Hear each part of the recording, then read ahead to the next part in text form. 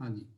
सो देखो क्वेश्चन कह रहा हो टू आइडेंटिकल चार्जेस, पहली गल दो आइडेंटिकल चार्जेस ने, पहले ਨੂੰ ਵੀ क्यों मान लो दूजे ਨੂੰ ਵੀ क्यों मान लो, बहुत सिंपल जी गल है। Are suspended from fixed point O with the help of strings of length L। ਹੁਣ ਸਟ੍ਰਿੰਗਸ ਦੋ ਸਟ੍ਰਿੰਗਸ ਨਾਲ ਆਪਾਂ ਦੋ ਆਇਡੈਂਟੀਕਲ ਚਾਰजेस ਲਟਕਾ ਦਿੱਤੇ ਨੇ। ਕਹਿਣ ਦਾ ਭਾਵ ਇਹ ਹੈ ਕਿ ਮੰਨ ਲਓ ਇਹ ਇੱਥੋਂ ਲਟਕਾਏ ਨੇ ਤਾਂ ਆ ਇੱਕ ਸਟ੍ਰਿੰਗ ਨਾਲ ਲਟਕਾਇਆ ਹੈ ਚਾਰਜ, ਆ ਦੂਜਾ ਵੀ ਮਤਲਬ ਇੱਕ ਦੂਜੀ ਸਟ੍ਰਿੰਗ ਨਾਲ ਹੀ ਆ ਲਟਕਾਇਆ ਹੈ ਚਾਰਜ ਇਸ ਤਰ੍ਹਾਂ। पर क्योंकि दोनों चार्जेस आइडेंटिकल ने तो दोनों पॉजिटिव पॉजिटिव होंगे या नेगेटिव नेगेटिव होंगे, तो दोनों चार्जेस विच केड़ा फोर्स आएगा? रिपल्सिव। रिपल्सिव। तो इत्थे तो ये रुक नहीं सकते ना इस तरह, है ना। रिपल्शन दे करके की होएगा, रिपल्शन दे करके एक चार्ज थोड़ा या इस तरह इधर नु हो जाएगा, है ना। थोड़ा मैं ज्यादा दिखा देना, डायग्राम साफ बन जी। एक इधर नु हो जाएगा इस तरह ही, बिल्कुल सिमेट्रिकली होएगा ना इस तरह। एक आ चार्ज है मान लो इत्थे पे आया, आ चार्ज इत्थे पे आया, इस तरह दूर होने का कारण की है दसो मैनू, दसो दस सकदा कोई? रिपल्शन है सर। रिपल्शन है तो एदा रिपल्शन इधर नु लगेगा ऑब्वियसली, रिपल्सिव फोर्स इधर नु ते ओदा उधर नु, ताही ता ये दोनों एक दूजे तो दूर होकर रुके ने, पर इत्थे जाके रुक गए ने। सो एक जिवें आपां लैमिज थ्योरम दे क्वेश्चंस करदे सी ना, ओही हिसाब दा वा। ਤੇ ਇਹ ਜਿਹੜੇ ਦੋਨੋਂ ਚਾਰजेस ਨੇ ਇਹਨਾਂ ਦਾ ਕੋਈ ਨਾ ਕੋਈ ਮਾਸ m ਤਾਂ ਹੋਏਗਾ ਹੀ, ਇਸ ਲਈ ਦੋਨਾਂ ਦੇ ਉੱਪਰ weight ਲੱਗ ਰਿਹਾ ਹੋਏਗਾ ਤੇ weight ਨੀਚੇ ਨੂੰ ਲੱਗ ਰਿਹਾ ਹੋਏਗਾ ਇਧਰ ਨੂੰ, ਹੈ ਨਾ, mg ਹੈ ਨਾ। ਤੇ ਆਏਗਾ ਇਲੈਕਟ੍ਰੋਸਟੈਟਿਕ ਫੋਰਸ ਜਿਹੜਾ ਆਪਣਾ f ਲਿਖ ਦੇਣਾ ਫਿਲਹਾਲ ਦੇਖਾਂਗੇ। ਤੇ ਇਸ ਥ੍ਰੈਡ ਦੇ ਵਿੱਚ ਕੀ ਹੈ?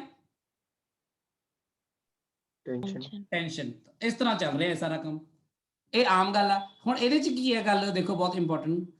ਇਹਦੇ ਜੋ ਕਹਿ ਰਿਹਾ ਕਿ ਇਨ 에ਅਰ ਔਰ ਵੈਕਿਊਮ, ਆ ਸਾਰਾ ਕੰਮ ਇਨ 에ਅਰ ਔਰ ਵੈਕਿਊਮ ਹੋ ਰਿਹਾ ਜਿਹੜਾ ਮੈਂ ਡਾਇਗਰਾਮ ਬਣਾ ਰਿਹਾ ਵਾ। 에ਅਰ ਔਰ ਵੈਕਿਊਮ ਚ ਹੋ ਰਿਹਾ ਤਾਂ angle of string with vertical is theta. So vertical ਆਪਾਂ ਐਂ ਡਰਾ ਕਰ ਦਿੰਦੇ ਹਾਂ ਜਸਟ ਜਿੱਥੇ ਉਹ ਪਹਿਲਾਂ ਸੀਗੇ, ਸਮਝ ਲਓ ਇਨੀਸ਼ੀਅਲ ਪੋਜੀਸ਼ਨ ਤੇ ਆਹ ਵਾਲੀ ਵਰਟੀਕਲ ਡਰਾ ਕਰ ਲੈਂਦੇ ਹਾਂ ਅਸੀਂ, ਠੀਕ ਹੈ। ਇਸ ਵਰਟੀਕਲ ਦੇ ਨਾਲ ਜਿਹੜਾ ਆ ਐਂਗਲ ਹੈ ਉਹ ਹੈਗਾ ਥੀਟਾ, ਠੀਕ ਹੈ।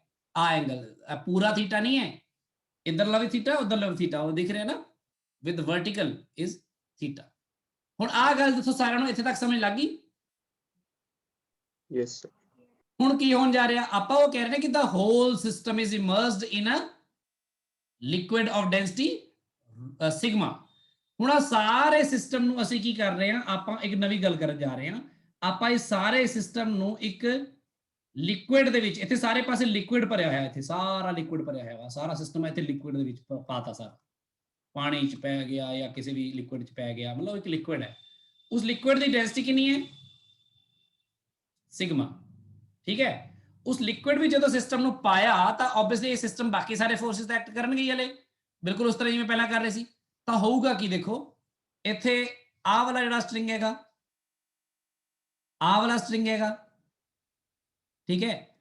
ਤੇ ਇਹਨਾਂ ਦਾ ਜੇ ਮੈਂ ਵਰਟੀਕਲ ਐਂਗਲ ਦੇਖਾਂ, ਦੇਖੋ वर्टिकल दे नाल कितना एंगल रहूगा दसो, क्वेश्चन पढ़ के। थीटा। थीटा फिर सेम एंगल, वो कहते हैं एंगल बदले ही नहीं उस च पाउण तो बाद भी, पर जबकि जो तुसीं किसी होर मीडियम च पाता तां ओहदे करके आ फोर्स आ एफ बदल जाऊगा कि नहीं, दसो? Yes sir. एफ बदल जाऊगा, टेंशन भी फिर बदल जाऊगी कि नहीं? टेंशन इन द स्ट्रिंग बदल जाऊगी, क्योंकि जो तुसी किसी बॉडी नू m मास वाली बॉडी नू या इस तरह ਆਪਾਂ ਉਹ ਕਿਸੇ ਲਿਕੁਇਡ ਚ ਪਾਣੇ ਆ ਤਾਂ weight ਵੀ ਫਿਰ weight ਨਹੀਂ ਨਾ ਰਹਿੰਦਾ, ਅਪ ਥਰਸਟ ਵੀ ਲੱਗਦੀ ਹੈ, ਅਪ ਥਰਸਟ ਵੀ ਲੱਗਦੀ ਹੈ, ਉਹਨੂੰ ਕੀ ਬੋਲਦੇ ਆ? ਬੋਇੰਸੀ, ਹਨਾ। ਤਾਂ ਬੇਸਿਕਲੀ ਜੇ ਸਾਰੇ ਫੋਰਸਿਸ ਹੁਣ ਮੈਂ ਦਿਖਾਵਾਂ ਨਵੇਂ ਕੇਸ ਦੇ ਵਿੱਚ, ਤਾਂ ਨਵੇਂ ਕੇਸ ਦੇ ਵਿੱਚ ਕੀ ਆ, ਇੱਧਰ ਜਿਹੜਾ ਫੋਰਸ ਲੱਗੂਗਾ ਉਹ ਹੁਣ F ਨਹੀਂ ਲੱਗੂਗਾ। ਦੇਖੋ ਪਹਿਲਾਂ ਮੇਰੀ ਗੱਲ ਸਮਝੋ ਧਿਆਨ ਨਾਲ, ਇਹ ਨਹੀਂ ਲੱਗੂਗਾ ਨਾ F ਹੁਣ, ਠੀਕ ਹੈ। F ਦੀ ਬਜਾਏ ਕੀ ਲੱਗੂਗਾ ਦੱਸੋ ਫਿਰ ਇੱਥੇ? ਜੇ ਅੱਛਾ ਉਹਨਾਂ ਨੇ ਕਿਹਾ ਕੀ ਆ, ਕਹਿੰਦੇ ਥੀਟਾ ਸੇਮ ਰਹਿੰਦਾ, then find the dielectric constant K of the medium in terms of rho and sigma, where rho is density of the charged particle। so charged particle ਦਾ ਜਿਹੜਾ ਮਾਸ ਹੈ ਉਹਨੂੰ ਉਹਦੀ ਡੈਂਸਿਟੀ ਸਮਝ ਲਓ, ਠੀਕ ਹੈ। ਸੋ ਆਪਾਂ ਇਹਨੂੰ ਮੰਨ ਲੈਂਦੇ ਆ ਕਿ ਚਾਰਜ ਪਾਰਟੀਕਲ ਦਾ ਵੋਲਿਊਮ v ਹੈ, ਤੇ ਆਬਵੀਅਸਲੀ ਆਪਾਂ ਵੋਲਿਊਮ ਇਨਟੂ ਡੈਂਸਿਟੀ ਫਾਰਮ ਚ ਉਹਦਾ ਮਾਸ ਲਿਖਾਂਗੇ, ਪਰ ਬਾਅਦ ਚ ਲਿਖ ਲਾਂਗੇ। ਚਲੋ ਪਹਿਲਾਂ ਇਹ ਦੱਸੋ ਵੀ ਇੱਧਰ ਜਿਹੜਾ ਲੱਗੇਗਾ ਫੋਰਸ ਹੁਣ ਨੀਚੇ ਨੂੰ ਇਹਦਾ, ਜਿਹਦੇ ਕਰਕੇ ਕੀ ਆ ਸਾਰਾ ਕੁਝ ਬੈਲੈਂਸ ਹੋਇਆ, ਆ ਫੋਰਸ ਹੁਣ ਥੋੜਾ mg ਤੋਂ ਇਲਾਵਾ ਇੱਕ ਹੋਰ ਫੋਰਸ ਲੱਗੇਗਾ ਨਾ, ਬੋਇੰਸੀ ਮਾਈਨਸ ਹੋਏਗੀ ਨਾ, Yes, sir. ਕਿਉਂਕਿ ਬੋਇੰਸੀ ਉੱਪਰ ਨੂੰ ਲੱਗਦੀ ਹੈ, ਤੇ ਜਿਹੜਾ ਆ ਫੋਰਸ ਹੈ ਇਹ ਫੋਰਸ F ਬਟਾ K ਲੱਗੇਗਾ ਕਿ ਨਹੀਂ, ਦੱਸੋ ਜੇ ਇਹਨੂੰ F ਮੰਨਿਆ ਤਾਂ। Yes, sir. ਇਹਦਾ ਆਪਾਂ ਕੱਲ ਡਾਇਲੈਕਟ੍ਰਿਕ ਕਾਂਸਟੈਂਟ ਬਾਰੇ ਪੜ੍ਹ ਚੁੱਕੇ ਹਾਂ ਕਿ ਜੇ ਫੋਰਸ F ਲੱਗਦਾ ਹੈ ਤਾਂ ਫਿਰ ਕਿਸੇ ਹੋਰ ਮੀਡੀਅਮ F ਬਟਾ K, ਫਿਰ K is the dielectric constant. ਤੇ ਜਿਹੜੀ ਟੈਂਸ਼ਨ ਹੈ ਉਹ ਕਿਉਂਕਿ ਆ ਦੋਨੋਂ ਫੋਰਸ ਬਦਲ ਗਏ ਤਾਂ ਟੈਂਸ਼ਨ ਵੀ ਬਦਲ ਕੇ ਕੁਝ ਹੋ ਗਈ ਹੋਣੀ ਹੈ, ਮੰਨ ਲਓ T ਡੈਸ਼ ਹੋ ਗਈ ਹੋਣੀ ਹੈ, ਠੀਕ ਹੈ, ਕਿਉਂਕਿ ਟੈਂਸ਼ਨ ਦੇ ਬਾਰੇ ਆਪਸ ਕੀ ਰਿਲੇਸ਼ਨ ਹੈ ਸਾਨੂੰ ਕੋਈ ਉਹ ਨਹੀਂ ਹੈਗਾ ਕਿ ਆਪਾਂ ਕੁਝ ਦੱਸ ਸਕਦੇ ਹੋਈਏ ਡਾਇਰੈਕਟਲੀ, ਆਪਾਂ T ਡੈਸ਼ ਕਹਿ ਦਿੰਦੇ ਹਾਂ। ਉਹ ਕਹਿ ਰਹੇ ਨੇ ਇਸ ਸਿਸਟਮ ਦੇ ਵਿੱਚ ਕੀ ਹੈ, ਥੀਟਾ ਸੇਮ ਰਹਿ ਰਿਹਾ, ਤੁਸੀਂ K ਪਤਾ ਕਰਕੇ ਦਿਖਾਣਾ ਇਨ ਟਰਮਸ ਆਫ ਡੈਂਸਿਟੀ। ਸੋ ਤੁਸੀਂ ਦੇਖੋ ਇਹਦੇ ਵਿੱਚ ਡੈਂਸਿਟੀਜ਼ ਹੁਣ ਕਿਵੇਂ ਇੰਟਰੋਡਿਊਸ ਹੋਣਗੀਆਂ। ਦੇਖੋ ਡੈਂਸਿਟੀਜ਼ ਜਿਹੜੀਆਂ ਨੇ ਇੰਟਰੋਡਿਊਸ ਸਿਰਫ ਤੇ ਸਿਰਫ mg - b ਵਿੱਚ ਹੀ ਹੋਣਗੀਆਂ, ਕਿਉਂਕਿ ਜਦੋਂ m ਹੈਗਾ ਮਾਸ ਆਫ ਦਾ ਬੋਡੀ ਜਾਂ ਜਿਹੜਾ ਵੀ ਆਬਜੈਕਟ ਹੈ, ਜਿਹੜਾ ਵੀ ਚਾਰਜ ਪਾਰਟੀਕਲ ਹੈ, ਉਹਦੇ ਵਿੱਚ ਉਹਦੀ ਡੈਂਸਿਟੀ ਨੂੰ ਪਾਇਆ ਜਾ ਸਕਦਾ, ਤੇ ਜਿਹੜੀ ਬੋਇੰਸੀ ਹੈ, ਬੋਇੰਸੀ ਚ ਲਿਕੁਇਡ ਦੀ ਡੈਂਸਿਟੀ ਨੂੰ ਪਾਇਆ ਜਾ ਸਕਦਾ ਹੈ ਕਿ ਨਹੀਂ,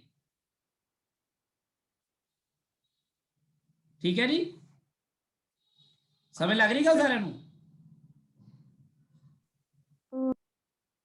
ਵੀ ਬੋਲਿਆ ਕਰੋ ਨਾਲ ਨਾਲ, ਹੁਣ ਇਹ ਗੱਲਾਂ ਛੱਡ ਦੋ, ਤੁਸੀਂ ਕੀ ਚੁੱਪ ਕਰਕੇ ਬੈਠੇ ਰਹੋਗੇ, ਕੋਈ ਹੋਰ ਬੋਲ ਪਊਗਾ, ਜਿਹਨੂੰ ਵੀ ਸਮਝ ਆਈਏ, ਮੈਂ ਬੋਲਿਆ ਸਾਰੇ ਬੋਲ ਪਿਆ ਕਰੋ ਚਾਹੇ ਇਕੱਠੇ, ਪਰ ਹੁਣ ਇਹ ਗੱਲ ਸਮਝ ਲਓ ਕਿ ਤੁਸੀਂ ਬੋਲੋਗੇ ਤਾਂ ਗੱਲ ਅੱਗੇ ਚੱਲੂਗੀ, ਨਹੀਂ ਤਾਂ ਗੱਲ ਉੱਥੇ ਫਸੀ ਰਹਿਣੀ, ਕੋਈ ਫਾਇਦਾ ਨਹੀਂ ਹੈ ਜਿਹੜੀ ਮੈਂ ਗੱਲ ਕਹਿ ਰਿਹਾ ਤੁਹਾਨੂੰ ਇੰਨੀ ਦੇਰ ਤੋਂ। ਹੁਣ ਡੈਂਸਿਟੀ ਦੀ ਟਰਮ ਚ ਆਪਾਂ K ਫਾਈਂਡ ਕਰਨਾ ਹੈ ਇੱਥੇ, ਤਾਂ ਇੱਥੇ ਪਹਿਲਾਂ ਤਾਂ ਹੁਣ ਤੁਸੀਂ ਇਸ ਗੱਲ ਨੂੰ ਸਮਝ ਲਿਆ। ਹੁਣ ਤੁਸੀਂ ਇਹ ਚ ਦੇਖੋ ਕਿ ਜੇ ਇਹਨੂੰ ਆਪਾਂ ਚਾਹੀਏ ਤਾਂ ਇਹ ਬੱਚਾ ਕੋਈ ਲੈਮਿਸ ਥਿਊਰਮ ਲਗਾਉਣ ਬੈਠ ਜਾਵੇ, ਪਰ ਆਪਾਂ ਉਹਦੀ ਬਜਾਏ ਆ ਥੀਟਾ ਨੂੰ ਯੂਜ਼ ਕਰਦੇ ਹਾਂ ਡਾਇਰੈਕਟਲੀ। ਤੁਸੀਂ ਦੱਸੋ ਆ ਜਿਹੜੀ ਟੈਂਸ਼ਨ ਹੈ, ਟੈਂਸ਼ਨ ਦਾ ਇੱਕ ਕੰਪੋਨੈਂਟ ਉੱਪਰ ਨੂੰ ਹੋਏਗਾ ਇੱਥੇ, ਇੱਕ ਇੱਧਰ ਨੂੰ ਹੋਏਗਾ, ਹੈ ਕਿ ਨਹੀਂ? ਦੇਖੋ यस सर। Yes sir. ਜਿਹੜਾ ਕੰਪੋਨੈਂਟ ਹੋਏਗਾ ਆ ਥੀਟਾ ਤੇ ਆ ਵੀ ਥੀਟਾ ਹੋਏਗਾ। ਟੈਂਸ਼ਨ ਦਾ ਕੰਪੋਨੈਂਟ ਉੱਪਰਲਾ T cos ਥੀਟਾ ਜਿਹੜਾ ਆ ਉਹ ਕਿਹਨੂੰ ਬੈਲੈਂਸ ਕਰ ਰਿਹਾ? mg. T sin ਥੀਟਾ ਕਿਹਨੂੰ ਬੈਲੈਂਸ ਕਰ ਰਿਹਾ? F. फोर्स। ਸੋ ਬੇਸਿਕਲੀ ਜੇ ਆਪਾਂ ਕਿਹਾ ਜਾਵੇ ਤਾਂ ਜਿਹੜੀ ਆਪਣੀ ਇੱਥੇ ਲਿਖਿਆ ਜਾਵੇ ਇਸ ਕੇਸ ਦੇ ਵਿੱਚ, ਚਾਹੇ ਇੱਧਰ ਲਿਖੋ ਚਾਹੇ T sin ਥੀਟਾ ਕਿਹਦੇ ਬਰਾਬਰ ਹੈ? F ਦੇ। F। ਤੇ T cos ਥੀਟਾ ਕਿਹਦੇ ਬਰਾਬਰ ਹੈ? mg। mg। ਤੇ ਜਦੋਂ ਇਹਨਾਂ ਨੂੰ ਡਿਵਾਈਡ ਕਰ ਦਵਾਂ, ਕਿਉਂਕਿ T ਦੀ ਮੈਨੂੰ ਲੋੜ ਨਹੀਂ ਹੈ, T ਨੂੰ ਆਪਾਂ ਪਿਕਚਰ ਚੋਂ ਗਾਇਬ ਕਰ ਦੇਣਾ, ਤਾਂ ਕੀ ਬਣ ਜਾਏਗਾ? sin theta by cos theta is Tan theta. tan theta। ਕਿਹਦੇ ਬਰਾਬਰ ਹੈ? F ਬਟਾ F upon mg। ਇਹਨੂੰ ਰੱਖ ਲਓ ਇੱਥੇ ਸੰਭਾਲ ਕੇ, ਕਿਉਂਕਿ ਥੀਟਾ ਸੇਮ ਰੱਖਣਾ ਹੈ, ਇੱਧਰ ਵੀ ਥੀਟਾ ਸੇਮ ਹੋਏਗਾ। ਇਸ ਪਾਸੇ ਜੇ ਕਰਾਂਗਾ ਤਾਂ ਇਸ ਪਾਸੇ ਕੀ ਹੋਏਗਾ? ਦੇਖੋ T ਡੈਸ਼ ਜੋ ਵੀ ਹੋਵੇ, ਤੇ T ਡੈਸ਼ ਦਾ ਇੱਕ ਕੰਪੋਨੈਂਟ ਫਿਰ ਇਦਾਂ ਹੀ ਬਣੇਗਾ, ਉੱਪਰ ਨੂੰ ਆ ਥੀਟਾ ਤੇ ਆ ਵੀ ਥੀਟਾ, ਇੱਧਰ ਉੱਪਰਲਾ ਕੰਪੋਨੈਂਟ ਕੀ ਬਣੇਗਾ? T cos ਥੀਟਾ ਡੈਸ਼ ਤੇ theta, sorry T cos theta, ਇੱਧਰ ਬਣੇਗਾ T sin theta, t dash sin theta। ਤਾਂ ਇੱਥੇ ਬਣ ਜਾਊਗਾ ਹਾਂ T dash, sorry T dash cos theta sin theta ਕਿਹਦੇ ਬਰਾਬਰ ਹੈ ਇੱਥੇ? F upon k। ਤੇ T ਡੈਸ਼ cos ਥੀਟਾ ਕਿਹਦੇ ਬਰਾਬਰ ਹੈ? mg - b. ਤੇ ਫਿਰ ਇਹਨੂੰ ਡਿਵਾਈਡ ਕਰ ਦੋ ਤਾਂ ਬੇਸਿਕਲੀ ਇੱਥੇ tan ਥੀਟਾ ਫੇਰ ਆ ਗਿਆ, F upon k mg - b। ਇਹ ਗੱਲ ਕਲੀਅਰ ਹੋ ਗਈ ਸਭ ਨੂੰ? Yes, sir. ਥੀਟਾ ਤੁਹਾਡਾ ਸੇਮ ਰਹਿੰਦਾ ਆ, ਜੇ ਥੀਟਾ ਸੇਮ ਰਹਿੰਦਾ ਆ ਤਾਂ ਹੁਣ ਆਪਾਂ ਇਹਨਾਂ ਦੋਨਾਂ ਨੂੰ ਇਕੁਏਟ ਕਰ ਸਕਦੇ ਹਾਂ, ਹਨਾ? yes sir। तो ਜੇ ਇਕੁਏਟ ਕਰ ਸਕਦੇ ਹਾਂ ਤਾਂ ਆਪਣੇ ਕੋਲ ਦੇਖੋ ਕੀ ਬਣੇਗਾ? mg f by mg is equal to f by k times mg minus b। f ਨਾਲ f ਕੱਟ ਦੋ ਤੇ ਇਧਰ ਆ ਜਾਊਗਾ k ਜਿਹੜਾ ਆ ਕਿਹਦੇ ਬਰਾਬਰ ਆ ਜਾਊਗਾ? mg divided by mg minus b। ਇਹ ਆ ਜਾਊਗਾ ਕਿ ਨਹੀਂ? Yes, sir. in terms of density ਲਿਖਣਾ ਹੋਵੇ ਤੇ ਮੰਨ ਲਓ ਜੇ ਮੈਂ ਮੰਨ ਲਵਾਂ if v is volume of charge particle, ਆਪਾਂ ਸਫੇਰਿਕਲੀ ਮੰਨ ਲਓ ਜਾਂ ਜੋ ਮਰਜ਼ੀ ਮੰਨ ਲਓ, ਚਾਰਜ ਪਾਰਟੀਕਲ ਦਾ ਮੰਨ ਲਓ ਵੋਲਿਊਮ v ਹੈ, ਤਾਂ ਫਿਰ ਚਾਰਜ ਪਾਰਟੀਕਲ ਦਾ ਮਾਸ ਕਿਹਦੇ ਬਰਾਬਰ ਹੋਏਗਾ ਦੱਸੋ? v into density of the charge particle ਜੋ ਕਿ ਗਿਵਨ ਹੈ, ਗ੍ਰੈਵਿਟੀ, ਗ੍ਰੈਵਿਟੀ ਨਹੀਂ ਸੱਚ m ਆਏਗਾ v into rho, g ਤਾਂ ਫਿਰ ਹੁੰਦਾ ਹੀ ਹੈ, ਹਨਾ? ਤੇ ਫਿਰ ਬੋਇੰਸੀ ਕਿਹਦੇ ਬਰਾਬਰ ਆਏਗੀ? ਉਹ ਵੀ ਵੋਲਿਊਮ ਉਨਾ ਹੀ ਡਿਸਪਲੇਸ ਕਰੇਗਾ ਨਾ ਲਿਕੁਇਡ ਦਾ, ਤੇ ਲਿਕੁਇਡ ਦੀ ਡੈਂਸਿਟੀ ਇਨਟੂ ਗ੍ਰੈਵਿਟੀ ਆਏਗੀ ਨਾ b। ਇਹ ਸਭ ਤਾਂ ਕੀਤਾ ਹੋਇਆ ਨਾ ਆਪਾਂ ਕੰਮ ਫਲੂਇਡ ਮੈਕੈਨਿਕਸ। yes sir। ਤਾਂ mg ਦੀ ਜਗ੍ਹਾ ਆ ਜਾਏਗਾ v rho g over v rho g minus v sigma g। v ਤੇ g ਉੱਪਰੋਂ ਕੈਂਸਲ ਹੋ ਜਾਣਾ, ਇਹ ਆ ਜਾਊਗਾ rho divided by rho minus sigma ਇਹ ਡਾਈ ਇਲੈਕਟ੍ਰਿਕ ਕਾਂਸਟੈਂਟ ਆ ਗਿਆ ਇਨ ਟਰਮਸ ਆਫ ਡੈਂਸਿਟੀਜ਼, ਜੋ ਕਿ ਪੁੱਛਿਆ ਗਿਆ ਸੀ ਕੁਐਸਚਨ 'ਚ। ਦੇਖੋ ਜਸਟ ਤੁਸੀਂ ਦੇਖੋ ਕਿ ਫੋਰਸਿਸ ਨੂੰ ਇਹ 'ਚ ਇੱਕ ਗੱਲ ਯੂਜ਼ ਹੋ ਗਈ ਕਿ ਡਾਇਲੈਕਟ੍ਰਿਕ ਕਾਂਸਟੈਂਟ ਜੇ ਗਿਵਨ ਹੈ ਤਾਂ ਫੋਰਸ ਕਿਵੇਂ ਘਟਿਆ। ਦੂਜੀ ਗੱਲ ਆਪਾਂ ਦੇਖਿਆ ਕਿ ਜੇ ਲਿਕੁਇਡ ਹੈਗਾ ਤਾਂ ਕਿਸੇ ਉਹਦੇ ਵਿੱਚ ਬੋਇੰਸੀ ਨਾਲ ਲੱਗ ਜਾਂਦੀ ਹੈ, ਫਿਰ ਕੱਲਾ weight ਨਹੀਂ ਆਊਗਾ। 에ਅਰ ਔਰ ਵੈਕਿਊਮ 'ਚ ਕੱਲਾ weight ਆ ਰਿਹਾ ਸੀ। ਸੋ ਆਹ ਸਾਰੀਆਂ ਗੱਲਾਂ ਨੂੰ ਜੇ ਤੁਸੀਂ ਸੋਚੋ ਧਿਆਨ ਨਾਲ ਤਾਂ ਇਹ ਆਪਾਂ ਇਸ ਤਰ੍ਹਾਂ ਹੈਂਡਲ ਕਰਦੇ ਹਾਂ। ਦੱਸੋ ਗੱਲ ਕਲੀਅਰ ਹੈ ਸਭ ਨੂੰ? Yes, sir. Yes, sir. ਠੀਕ ਹੈ। ਸੋ ਹੁਣ ਆਪਾਂ ਜਿਹੜੀ ਗੱਲ ਪਹਿਲਾਂ ਜਿੱਥੋਂ ਕਰ ਰਹੇ ਸੀ ਆਪਾਂ ਉੱਥੋਂ ਚੱਕਦੇ ਹਾਂ, ਤੇ ਹੁਣ ਇਸ ਕੰਟੀਨਿਊਟੀ ਨੂੰ ਬਣਾਈ ਰੱਖਿਓ, ਪੂਰੀ ਮਿਹਨਤ ਕਰੋ ਸਾਰੇ ਜਣੇ। ਮੈਂ ਤੁਹਾਨੂੰ ਹੁਣੇ ਦੱਸ ਰਿਹਾ ਵਾਂ ਕਿ ਤੁਹਾਡੇ ਵਿੱਚੋਂ ਕਈ ਬੱਚਿਆਂ ਨੂੰ, ਜਿਵੇਂ ਹੁਣੀ ਤੁਹਾਡੇ ਨਾਲ ਗੱਲ ਆਪਾਂ ਕੀਤੀ ਸੀ, ਮਤਲਬ ਸ਼ਾਇਦ ਆਪਣੇ ਸਾਡੇ ਵੱਲੋਂ ਗੱਲ ਕੀਤੀ ਗਈ ਹੋਣੀ, ਮੈਨੇਜਮੈਂਟ ਵੱਲੋਂ ਵੀ। ਮੈਂ ਤੁਹਾਨੂੰ ਦੱਸ ਦੇਣਾ ਕਿ ਜੇ ਤੁਹਾਡੇ ਚੋਂ ਕੋਈ ਬੱਚਾ ਮੈਨੂੰ ਲੱਗਿਆ ਇਸ ਮਹੀਨੇ ਤੇ ਅਗਲੇ ਮਹੀਨੇ ਵੀ ਮੇਰੀ ਗੱਲ ਨੂੰ ਪ੍ਰੋਪਰ ਫੋਲੋ ਕਰਕੇ ਮਿਹਨਤ ਨਹੀਂ ਕਰ ਰਿਹਾ ਆਪਣੇ ਵੱਲੋਂ, ਤੇ ਰਿਸਪੌਂਡ ਨਹੀਂ ਕਰ ਰਿਹਾ, ਤੇ ਲੈਕਚਰ ਵਿੱਚ ਲੇਟ ਹੋ ਰਿਹਾ ਬਾਰ-ਬਾਰ, ਤੇ ਮਤਲਬ ਉਹ ਸਭ ਚੀਜ਼ਾਂ ਮੈਂ ਨੋਟ ਕਰ ਰਿਹਾ ਵਾਂ, ਫਿਰ ਉਹਦੇ ਕੰਸੀਕੁਐਂਸਿਸ ਤੁਹਾਨੂੰ ਮੈਂ ਮਈ ਦੇ ਐਂਡ 'ਚ ਦੇ ਦੇਣੇ ਆ। ਤੇ ਫਿਰ ਤੁਹਾਡਾ ਮੈਂ ਜਿਵੇਂ ਮੈਂ ਇੱਥੋਂ ਵੀ ਸੈਕਸ਼ਨ ਤੁਹਾਡਾ ਅਲੱਗ ਕਰ ਦੇਣਾ, ਮੈਂ ਤਾਂ ਨਹੀਂ ਪੜ੍ਹਾਉਣਾ, ਫਿਰ ਤੁਸੀਂ ਆਪਣਾ ਦੇਖ ਲਿਓ, ਜਾਂ ਫਿਰ ਤੁਹਾਨੂੰ ਜੋ ਮਰਜ਼ੀ ਪੜ੍ਹਾਵੇ, ਮੈਂ ਨਹੀਂ ਪੜ੍ਹਾਊਂਗਾ। ਕਿਉਂਕਿ ਮੈਂ ਹੁਣ ਉਹਨੂੰ ਹੀ ਪੜ੍ਹਾ ਸਕਦਾ ਜਿਹੜਾ ਬੱਚਾ ਮਿਹਨਤ ਕਰਨਾ ਚਾਹੁੰਦਾ ਹੋਵੇ, ਘੱਟੋ ਘੱਟ ਜਿਹੜਾ ਸਿੱਖਣਾ। ਮੈਂ ਕੋਈ ਧੱਕੇ ਨਾਲ ਤੁਹਾਡੇ ਨਾਲ ਧੱਕਾ ਕਿਉਂ ਕਰਾਂਗੀ ਮੈਂ? ਜੇ ਤੁਸੀਂ ਪੜ੍ਹਨਾ ਨਹੀਂ ਚਾਹੁੰਦੇ, ਮੈਂ ਪੜ੍ਹਾਉਣਾ ਹੀ ਨਹੀਂ, ਫਿਰ ਗੱਲ ਹੀ ਖਤਮ। ਤਾਂ ਇਹ ਗੱਲ ਤੁਸੀਂ ਆਪਣੇ ਨਾ ਦਿਮਾਗ 'ਚ ਬਿਠਾ ਲਓ। ਹੁਣ ਤੁਹਾਡੇ ਨਾਲ ਜੇ ਮੈਂ ਅਗਲਾ ਹਫਤਾ ਪੂਰਾ ਬੈਠਣ ਲੱਗਾ ਤਾਂ ਤੁਹਾਡੀ ਪ੍ਰੋਬਲਮ ਨੂੰ ਸੋਲਵ ਕਰਨ ਲਈ, ਹੈਲਪ ਕਰਨ ਲਈ, ਤੇ ਤੁਹਾਡਾ ਇੰਟਰਸਟ ਵੀ ਤਾਂ ਹੀ ਬਣੇਗਾ ਜੇ ਤੁਸੀਂ ਮਿਹਨਤ ਕਰੋਗੇ ਨਾਲ ਨਾਲ। ਤੇ ਉਹ ਬਣਨਾ ਹੋਊਗਾ ਤਾਂ ਬਣ ਜੂਗਾ ਹੁਣ ਮਈ ਦੇ ਵਿੱਚ, ਮਈ ਦੇ ਮਹੀਨੇ ਦੇ ਐਂਡ ਤੱਕ, ਨਹੀਂ ਤਾਂ ਫਿਰ ਮੇਰੇ ਵੱਲੋਂ ਸਤਿ ਸ੍ਰੀ ਅਕਾਲ ਹੋ ਜਾਣੀ ਤੁਹਾਨੂੰ ਸਾਰਿਆਂ ਨੂੰ, ਮੈਂ ਦੱਸ ਦਿੰਦਾ। ਸੋ ਆਹ ਧਿਆਨ ਰੱਖਿਓ। ਚਲੋ ਜੀ, ਹੁਣ ਆਪਾਂ ਗੱਲ ਕਰਦੇ ਹਾਂ, ਥੋੜੀ ਜੀ ਰਿਮਾਈਂਡ ਕਰਦੇ ਹਾਂ ਕੁਝ ਚੀਜ਼ਾਂ ਜਿਹੜੀਆਂ ਆਪਾਂ ਕਰ ਚੁੱਕੇ ਹਾਂ, ਤੇ ਸੋ ਦੈਟ ਆਪਾਂ ਅੱਗੇ ਦੀ ਗੱਲ ਕਰੀਏ। ਲਓ ਜੀ, ਦੇਖੋ ਇੱਕ ਤਾਂ ਬਹੁਤ ਛੋਟੀ ਛੋਟੀ ਗੱਲਾਂ ਨੇ। ਆਪਾਂ ਕਰ ਚੁੱਕੇ ਹਾਂ ਕਿ ਆਪਾਂ ਕੋਈ ਵੀ ਰਿੰਗ ਹੋਵੇ ਜੇ ਚਾਰਜਡ,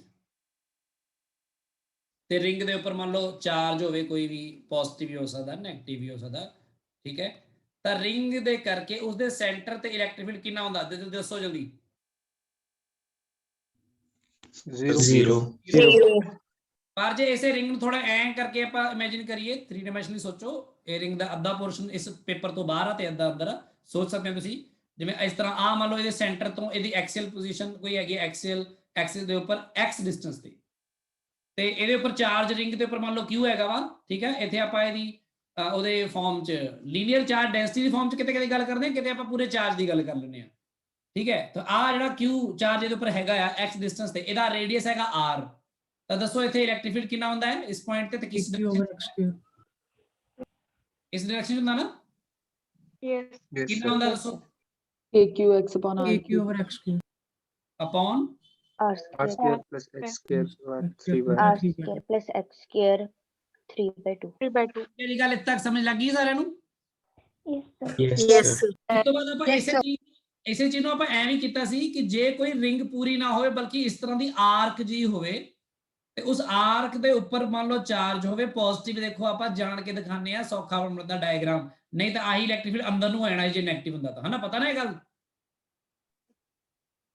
ਤੇ ਇਹਦੇ ਤੋਂ ਮੰਨ ਲਓ Yes, sir. ਆਪਾਂ ਇਹਦੇ ਦੋਨੋਂ ਸਾਈਡਸ ਤੋਂ ਇਹਨੂੰ ਅਟੈਚ ਕਰੀਏ ਤੇ ਇਹਦੇ ਸੈਂਟਰ ਜਿਹੜਾ ਇਹ ਬਣਦਾ ਹੈ ਸੈਂਟਰ ਪੋਜੀਸ਼ਨ, ਤੇ ਇਹਦੀ ਬਿਲਕੁਲ ਮਿਡ ਦੇ ਨਾਲ ਜਿਹੜਾ ਐਂਗਲ ਬਣਦਾ, ਇੱਕ ਪਾਸੇ ਨੂੰ ਜੇ ਮੰਨ ਲਓ ਥੀਟਾ ਆ ਤੇ ਦੂਜੇ ਪਾਸੇ ਵੀ ਥੀਟਾ ਹੈ, ਤਾਂ ਇਸ ਜਗ੍ਹਾ ਤੇ ਆਹ ਇਲੈਕਟ੍ਰਿਕ ਫੀਲਡ ਆਉਂਦਾ ਨਾ।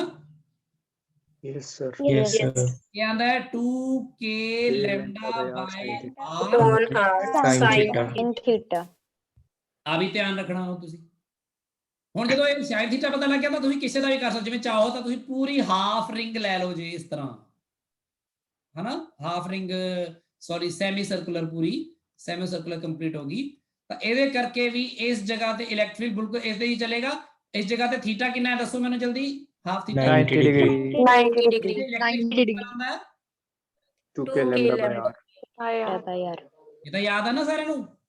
Yes, sir. Yes, sir. ਠੀਕ ਹੈ ਨਾ, ਮੈਂ ਰਿਮਾਈਂਡ ਕਰਾ ਰਿਹਾ ਕਿ ਪਿਛਲੇ ਨਾਲ ਆਪਾਂ ਜੁੜ ਜਾਈਏ ਥੋੜਾ ਜਿਹਾ।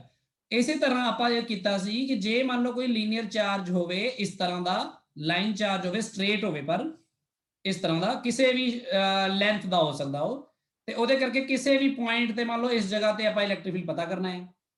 ਤੇ ਫਿਰ ਆਪਾਂ ਦੇਖਿਆ ਸੀ ਇਹਦਾ ਮੰਨ ਲਓ ਇਹ ਤੋਂ ਲੀਨੀਅਰ ਜਿਹੜਾ ਡਿਸਟੈਂਸ, ਸੌਰੀ ਪਰਪੈਂਡੀਕੂਲਰ ਡਿਸਟੈਂਸ ਹੈਗਾ, ਮੰਨ ਲਓ ਉਹ ਹੈਗਾ r, ਤੇ ਮੰਨ ਲਓ ਇਹਦੀ ਜਿਹੜੀ ਲੀਨੀਅਰ ਚਾਰਜ ਡੈਂਸਿਟੀ ਹੈਗੀ ਆ ਇਸ ਪੂਰੀ ਉਹਦੀ ਲਾਈਨ ਚਾਰਜ ਦੀ, ਉਹ ਮੰਨ ਲੈਂਦੇ ਆ ਲੈਮਡਾ ਲਾਈਨ ਹੈ ਨਾ, ਚਾਰਜ ਪਰ ਯੂਨਿਟ ਲੈਂਥ। ਆ ਪੁਆਇੰਟ P ਦੇ ਉੱਪਰ ਇਲੈਕਟ੍ਰਿਕ ਫੀਲਡ ਨੂੰ ਅਸੀਂ ਤੋੜ ਕੇ ਦੋ ਅਲੱਗ-ਅਲੱਗ ਕੰਪੋਨੈਂਟ 'ਚ ਹੀ ਕੈਲਕੂਲੇਟ ਕਰਦੇ ਆ, ਇਕੱਠਾ ਨਹੀਂ ਕਰਦੇ। ਇੱਕ ਇੱਕ ਕੰਪੋਨੈਂਟ ਕਰਕੇ ਦਿਖਾਇਆ ਵੀ ਸੀ ਤੁਹਾਨੂੰ ਮੈਂ ਨਾ। ਆਹ ਕੰਪੋਨੈਂਟ ਜਿਹੜਾ ਹੈਗਾ, ਆਹ ਕੰਪੋਨੈਂਟ ਜਿਹੜਾ ਹੁੰਦਾ ਇਹਨੂੰ ਤੁਸੀਂ ਯਾਦ ਰੱਖਣਾ, ਇਹ ਸਕੂਲ ਐਗਜ਼ਾਮ ਲਈ ਨਹੀਂ ਹੈ, ਇਹਦੀ ਡੈਰੀਵੇਸ਼ਨ ਯਾਦ ਰੱਖਿਓ, ਖਾਸ ਕਰਕੇ ਮੈਡੀਕਲ ਵਾਲੇ ਬੱਚੇ। ਐਵੇਂ ਉਹਨੂੰ ਸਮਝ ਲਿਓ, ਸਮਝਾਇਆ ਸੀ ਤੁਹਾਨੂੰ, ਨੋਟਸ 'ਚ ਲਿਖਿਆ ਹੋਇਆ, ਪਰ ਡੈਰੀਵੇਸ਼ਨ ਨਾਲ ਜ਼ਿਆਦਾ ਇੰਪੋਰਟੈਂਟ ਆਪਣੀ ਰਿਜ਼ਲਟ ਬਣ ਜਾਂਦਾ ਵਾ ਬਾਅਦ 'ਚ ਕਨਵਿੰਸ ਹੋਣ ਤੋਂ ਬਾਅਦ। K lambda by R ਹੁੰਦਾ ਹੈ, ਕੀ ਆਂਦਾ ਫਿਰ ਅੱਗੇ? Sin Sin alpha alpha plus sin plus beta. sin beta. Sin beta. ਠੀਕ ਹੈ, ਇੱਥੇ ਜਿਹੜਾ ਆ ਐਂਗਲ ਬਣ ਰਿਹਾ ਮੰਨ ਲਓ ਇਹਦੇ ਨਾਲ ਸਭ ਤੋਂ ਉੱਪਰਲੇ ਸਿਰੇ ਦਾ ਉਹ ਐਂਗਲ ਅਲਫਾ, ਤੇ ਆਹ ਐਂਗਲ ਬਣ ਰਿਹਾ ਇਹ ਹੈਗਾ ਬੀਟਾ। Beta. ਇਹਦਾ ਇੱਕ ਵਰਟੀਕਲ ਕੰਪੋਨੈਂਟ ਜਿੱਧਰ ਨੂੰ ਪਾਸੇ ਰਿੰਗ ਜ਼ਿਆਦਾ ਲੰਬੀ ਹੈ ਉਹਦੇ ਆਪੋਜ਼ਿਟ ਇੱਧਰ ਨੂੰ ਬਣਦਾ ਹੈ ਵਰਟੀਕਲ ਕੰਪੋਨੈਂਟ, ਸਮਝਾਇਆ ਸੀ ਤੁਹਾਨੂੰ ਮੈਂ, ਹੈਨਾ। Yes. ਇਹ ਕਿੰਨਾ ਹੁੰਦਾ ਹੈ? K Yes, sir. lambda K lambda by R. Beta cos beta minus cos alpha. Beta minus cos alpha. ਤੇ ਹੁਣ ਤੁਹਾਨੂੰ ਪਤਾ ਹੈ ਕਿ ਜੇ ਕਿਸੇ ਨੇ ਇੱਥੇ ਨੈਟ ਇਲੈਕਟ੍ਰਿਕ ਫੀਲਡ ਪੁੱਛ ਲਿਆ ਤਾਂ ਇਹ ਇਹਨਾਂ ਦੋਨਾਂ ਦਾ ਕੀ ਕਰੋਗੇ ਫਿਰ? Resultant. ਰਿਜ਼ਲਟੈਂਟ ਉਹ ਇਹਦਾ ਸਕੁਅਰ ਪਲੱਸ ਇਹਦਾ ਸਕੁਅਰ ਅੰਡਰ ਦਾ ਰੂਟ ਕਰਕੇ ਕਾਫੀ ਲੰਬਾ ਰਿਜ਼ਲਟ ਬਣ ਜਾਏਗਾ, ਪਰ ਅਲਫਾ ਬੀਟਾ ਪਤਾ ਹੋਣਗੇ ਤਾਂ ਆਪਾਂ ਕੈਲਕੂਲੇਟ ਕਰਕੇ ਲਿਖ ਵੀ ਸਕਦੇ ਹਾਂ। ਸਮਝ ਲੱਗੀ ਗੱਲ? Yes, sir.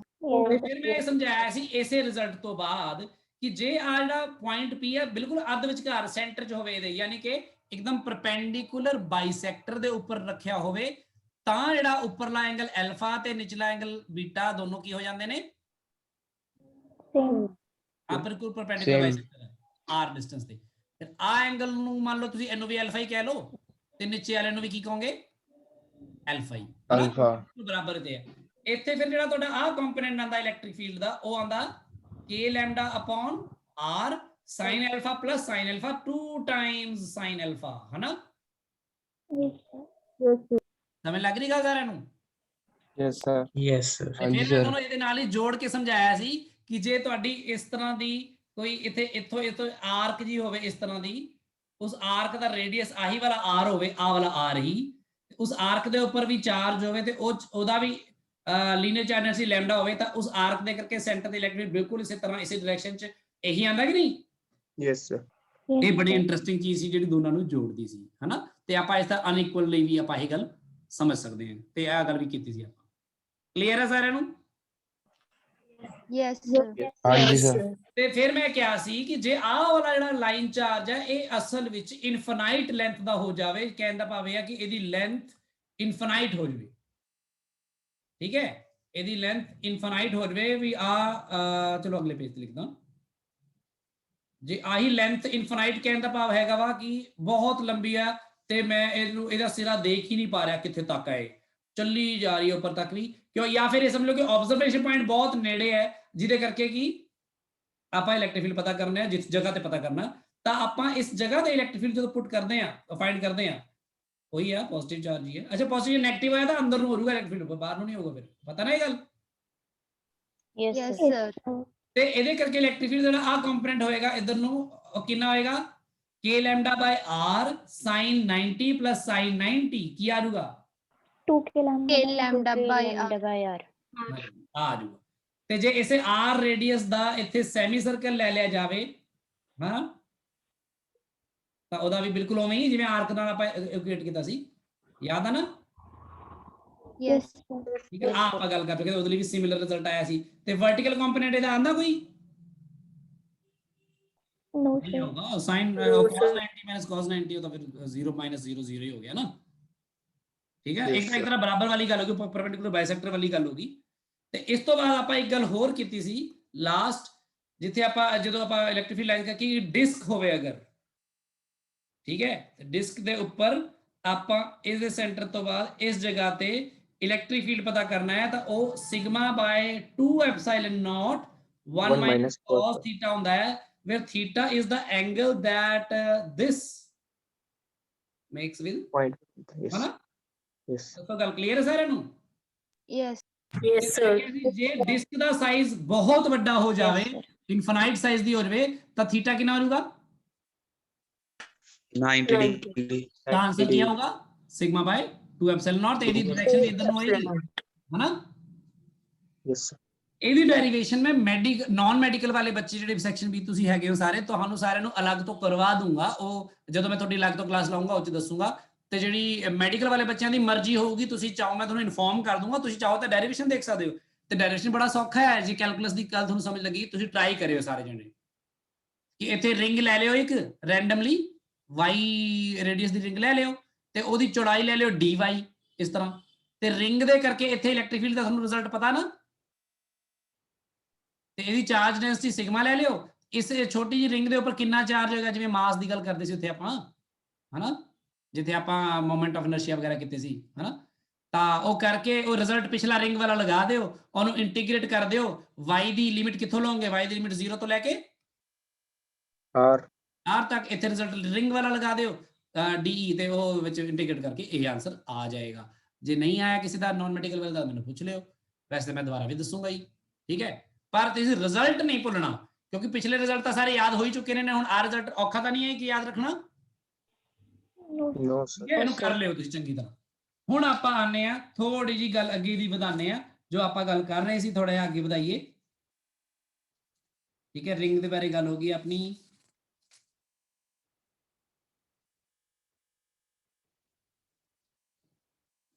ਹੁਣ ਕੁਝ ਚੀਜ਼ਾਂ ਹੈਗੀਆਂ ਜਿਹੜੀਆਂ ਬੜੀ ਇੰਪੋਰਟੈਂਟ ਨੇ। ਇਹ ਚੀਜ਼ ਦੇਖੋ ਕਿ ਜਿਹੜਾ ਚਾਰਜ ਹੈ, charge always resides on the surface of the conductor. ਇਹ ਤੁਹਾਡੇ ਡਾਊਟ ਸੈਸ਼ਨ ਵਗੈਰਾ ਵਿੱਚ ਮੈਂ ਲਊਂਗਾ, ਉਦੋਂ ਵੀ ਦੱਸੂਗਾ। ਸ਼ੁਰੂਆਤ ਵਿੱਚ ਵੀ ਤੁਹਾਨੂੰ ਜਿਹੜਾ ਮੈਡੀਕਲ ਦੇ ਜਿਹੜੇ ਲੈਕਚਰ ਲੱਗੇ ਸੀ, ਜਿਸ 'ਚ ਸੈਕਸ਼ਨ ਬੀ ਵਾਲੇ ਨਹੀਂ ਸੀਗੇ, ਉੱਥੇ ਸ਼ਾਇਦ ਆਪਾਂ ਡਿਸਕਸ਼ਨ ਕੀਤੀ ਹੋਈ ਹੈ, ਠੀਕ ਹੈ। ਸੋ ਬਾਕੀ ਸੈਕਸ਼ਨ ਬੀ ਵਾਲੇ ਉਦੋਂ ਤੱਕ ਲੈਕਚਰ ਤਾਂ ਲਗਾ ਹੀ ਰਹੇ ਸੀ, ਹਨਾ, ਦਲਜੀਤ ਸਰ ਵਾਲੇ, ਉਹਦੇ ਵਿੱਚ ਤੁਸੀਂ ਕੀਤਾ ਹੋਣਾ। ਤੇ ਉਸ ਚੀਜ਼ ਨੂੰ ਆਪਾਂ ਉੱਥੇ ਹੋਲਡ ਕਰਕੇ ਹੁਣ ਆਪਾਂ ਅੱਗੇ ਦੀ ਗੱਲ ਕਰ ਲਈਏ ਪਹਿਲਾਂ, ਠੀਕ ਹੈ। Electric field due to a uniformly charged shell ਦੀ ਗੱਲ ਕਰੀਏ ਆਪਾਂ ਹੁਣ, ਠੀਕ ਹੈ। ਇਲੈਕਟ੍ਰਿਕ ਫੀਲਡ, ਹੁਣ ਅੱਜ ਦਾ ਕੰਮ ਸ਼ੁਰੂ ਹੋਣ ਜਾ ਰਿਹਾ ਇੱਥੇ। ਹੁਣ ਤੱਕ ਤਾਂ ਬਸ ਮੈਂ ਪੁਰਾਣੀਆਂ ਚੀਜ਼ਾਂ ਉਹੀ ਕਰ ਰਿਹਾ ਸੀ review. Electric field due to uniformly, ਇਹ ਬੜਾ ਇੰਟਰਸਟਿੰਗ ਹੈ ਇਹ, ਮਤਲਬ ਜੇ ਤੁਸੀਂ ਧਿਆਨ ਨਾਲ ਸਮਝੋਗੇ ਨਾ, ਬੜਾ ਮਜ਼ਾ ਆਏਗਾ ਇਹਦੇ ਵਿੱਚ। ਤੇ ਪਿਛਲੇ ਵੈਕਟਰਸ ਨੂੰ ਯੂਜ਼ ਕਰਨਾ ਵੀ ਆਏਗਾ ਤੁਹਾਨੂੰ, ਕਿ ਜਿਹੜਾ ਕੈਵਿਟੀ ਵਾਲੀ ਪ੍ਰੋਬਲਮ ਦੇ ਵਿੱਚ ਇਹਨੂੰ ਕਰਕੇ ਫਿਰ ਆਪਾਂ ਡਾਈਪੋਲਸ ਬਾਰੇ ਸਾਰਾ ਕੰਮ ਡਿਸਕਸ ਕਰਾਂਗੇ। Electric field due to uniformly charged shell, shells ਲਿਖਤਾ ਸ਼ਾਇਦ ਮੈਂ, ਸ਼ੈਲ, ਠੀਕ ਹੈ ਜੀ। ਇੱਕ ਸ਼ੈਲ ਹੈ, ਉਹ ਯੂਨੀਫਾਰਮਲੀ ਚਾਰਜ ਹੈ। ਹੁਣ ਸ਼ੈਲ ਜਿਹੜਾ ਹੁੰਦਾ, ਤੁਹਾਨੂੰ ਪਤਾ ਹੈ ਨਾ ਕਿ ਸ਼ੈਲ ਉਹ ਖੋਖਲਾ ਹੁੰਦਾ ਨਾ ਅੰਦਰੋਂ, ਤਾਂ ਸ਼ੈਲ ਨੂੰ ਜੇ ਤੁਸੀਂ ਚਾਰਜ ਦਿੱਤਾ ਵੀ ਹੈ, ਸ਼ੈਲ ਨੂੰ ਮੰਨ ਲਓ Q ਚਾਰਜ ਦੇ ਦਿੱਤਾ, ਤੇ ਸ਼ੈਲ ਦਾ ਰੇਡੀਅਸ ਹੈਗਾ r, ਤੇ ਇਹਦੇ ਅੰਦਰ ਕੁਝ ਨਹੀਂ ਹੈਗਾ, ਹਵਾ ਭਰੀ ਹੋਈ ਹੈ ਸਮਝ ਲਓ, ਜਾਂ ਕੁਝ ਵੀ। ਤੇ ਇਸ ਸ਼ੈਲ ਨੂੰ ਜਿਹੜਾ ਚਾਰਜ ਦੋਗੇ, ਉਹ ਇਹਦੇ ਸਰਫੇਸ ਤੇ ਇਸ ਤਰ੍ਹਾਂ ਹੀ ਪਿਆ ਰਹੇਗਾ ਨਾ। ਹਾਂਜੀ ਸਰ, ਯੈਸ ਸਰ, ਇਸ ਤਰ੍ਹਾਂ। ਤੇ ਉਸ ਤੋਂ ਜੇ ਤੁਸੀਂ ਕਿਸੇ ਵੀ ਪੁਆਇੰਟ ਤੇ, ਬਹੁਤ ਧਿਆਨ ਨਾਲ ਦੇਖੋ, ਇਹ ਰਿਜ਼ਲਟਸ ਨੇ ਹਲੇ, ਇਹ ਸਾਰੀਆਂ ਚੀਜ਼ਾਂ ਗੌਸਿਸ ਲਾ ਚ ਦੁਬਾਰਾ ਪ੍ਰੂਵ ਕਰਾਉਂਗਾ ਤੁਹਾਨੂੰ ਮੈਂ, ਤੇ ਉਹ ਬਹੁਤ ਸੌਖੇ ਤਰੀਕੇ ਨਾਲ ਪ੍ਰੂਵ ਹੋ ਜਾਣਗੀਆਂ। ਤੇ ਉਹ ਪ੍ਰੂਫ ਤੁਹਾਡੇ ਸਿਲੇਬਸ 'ਚ ਹੈਗੇ ਨੇ, ਉਹ ਤੁਹਾਨੂੰ NCERT ਵਿੱਚ ਹੈਗੇ ਨੇ, ਉਹ ਤੁਹਾਨੂੰ ਪੇਪਰ 'ਚ ਵੀ ਕਰਨੇ ਪੈਣਗੇ। ਇਸ ਲਈ ਹਲੇ ਮੈਂ ਇੱਥੇ ਬਹੁਤ ਡਿਟੇਲ ਉਹ 'ਚ ਨਹੀਂ ਆਉਂਗਾ, ਰਿਜ਼ਲਟ ਦੱਸੂਗਾ ਬਸ, ਕਿ ਮੰਨ ਲਓ ਆਹ ਪੁਆਇੰਟ ਹੈ, ਇਸ ਪੁਆਇੰਟ ਤੇ ਇਲੈਕਟ੍ਰਿਕ ਫੀਲਡ ਪਤਾ ਕਰਨਾ ਹੈ, ਤੇ ਇਹ ਪੁਆਇੰਟ P ਪੁਆਇੰਟ ਜਿਹੜਾ ਆ, ਇਹ ਇਸ ਸ਼ੈਲ ਦੇ ਸੈਂਟਰ ਤੋਂ ਲੈਣਾ ਚਾਹੀਦਾ ਨਾ ਡਿਸਟੈਂਸ। Yes sir. ਤੇ ਇਹ ਮੰਨ ਲਓ ਇਸ ਤੋਂ r ਦੂਰੀ ਤੇ ਹੈ, ਇਹ ਸਮਾਲ r ਲੈ ਲਓ, ਕਿਉਂਕਿ ਰੇਡੀਅਸ ਨੂੰ ਤੁਸੀਂ r ਲੈ ਚੁੱਕੇ ਹੋ। ਆ ਨਾ ਸੋਚੋ ਕਿ ਛੋਟਾ r ਕੈਪੀਟਲ R ਨਾਲੋਂ ਛੋਟਾ ਹੀ ਹੋ ਸਕਦਾ ਹੈ ਜਾਂ ਵੱਡਾ, ਇਹ ਤਾਂ ਆਪਾਂ ਵੈਲਿਊ ਲਈ ਹੈ ਤਾਂ ਉਹਨੂੰ r ਡਿਸਟੈਂਸ ਕਹਿੰਦਾ। ਤੇ ਤੁਸੀਂ ਦੇਖੋ ਇਸ ਗੱਲ ਦਾ ਰਿਜ਼ਲਟ ਬੜਾ ਸੌਖਾ ਰਿਜ਼ਲਟ ਹੈ ਇੱਥੇ। ਪਹਿਲੀ ਗੱਲ ਤਾਂ ਇੱਥੇ ਤੁਸੀਂ ਪਤਾ ਕਿਵੇਂ ਰਿਜ਼ਲਟ ਆਏਗਾ, ਤੁਸੀਂ ਸੋਚ ਸਕਦੇ ਹੋ ਕਿ ਸਾਰਾ ਚਾਰਜ ਜਿਵੇਂ ਸੈਂਟਰ ਤੇ ਹੀ ਕੰਸੈਂਟਰੇਟਡ ਹੋਵੇ, ਤੇ ਰਿਜ਼ਲਟ ਤੁਹਾਨੂੰ ਪਤਾ ਇੱਧਰ ਕੀ ਆਏਗਾ, ਇੱਧਰ ਨੂੰ ਆਏਗਾ ਇਲੈਕਟ੍ਰਿਕ ਫੀਲਡ, ਸਿੰਪਲ ਜੀ ਗੱਲ, ਤੇ ਆਏਗਾ KQ ਬਟਾ r ਸਕੁਅਰ। ਇਹ ਬਿਲਕੁਲ ਉਹੀ ਰਿਜ਼ਲਟ ਆ ਜਿਵੇਂ ਨਾਰਮਲੀ ਪੁਆਇੰਟ ਚਾਰਜ ਲਈ ਸਭ ਤੋਂ ਪਹਿਲਾਂ ਕੀਤਾ ਸੀ, ਯਾਦ ਆ? ਹਾਂਜੀ ਸਰ। ਇਸੇ ਲਈ ਸ਼ੈਲ ਦੇ ਵਿੱਚ ਇਹ ਸੌਖੀ ਗੱਲ ਹੁੰਦੀ ਆ ਕਿ ਸ਼ੈਲ ਨੂੰ ਤੁਸੀਂ ਜਿਵੇਂ ਰਿੰਗ ਨੂੰ ਤੁਸੀਂ ਇੱਕ ਜਗ੍ਹਾ ਤੇ ਸੈਂਟਰ ਤੇ ਕਨਸੈਂਟਰੇਟ ਕਰਕੇ ਨਹੀਂ ਮੰਨ ਸਕਦੇ। ਰਿੰਗ ਦੇ ਕੇਸ 'ਚ ਪੰਗਾ ਪੈ ਜਾਊਗਾ, ਡਿਸਕ ਦੇ ਕੇਸ 'ਚ ਵੀ ਪੈ ਜਾਊਗਾ, ਪਰ ਇਸ ਕੇਸ ਸ਼ੈਲ ਜਿਹੜੇ ਹੁੰਦੇ ਨੇ 3 ਡਾਈਮੈਂਸ਼ਨਲੀ ਨਾ, ਸੋਚੋ ਇਹਨੂੰ ਸ਼ੈਲ ਜਾਂ ਸਫੀਅਰ ਹੋ ਗਿਆ, ਉਹਨਾਂ ਦੇ ਕੇਸ 'ਚ ਆਪਾਂ ਸਾਰਾ ਚਾਰਜ ਮੰਨ ਕੇ ਚੱਲ ਸਕਦੇ ਹਾਂ ਸੈਂਟਰ ਤੇ ਆ। ਜੇ ਬਾਹਰ ਪੁਆਇੰਟ ਪਿਆ ਤਾਂ ਇੱਥੇ KQ ਬਾਏ r ਸਕੁਅਰ ਆ ਜਾਊਗਾ। ਤੇ ਜੇ ਕੋਈ ਚਾਹੇ ਇਹਦੀ ਸਿਗਮਾ ਸਰਫੇਸ ਚਾਰਜ, ਇਹਦੀ ਅੱਛਾ ਇਹਦੀ ਚਾਰਜ ਡੈਂਸਿਟੀ ਦੀ ਕਿਹੜੀ ਗੱਲ ਕਰੂੰਗਾ, ਲੀਨੀਅਰ ਕੀ ਸਰਫੇਸ? ਸਰਫੇਸ ਹੈ ਨਾ ਇਹਦਾ ਸਰਫੇਸ, ਇਹਦੀ ਸਰਫੇਸ ਚਾਰਜ ਡੈਂਸਿਟੀ ਦਾ ਨਾਮ ਸਿਗਮਾ ਰੱਖ ਦਿੰਦੇ ਆ। ਉਹ ਕੀ ਹੋਗੀ, ਟੋਟਲ ਚਾਰਜ ਬਟਾ ਟੋਟਲ ਇਹਦਾ ਸਰਫੇਸ ਹੈ ਨਾ। Yes sir. ਪਰ ਇਹਦੀ ਲੋਡ ਨਹੀਂ ਪਈ ਆਪਾਂ ਨੂੰ ਲੋਡ ਨਹੀਂ ਪਈ ਇੱਥੇ, ਸਿਗਮਾ ਦੀ ਕੀ ਲੋਡ ਹੈ, ਤੇ ਸਿੱਧਾ ਹੀ ਹੋਗਾ ਕੰਮ ਕਿ Q by R square बस ठीक है। सो इथे सरफेस चार्ज रहती कोई लोड नहीं पई, ਆਪਾਂ ਇਹਨੂੰ ਬਿਲਕੁਲ ਸੈਂਟਰ ਤੇ ਕੰਸੈਂਟਰੇਟ ਕਰਕੇ ਮੰਨ ਸਕਦੇ ਹਾਂ ਠੀਕ। ਤੇ ਜੇ ਤੁਸੀਂ ਪੁਆਇੰਟ ਨੂੰ ਇਹਦੇ ਸਰਫੇਸ ਤੇ ਲੈ ਲੈਂਦੇ ਹੋ, ਮੰਨ ਲਓ ਆ P ਪੁਆਇੰਟ ਹੈਗਾ ਇੱਥੇ, ਜੇ ਮੰਨ ਲਓ ਕੋਈ Q ਪੁਆਇੰਟ ਲੈ ਲਈਏ, Q ਪੁਆਇੰਟ ਇਹਦੇ ਜਸਟ ਸਰਫੇਸ ਤੇ ਲੈ ਲਈਏ, ਇੱਥੇ ਸਰਫੇਸ ਦਾ ਮਤਲਬ ਸਰਫੇਸ ਨਹੀਂ ਹੁੰਦਾ, ਸਰਫੇਸ ਤੋਂ ਜਸਟ ਆਊਟਸਾਈਡ ਹੁੰਦਾ। ਮੰਨ ਲਓ Q ਪੁਆਇੰਟ ਨਾ ਲਓ ਵੀ, ਕਿਉਂਕਿ Q ਤਾਂ ਚਾਰਜ ਨੂੰ ਕਹਿ ਰਹੇ ਹੋ ਤੁਸੀਂ, ਹਾਂ। ਚਲੋ ਆਪਾਂ ਇਹ ਲਿਖ ਦਿੰਦੇ ਹਾਂ, ਇਲੈਕਟ੍ਰਿਕ ਫੀਲਡ ਐਟ ਸਰਫੇਸ ਕੀ ਹੋਊਗਾ। ਐਟ ਸਰਫੇਸ ਤੁਸੀਂ ਦੱਸ ਦਿਓ ਵੀ R ਦੀ ਵੈਲਿਊ, ਸਮਾਲ r ਦੀ ਵੈਲਿਊ ਕਿਹਦੇ ਬਰਾਬਰ ਹੋ ਜੂਗੀ, कैपिटल R, ਬਸ कैपिटल R, R ਰਿਜ਼ਲਟ ਆ ਜਾਊਗਾ, ਹੋਊਗਾ ਆਊਟਵਰਡ ਹੀ, ਨਾਰਮਲ ਆਊਟਵਰਡ ਮਤਲਬ ਠੀਕ ਹੈ। ਤੇ ਇੱਕ ਬੜੀ ਇੰਪੋਰਟੈਂਟ ਗੱਲ ਹੈ, ਸ਼ੈਲ ਦੇ ਅੰਦਰ ਇਨਸਾਈਡ ਇਲੈਕਟ੍ਰਿਕ ਫੀਲਡ ਕਿੰਨਾ ਹੋਊਗਾ, ਹੁਣ ਦੱਸ ਦਿਓ ਮੈਨੂੰ ਚੰਗੀ ਤਰ੍ਹਾਂ ਸੋਚ ਕੇ। सर 0 0, ਇਹ ਮੈਂ ਤੁਹਾਨੂੰ ਉਦੋਂ ਵੀ ਸਮਝਾਇਆ ਸੀ ਹਨਾ। ਤੇ ਇਹ ਆਪਾਂ ਇਹਨੂੰ ਸ਼ੈਲ ਥਿਊਰਮ ਬੋਲਦੇ ਆ, ਠੀਕ ਹੈ। ਕਿ ਚਾਰਜ ਸਰਫੇਸ ਤੇ ਡਿਸਟ੍ਰੀਬਿਊਟ ਕੀਤਾ ਯੂਨੀਫਾਰਮਲੀ, ਤੇ ਉਹ ਮੈਟਲ ਵਿੱਚ ਹੁੰਦਾ ਹੀ ਆ ਮਤਲਬ ਡਿਸਟ੍ਰੀਬਿਊਟ, ਪਰ ਹਾਂ ਮਤਲਬ ਇਹ ਗੱਲ ਮੈਟਲ ਦੀ ਸ਼ੇਪ ਤੇ ਵੀ ਡਿਪੈਂਡ ਕਰਦਾ, ਕਈ ਜਗ੍ਹਾ ਜ਼ਿਆਦਾ ਬੈਂਟ ਹੋਵੇ ਜਾਂ ਕੁਝ ਹੋਵੇ, ਚਲੋ ਉਹਦੇ ਪਰ ਡਿਟੇਲ ਚ ਨਹੀਂ ਹਲੇ ਜਾ ਰਹੀ। ਸੋ ਇਹਦੇ ਅੰਦਰ ਇਲੈਕਟ੍ਰਿਕ ਫੀਲਡ ਕਿੰਨਾ, 0। ਹਾਂ ਅੰਦਰ ਨਹੀਂ ਮੰਨ ਲੈਣਾ ਤੁਸੀਂ, ਅੰਦਰ ਵੀ ਹੈਗਾ ਤਾਂ ਤੁਸੀਂ ਕਹੋਗੇ ਆਹ ਵਾਲਾ ਡਿਸਟੈਂਸ ਹੈਗਾ r, ਲੈ ਲਓ ਛੋਟਾ ਤੇ KQ by R square, ਨਹੀਂ, ਬਹੁਤ ਵੱਡੀ ਗਲਤੀ ਹੋ ਜੂਗੀ। ਅੰਦਰ ਇਲੈਕਟ੍ਰਿਕ ਫੀਲਡ 0 ਰਹੂਗਾ, ਜਸਟ ਸਰਫੇਸ ਤੇ ਆ ਗਏ ਤਾਂ ਬਸ ਫਿਰ ਤੁਸੀਂ ਉਹ ਪੁਆਇੰਟ ਚਾਰਜ ਵਾਲਾ ਫਾਰਮੂਲਾ ਲਾਣਾ ਸ਼ੁਰੂ ਕਰ ਦਿਓ, ਸਾਰਾ ਚਾਰਜ ਸੈਂਟਰ ਤੇ ਮੰਨ ਲਿਓ। ਦੱਸੋ ਵੀ ਗੱਲ ਕਲੀਅਰ ਹੋ ਗਈ। yes, yes sir, ਆਪਾਂ ਮੰਨ ਲਈਏ ਕਿ ਜੇ ਆਪਣਾ ਇਲੈਕਟ੍ਰਿਕ ਫੀਲਡ ਬਾਹਰ ਆਊਟਸਾਈਡ ਲੈਣਾ ਹੋਵੇ ਕੋਈ ਪੁਆਇੰਟ, ਆਊਟਸਾਈਡ ਲਈ ਹੋਊਗਾ KQ ਬਟਾ R square, here R is greater than R। ਤੇ ਜੇ ਸਰਫੇਸ ਤੇ ਗੱਲ ਕਰੀਏ ਤਾਂ ਸਰਫੇਸ ਤੇ ਹੋਊਗਾ KQ, ਆ ਸਮਾਲ k ਹੈ, ਡਾਈਇਲੈਕਟ੍ਰਿਕ ਕਾਂਸਟੈਂਟ ਵਾਲਾ ਨਾ ਮੰਨ ਲਿਓ ਤੁਸੀਂ, ਇਹ 1/4 ਪਾਈ ਐਪਸੀਲੋਨ ਵਾਲਾ ਹੈ, ਠੀਕ ਹੈ। ਇੱਥੇ R ਬਰਾਬਰ ਹੀ ਹੋ ਗਿਆ ਬੇਸਿਕਲੀ R ਦੇ। ਤੇ ਜੇ R ਤੁਹਾਡਾ ਲੈਸ ਦੈਨ R ਹੋਇਆ ਤਾਂ ਇਲੈਕਟ੍ਰਿਕ ਫੀਲਡ ਇਨਸਾਈਡ ਦੱਸੋ ਕਿੰਨਾ ਹੋਇਆ, 0, ਇਹ ਯਾਦ ਰਹੂਗਾ ਸਾਰਿਆਂ ਨੂੰ, yes sir, ਠੀਕ ਹੈ। ਇਹ ਆਪਾਂ ਇਹਦੇ ਲਈ ਕਰਦੇ ਹਾਂ। ਤੇ ਜੇ ਆਪਾਂ ਇਹਦਾ ਗ੍ਰਾਫ ਬਣਾਈਏ ਫॉर ਅ ਸ਼ੈਲ, ਹਾਲਾਂਕਿ ਇਹ ਗੱਲਾਂ ਅੱਗੇ ਬਹੁਤ ਚੰਗੀ ਤਰ੍ਹਾਂ ਗੌਸ ਥਿਊਰਮ ਚ ਵੀ ਡਿਸਕਸ ਹੋਣੀਆਂ, ਪਰ ਮੈਂ ਬਣਾ ਦਿੰਦਾ ਵਾਂ ਹੁਣ ਫਿਲਹਾਲ। ਕਿ ਮੰਨ ਲਓ ਆ ਆਪਣਾ ਐ ਨਹੀਂ, ਆਪਾਂ ਥੋੜਾ ਐ ਬਣਾਉਂਦੇ, ਪਹਿਲਾਂ ਸ਼ੈਲ ਵੀ ਬਣਾਈ ਲਈਏ, ਵਧੀਆ ਗੱਲ ਆ। ਮੰਨ ਲਓ ਆ ਸ਼ੈਲ ਹੈ,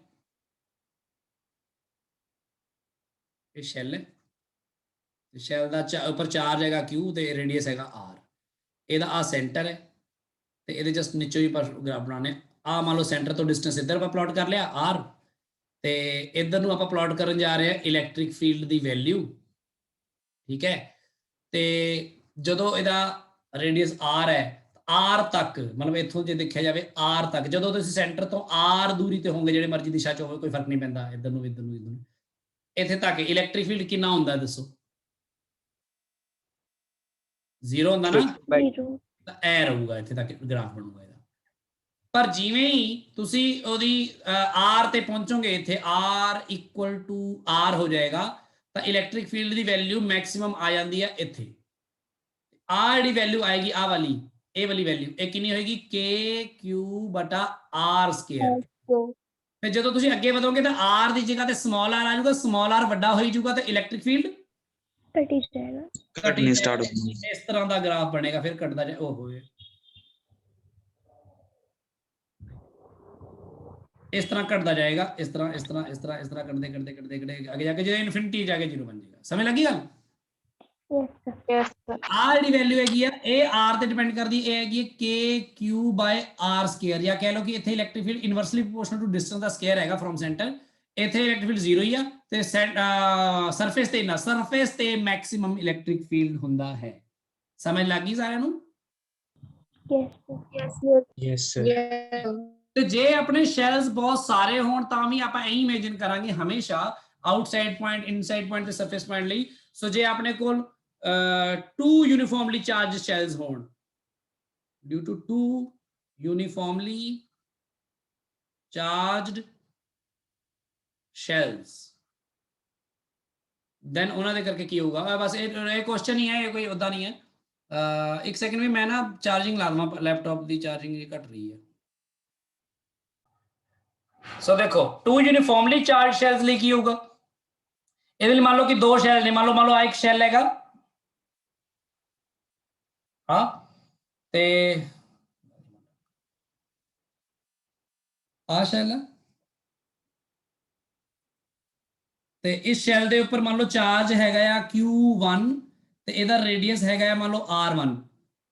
ਇੱਕ ਸ਼ੈਲ ਹੋਰ ਆ ਕੰਸੈਂਟਰਿਕ ਹੀ ਆ, ਇਸ ਤਰ੍ਹਾਂ ਦੋ ਸ਼ੈਲ ਨੇ। ਇਸ ਸ਼ੈਲ ਦੇ ਉੱਪਰ ਚਾਰਜ ਹੈਗਾ ਆ ਮੰਨ ਲਓ Q2, ਰੇਡੀਅਸ ਹੈਗਾ ਵਾ R2। ਠੀਕ ਹੈ, ਤੇ ਹੁਣ ਆਪਾਂ ਮੰਨ ਲਓ ਪਹਿਲੇ ਰੀਜਨ ਚ ਪਹਿਲਾ ਰੀਜਨ ਹੈਗਾ ਮੰਨ ਲਓ ਇਹਦੇ ਅੰਦਰ ਵਾਲਾ, ਦੂਜਾ ਰੀਜਨ ਹੈਗਾ ਇਹਦੇ ਸੈਂਟਰ ਤੇ, ਉਹਦੇ ਸੌਰੀ ਇਹ ਦੋਨੋਂ ਸ਼ੈਲ ਦੇ ਵਿਚਕਾਰਲਾ, ਤੀਜਾ ਰੀਜਨ ਹੈਗਾ ਬਾਹਰਲਾ ਇਧਰਲਾ। ਤੇ ਆਪਾਂ ਇਹਨੂੰ ਕਿਵੇਂ ਦੇਖਾਂਗੇ, ਮਤਲਬ ਕਿ ਆਪਾਂ ਇਲੈਕਟ੍ਰਿਕ ਫੀਲਡ ਕਿਵੇਂ ਅਲੱਗ-ਅਲੱਗ ਪਤਾ ਕਰਨੇ ਆ। ਸੋ ਇਹ ਕਰਦੇ ਆ, ਦੂਜੇ ਰੀਜਨ ਵਿੱਚ ਨਾ ਕੋਈ ਪੁਆਇੰਟ B ਲੈ ਲੈਣੇ ਆ ਤੇ ਬਾਹਰਲੇ ਰੀਜਨ ਚ ਕੋਈ ਪੁਆਇੰਟ C ਲੈ ਲੈਣੇ ਆ ਆਪਾਂ, ਇਸ ਤਰ੍ਹਾਂ ਕੋਈ ਪੁਆਇੰਟ C ਦਾ ਜਿਹੜਾ ਸੈਂਟਰ ਤੋਂ ਡਿਸਟੈਂਸ ਹੈਗਾ ਵਾ ਮੰਨ ਲਓ ਉਹ ਹੈਗਾ ਮੰਨ ਲਓ R3, B ਦਾ ਸੈਂਟਰ ਤੋਂ ਡਿਸਟੈਂਸ ਹੈਗਾ ਜਿਹੜਾ ਉਹ ਹੈਗਾ ਮੰਨ ਲਓ R2 ਦੂਜੇ ਰੀਜਨ ਚ। ਪਹਿਲੇ ਰੀਜਨ ਚ ਜਿਹੜਾ ਮਰਜ਼ੀ ਪੁਆਇੰਟ ਲੈ ਲਓ, A ਲੈ ਲਓ, ਜੋ ਵੀ ਮਰਜ਼ੀ ਲੈ ਲਓ, ਉਹਦਾ ਡਿਸਟੈਂਸ ਹੈਗਾ ਮੰਨ ਲਓ R1। ਠੀਕ ਹੈ, ਇਨ ਰੀਜਨ 1 ਦੱਸੋ ਮੈਨੂੰ ਇਲੈਕਟ੍ਰਿਕ ਫੀਲਡ ਕਿੰਨਾ ਹੋਊਗਾ? 0 ਹਾਂ, ਕਿਉਂਕਿ ਉਹ ਜਿਹੜਾ ਮਰਜ਼ੀ ਸ਼ੈਲ ਲੈ ਲਓ ਉਹਦੇ ਅੰਦਰ ਹੀ ਆ ਤੁਸੀਂ, ਹੈ ਨਾ, ਅੰਦਰ ਵਾਲੇ ਇਲੈਕਟ੍ਰਿਕ ਫੀਲਡ 0 ਹੁੰਦਾ ਵੈਸੇ ਵੀ, ਹੈ ਨਾ। ਇੱਥੇ ਸੈਂਟਰ 'ਚ ਇਹਦੇ ਇਲੈਕਟ੍ਰਿਕ ਫੀਲਡ 0 ਹੋਊਗਾ। ਪਰ ਜੇ ਤੁਸੀਂ ਇਨ ਰੀਜਨ 2 ਗੱਲ ਕਰੋ, ਕੋਈ ਪੁਆਇੰਟ ਲਿਆ ਹੋਇਆ ਤੁਸੀਂ A ਪੁਆਇੰਟ ਤੇ at B, sorry B point ਦੇ ਉੱਪਰ ਇਲੈਕਟ੍ਰਿਕ ਫੀਲਡ ਤੁਸੀਂ ਪਹਿਲਾਂ ਪਹਿਲੇ ਸ਼ੈਲ ਕਰਕੇ ਪਤਾ ਕਰੋ, ਫਿਰ ਦੂਜੇ ਕਰਕੇ, ਫਿਰ ਦੋਨਾਂ ਨੂੰ ਜੋੜ ਦਿਓ simply according to their directions. ਤੇ ਡਾਇਰੈਕਸ਼ਨ ਦੀ ਜੋ ਵੀ ਤੁਸੀਂ ਇੱਥੇ ਦੇਖੋਗੇ, ਤੁਸੀਂ ਦੱਸੋ ਪਹਿਲੇ ਸ਼ੈਲ ਦੇ ਕਰਕੇ ਇਲੈਕਟ੍ਰਿਕ ਫੀਲਡ B ਤੇ ਕਿੰਨਾ ਹੋਊਗਾ?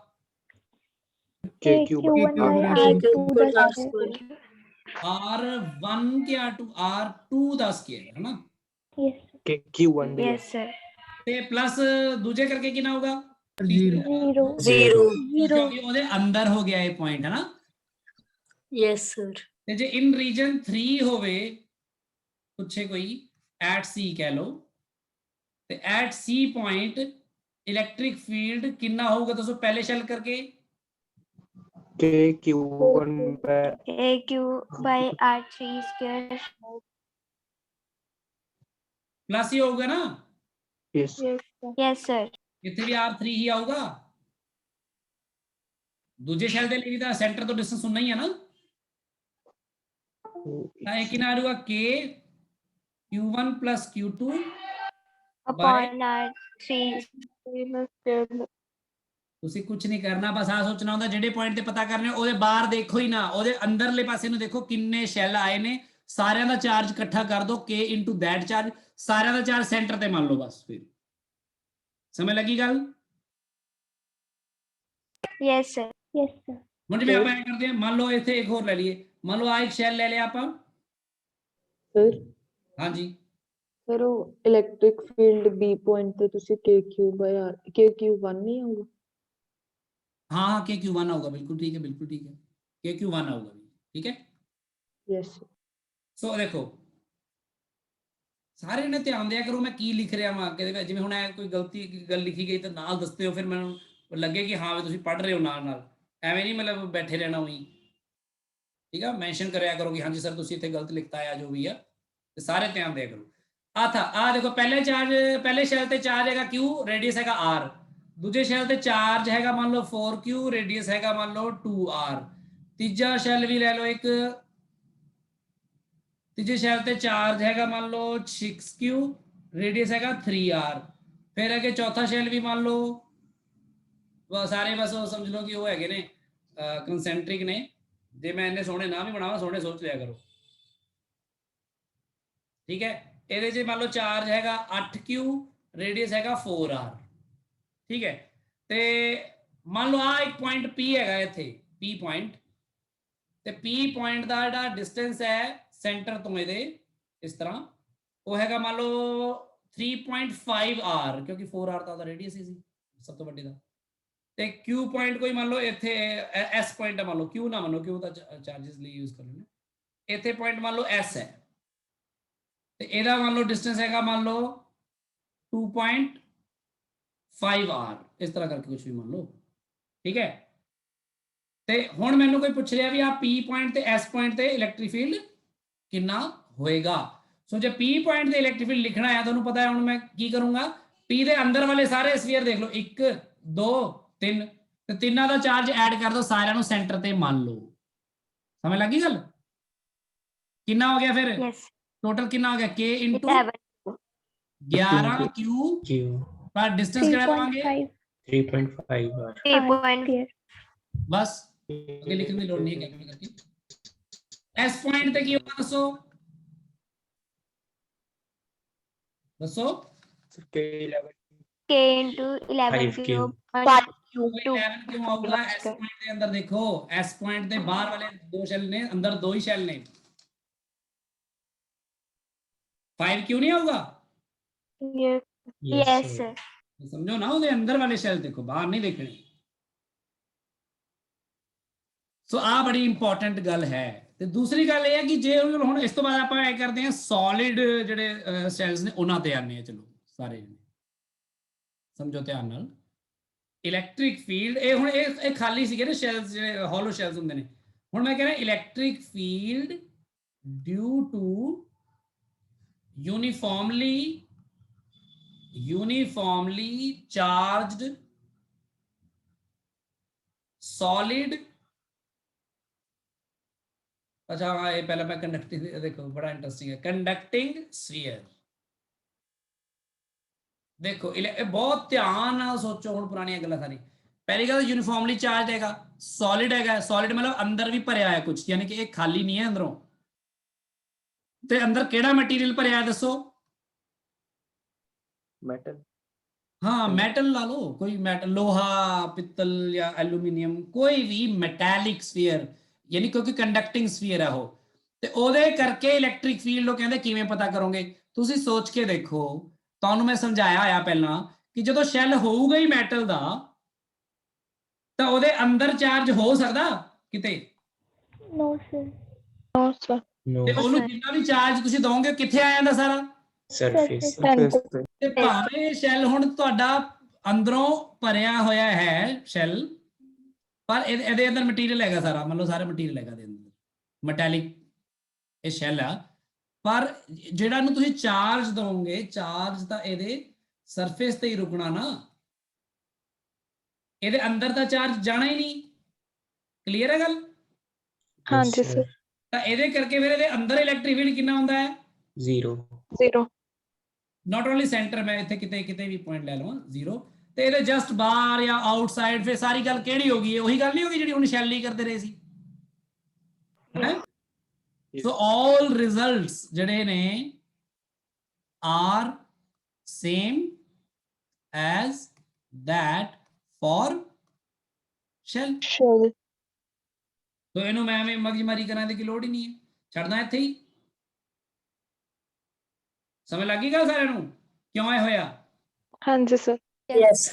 ਹਾਂਜੀ ਸਰ ਹੋ ਹੀ ਨਹੀਂ ਸਕਦਾ ਇਹਨੂੰ ਜੇ ਯੂਨੀਫਾਰਮਲੀ ਚਾਰਜ ਵੀ ਕਰੋਗੇ ਸਰਫੇਸ ਤੇ ਰਹਿਣਾ ਚਾਰਜ ਨੇ ਅੰਦਰ ਜਾਣਾ ਹੀ ਨਹੀਂ ਰੁਕਣਾ ਹੀ ਨਹੀਂ ਅੰਦਰ ਪਰ ਜੇ ਇਹੀ ਸ਼ੈਲ ਤੁਹਾਡਾ ਪਲਾਸਟਿਕ ਦਾ ਹੋਵੇ ਲੱਕੜ ਦਾ ਹੋਵੇ ਜਾਂ ਕੋਈ ਇਦਾਂ ਦੇ ਮਟੀਰੀਅਲ ਦਾ ਜਿਹਦੇ ਉੱਪਰ ਕੀ ਚਾਰਜ ਜਿੱਥੇ ਆਂਦਾ ਉੱਥੇ ਹੀ ਰੁਕ ਜਾਂਦਾ ਆ ਉਹਦੇ ਅੰਦਰੋਂ ਬਾਹਰ ਨਹੀਂ ਭੱਜਦਾ ਬਾਹਰ ਜਾ ਨਹੀਂ ਸਕਦਾ ਕਿਉਂਕਿ ਫ੍ਰੀ ਇਲੈਕਟ੍ਰੋਨਸ ਨਹੀਂ ਹੁੰਦੇ ਉੱਥੇ ਫਿਰ ਉਹਦੇ ਅੰਦਰ ਵੀ ਚਾਰਜ ਹੋਊਗਾ ਫਿਰ ਉਹਦੇ ਅੰਦਰ ਇਲੈਕਟ੍ਰਿਕ ਫੀਲਡ 0 ਹੋਊਗਾ ਦੱਸੋ ਨਹੀਂ no sir ਬੜੀ ਇੰਪੋਰਟੈਂਟ ਚੀਜ਼ ਹੈ ਆਪਾਂ ਗੱਲ ਕਰਨ ਜਾ ਰਹੇ electric field due to uniformly charged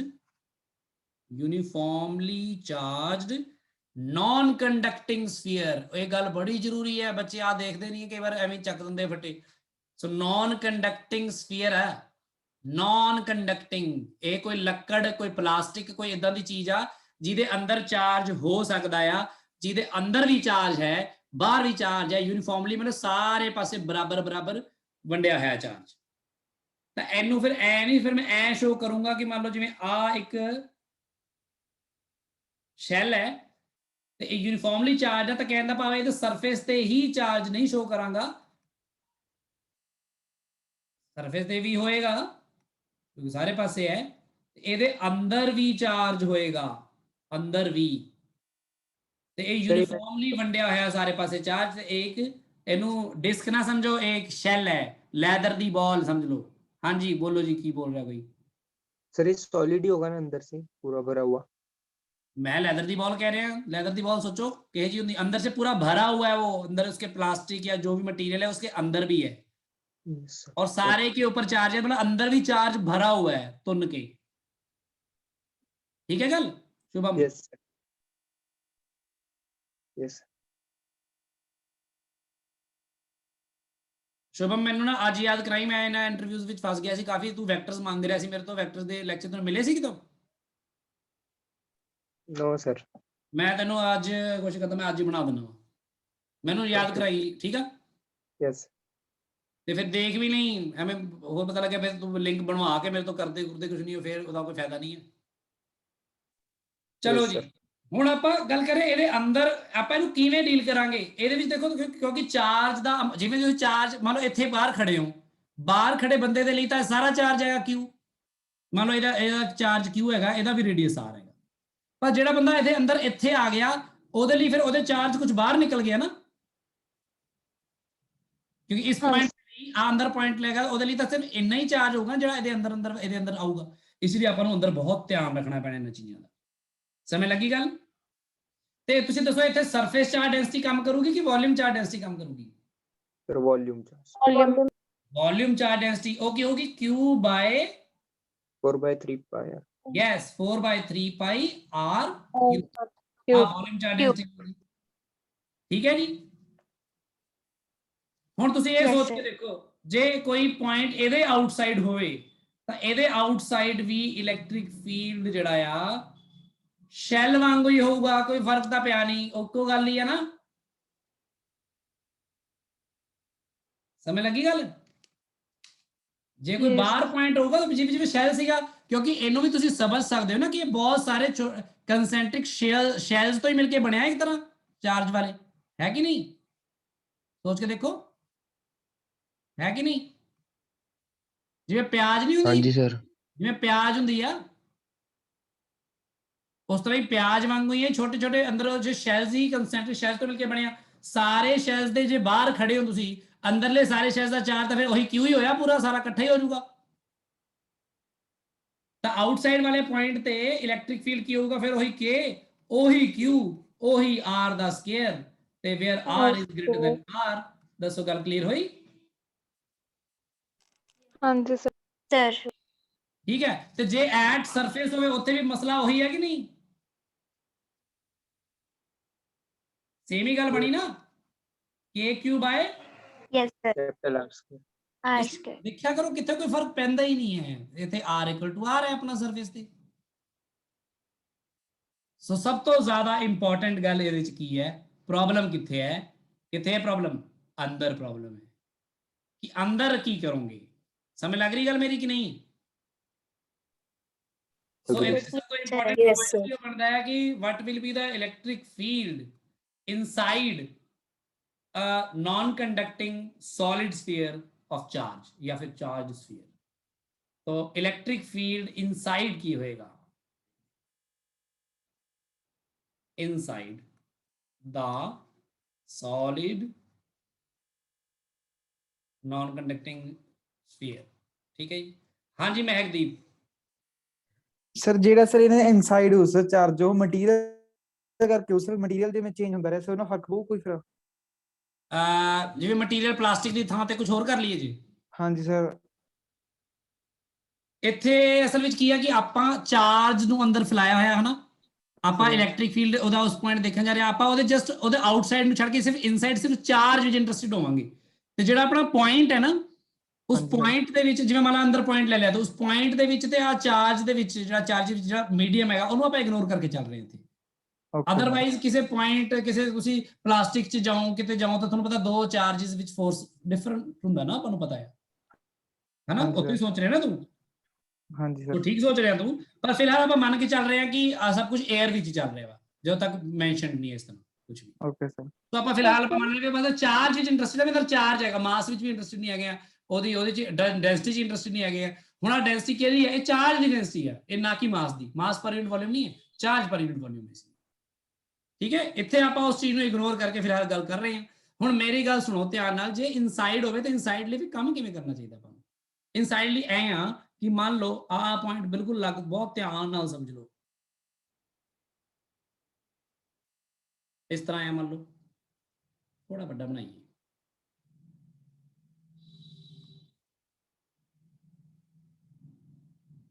ये बड़ा इंटरेस्टिंग है अंदर क्योंकि inside conducting shell, inside hollow shell, ਤੁਹਾਨੂੰ ਪਤਾ ਹੈ ਜਾਂ ਕੰਡਕਟਿੰਗ ਸਫੀਅਰ ਜਾਂ ਹੌਲੋ ਸ਼ੈਲ ਅੰਦਰ ਇਲੈਕਟ੍ਰਿਕ ਫੀਲਡ 0 ਹੁੰਦਾ ਹੈ।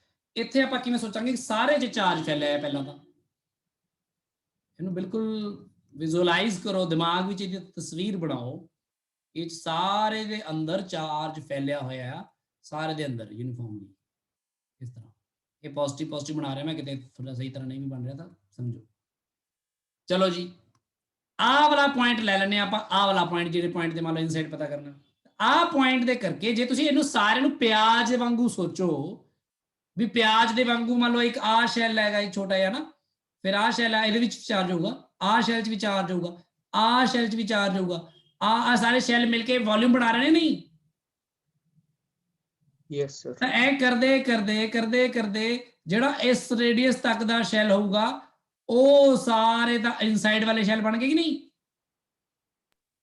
Yes sir. ਤੇ ਜੇ ਤੁਸੀਂ ਇਸ ਦੇ ਬਾਹਰ ਵਾਲੇ ਸ਼ੈਲਸ ਲਓਗੇ, ਜਿਹੜੇ ਮੈਂ ਯੈਲੋ ਪੈਨ ਨਾਲ ਬਣਾਉਣ ਦੀ ਕੋਸ਼ਿਸ਼ ਕਰ ਰਿਹਾ, ਤਾਂ ਬਾਹਰ ਵਾਲੇ ਜਿਹੜੇ ਇਹ ਇਮੇਜਿਨਰੀ ਸ਼ੈਲਸ ਨੇ ਉਹਨਾਂ ਦੇ ਚਾਰਜ ਕਰਕੇ ਇਸ ਪੁਆਇੰਟ ਤੁਹਾਡੇ ਉੱਪਰ ਕੋਈ ਇਲੈਕਟ੍ਰਿਕ ਫੀਲਡ ਹੋਊਗਾ? ਸ਼ੈਲ ਦੇ ਬਾਰੇ ਪੜ੍ਹ ਚੁੱਕੇ ਹੈ? ਨਹੀਂ ਹੋ ਨਹੀਂ ਹੋਊਗਾ। ਤਾਂ ਆ ਜਿਹੜੇ ਅੰਦਰ ਵਾਲੇ ਗ੍ਰੀਨ ਵਾਲੇ ਹੈਗੇ ਨੇ, ਜੇ ਇਹਨਾਂ ਦਾ ਹੀ ਚਾਰਜ ਪਤਾ ਲੱਗ ਜੇ ਤਾਂ ਉਹ ਅੰਦਰ ਵਾਲੇ ਸਾਰੇ ਚਾਰਜ ਵੀ ਪਿੱਛੇ ਤੁਸੀਂ ਕਰ ਰਹੇ ਸੀ 11Q 5Q ਐਵੇਂ ਤਾਂ ਹੋ ਸਕਦਾ ਨਾ ਫਿਰ ਕੰਮ। Yes. तो कहने का भाव यह आ कि मैं जे ਇਹਦੇ अंदर ਜਿਹੜਾ ਆ अंदर ਬਣਿਆ ਇਹ ਸਾਰੇ ਦੇ ਉੱਪਰ ਵੋਲਿਊਮ ਚ ਕਿੰਨਾ ਟੋਟਲ ਚਾਰਜ ਹੈ ਉਹੀ ਇਕੱਠਾ ਕਰ ਲਵਾਂ, ਐਡ ਕਰ ਦਵਾਂ ਤਾਂ ਬਣ ਜੂਗੀ ਗੱਲ। ਤੇ ਆ ਜਿਹੜਾ ਪੁਆਇੰਟ ਆ ਇਹ ਪੁਆਇੰਟ ਦਾ ਰੇਡੀਅਸ ਇੱਥੋਂ ਮੰਨ ਲਓ ਹੈਗਾ r ਸਮਾਲ r, ਤਾਂ ਇਹ ਚ ਕਿੰਨਾ ਚਾਰਜ ਹੋਊਗਾ ਸੋਚ ਕੇ ਦੇਖੋ, ਕਿਉਂਕਿ ਇਹਦੀ ਚਾਰਜ ਡੈਂਸਿਟੀ ਤਾਂ ਤੁਸੀਂ ਮੰਨ ਸਕਦੇ ਹੋ ਨਾ, ਕਿਉਂਕਿ q ਇਹਦਾ ਉਹਦਾ q ਚਾਰਜ ਹੈਗਾ, ਇਹਦਾ ਰੇਡੀਅਸ r ਹੈਗਾ, ਟੋਟਲ r ਰੇਡੀਅਸ ਕਿੰਨਾ ਚਾਰਜ ਹੈ, ਬਹੁਤ ਆਰਾਮ ਨਾਲ यूनिटरी मेथड लगा सकते हो कि वॉल्यूम चार्ज डेंसिटी कितनी है, आई है ना। ਤੇ ਜੇ ਇਹ यूनिट वॉल्यूम ਚ ਇੰਨਾ ਚਾਰਜ ਆਦਾ, ਅੰਦਰਲੇ ਗ੍ਰੀਨ ਵਾਲੇ ਵੋਲਿਊਮ ਚ ਕਿੰਨਾ ਚਾਰਜ ਹੋਏਗਾ ਦੱਸੋ? ਚਾਰਜ ਇਨਸਾਈਡ ਕਿੰਨਾ ਹੋਏਗਾ ਫਿਰ? रो 4/3 रो into 4/3 pi r cube r smaller. where r is less than r, है ना। Yes sir. ਤਾਂ रो ਦੀ ਵੈਲਿਊ ਪੁੱਟ ਬੇਸਿਕਲੀ ਇਹ ਹੈ ਕਿ q ਬਟਾ 4/3 ਪਾਈ r ਕਿਊਬ ਗੁਣਾ 4/3 ਪਾਈ r ਕਿਊਬ। ਦੱਸੋ ਸੌਖਾ ਹੀ ਹੈ? Yes sir. q r cube ਬਟਾ r ਕਿਊਬ, ਆ ਆਪਣਾ ਚਾਰਜ ਆਇਆ ਉਹਦੇ ਅੰਦਰ ਗ੍ਰੀਨ ਵਾਲਾ ਸਾਰਾ। ਤਾਂ ਇਹਦੇ ਕਰਕੇ ਫਿਰ ਜੇ ਸੋਚੋ ਤਾਂ ਫਿਰ ਇਹਦੇ ਕਰਕੇ ਇਲੈਕਟ੍ਰਿਕ ਫੀਲਡ ਇਨਸਾਈਡ ਕਿੰਨਾ ਆਊਗਾ ਫਿਰ ਦੱਸੋ? ਹੁਣੀ ਤਾਂ ਕਰ ਚੁੱਕੇ ਹੋ ਕਿ ਜਿੰਨਾ ਅੰਦਰ ਇਨਸਾਈਡ ਚਾਰਜ ਸੀਗਾ ਉਹਦੇ, ਹਨਾ? Yes sir. ਜਿੰਨੇ ਲਿਖ ਦਵਾਂ cube by r cube. ਬਟਾ ਕਿਉਂ ਨਾ ਦੱਸੋ k ਕਿਊਬ ਆਏ, ਬੋਲੋ ਭਾਈ ਕਿਹੜਾ r ਸਕੇਲ? ਹਾਈ r ਹੀ ਲੈਣੇ ਆ, Small r scale. ਪੁਆਇੰਟ ਦਾ ਨਹੀਂ, ਸਮਾਲ, ਹਾਂ ਸਮਾਲ r। ਤਾਂ ਆ ਕੀ ਬਣ ਗਿਆ ਫਿਰ ਦੱਸੋ? KQR upon R cube ਬਟਾ r cube. cube ਤੇ ਇਹਦਾ ਮਤਲਬ ਆ ਇਲੈਕਟ੍ਰਿਕ ਫੀਲਡ ਇਨਸਾਈਡ ਜਿਹੜਾ ਇਹ directly proportional to small r ਆਇਆ ਕਿ ਨਹੀਂ? ਬਾਕੀ ਸਾਰਾ ਤਾਂ ਕਾਂਸਟੈਂਟ ਹੀ ਹੈ, ਹੈਨਾ? मतलब जिवें सेंटर तो दूर जाई जाओगे सरफेस तक इलैक्ट्रिक फील्ड ਵਧੂਗਾ ਨਾ। ਤੇ ਜਦੋਂ ਸਰਫੇਸ ਤੇ ਆ ਜਾਓਗੇ ਤਾਂ ਸਮਾਲ r ਦੀ ਵੈਲਿਊ ਕੀ ਆ ਜਾਊਗੀ? Capital R। ਫਿਰ ਉਹ ਇੱਕ r ਨੀਚੇ ਕੱਟੇ ਜਾਊਗਾ ਤਾਂ ਉੱਪਰ ਸਰਫੇਸ ਤੇ ਇਹ kq/r² ਦਾ ਲਿਖਿਆ ਸੀ ਪਿਛਲੇ ਪੇਜ ਤੇ, ਹੈਨਾ? Yes sir. ਫਿਰ ਉਹ ਐਕਸਪ੍ਰੈਸ਼ਨ ਵਧੂਗਾ। ਬਾਕੀ ਐਵੇਂ ਅੱਗੇ ਵਾਰ ਬਾਹਰ ਵਾਲਾ ਤੁਹਾਨੂੰ ਪਤਾ ਹੀ ਹੈ ਕਿਵੇਂ ਕਰਨਾ, ਇਹ ਇਨਸਾਈਡ ਲਈ ਹੈ ਰਿਜ਼ਲਟ, ਯਾਦ ਰੱਖਿਓ, ਬਾਹਰ ਲਈ ਨਹੀਂ ਆ ਕਿਸੇ ਲਈ। ਤੇ ਇਹ ਸਰਫੇਸ ਤੱਕ ਵੈਲਿਡ ਹੋ ਸਕਦਾ, ਸਰਫੇਸ ਤੇ r ਛੋਟਾ r ਬੜਾ r ਪੁੱਟ ਕਰ ਦੋ, ਬੜਾ r ਕੈਂਸਲ ਕਰ ਦੋ, kq/r² ਆ ਗਿਆ। ਇਸ ਰਿਜ਼ਲਟ ਨੂੰ ਬਹੁਤ ਧਿਆਨ ਨਾਲ ਯਾਦ ਰੱਖਣਾ, ਆਪਣੇ ਨੋਟਸ ਬੜਾ ਸਜਾ ਕੇ ਲਿਖਣਾ, ਤੇ ਤੁਹਾਡੇ ਨੋਟਸ ਇਹਦੀ ਇੱਕ ਦੂਜੀ ਫਾਰਮ ਵੀ ਲਿਖਣੀ ਹੈ, ਉਹ ਮੈਂ ਦੱਸਦਾ ਕੀ।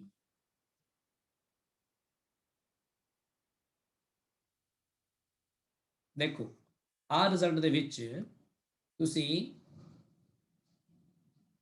ਜੇ ਇਹਨੂੰ ਇਨ ਟਰਮਸ ਆਫ ਡੈਂਸਿਟੀ ਲਿਖਣਾ ਹੋਵੇ ਨਾ ਉਹ ਜ਼ਿਆਦਾ ਯੂਜ਼ਫੁਲ ਰਿਜ਼ਲਟ ਹੁੰਦਾ ਵਾ in terms of surface sorry volume charge density ਇਹ result is more useful this result is more useful so ਅਸੀਂ ਉਸ ਰਿਜ਼ਲਟ ਨੂੰ in terms of density ਲਿਖਣ ਦੀ ਕੋਸ਼ਿਸ਼ ਕਰਾਂਗੇ ਅੱਗੇ ਜਾ ਕੇ ਕੁਐਸਚਨਸ ਤੁਹਾਨੂੰ ਪਤਾ ਲੱਗ ਜੂਗਾ ਕਿ ਕਿਉਂ ਲਿਖਦੇ ਆ ਪਰ in terms of density ਲਿਖੇ ਕਿਵੇਂ ਹੁਣ ਲਿਖਣਾ ਆਸਾਨ ਹੈ ਦੇਖੋ ਕਿਉਂਕਿ ਤੁਸੀਂ ਕੈਪੀਟਲ Q ਦੀ ਜਗ੍ਹਾ ਤੇ ਕੀ ਲਿਖ ਸਕਦੇ ਹੋ density surface charge density into volume ਆਹੀ ਲਿਖ ਸਕਦੇ ਹੋ ਕਿ ਨਹੀਂ Yes, sir. Yes, sir.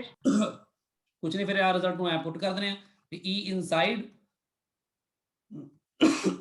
is equal to K नहीं लिखना K ਤੇ ਇਹ ਆਊਗਾ ਰੋ ਇਹ ਆਊਗਾ 4/3 ਪਾਈ Pi r r cube. Cube. ਫਿਰ ਇਧਰ r ਫਿਰ ਬਟਾ r cube R cube. ਤੇ ਹੋਰ ਜ਼ਿਆਦਾ ਵਧੀਆ ਨੂੰ ਰਿਜ਼ਲਟ ਨੂੰ ਬਣਾਉਣਾ ਹੋਵੇ ਨਾ 4 ਪਾਈ ਵੀ ਕੈਨਸਲ ਕਰਨਾ ਹੋਵੇ ਤਾਂ k ਦੀ ਵੈਲਿਊ ਪੁੱਟ ਕਰ ਦਿਓ k ਦੀ ਵੈਲਿਊ ਕੀ ਹੈ 1/4 pi epsilon 4 naught. pi epsilon naught. ਫਿਰ ਰੋ ਫਿਰ 4 ਪਾਈ 4 by 3 pi r ਬਟਾ 3 r cube है R ना cube. 4 पाई ना 4 पाई कैंसिल हो गया r cube ना r cube कैंसिल हो गया रिजल्ट बनया अपना रो r over 3 epsilon naught epsilon naught. ये रिजल्ट ਤੁਹਾਨੂੰ ਇਨਸਾਈਡ ਵਾਲੇ ਇਨਸਾਈਡ ਯਾਦ ਰੱਖਿਓ ਇਨਸਾਈਡ ਲਈ ਯਾਦ ਹੈ ਰਿਜ਼ਲਟ ਯਾਦ ਰਹਿਣਾ ਚਾਹੀਦਾ ਹੈ ਬਾਹਰਲੇ ਵਾਲੀ ਤੱਕ ਪੁਆਇੰਟ ਚਾਰਜ ਬਣਾ ਦਿੰਦੇ ਉਹਨੂੰ ਆਪਾਂ ਸੈਂਟਰ ਤੇ ਰੱਖ ਕੇ ਆਪਾਂ ਨੂੰ ਕੀ ਫਿਰ ਲੋਡ ਪਈ ਉਹਨੂੰ ਟੈਨਸ਼ਨ ਲੈਣ ਦੀ ਅੰਦਰ ਵਾਲੇ ਪੁਆਇੰਟਸ ਲਈ ਆ ਬੜਾ ਇੰਪੋਰਟੈਂਟ ਰਿਜ਼ਲਟ ਬਣ ਗਿਆ ਰੋ r/3 epsilon naught ਦੱਸੋ ਸਾਰਿਆਂ ਨੂੰ ਗੱਲ ਸਮਝ ਲੱਗੀ ਕਿ ਨਹੀਂ Yes.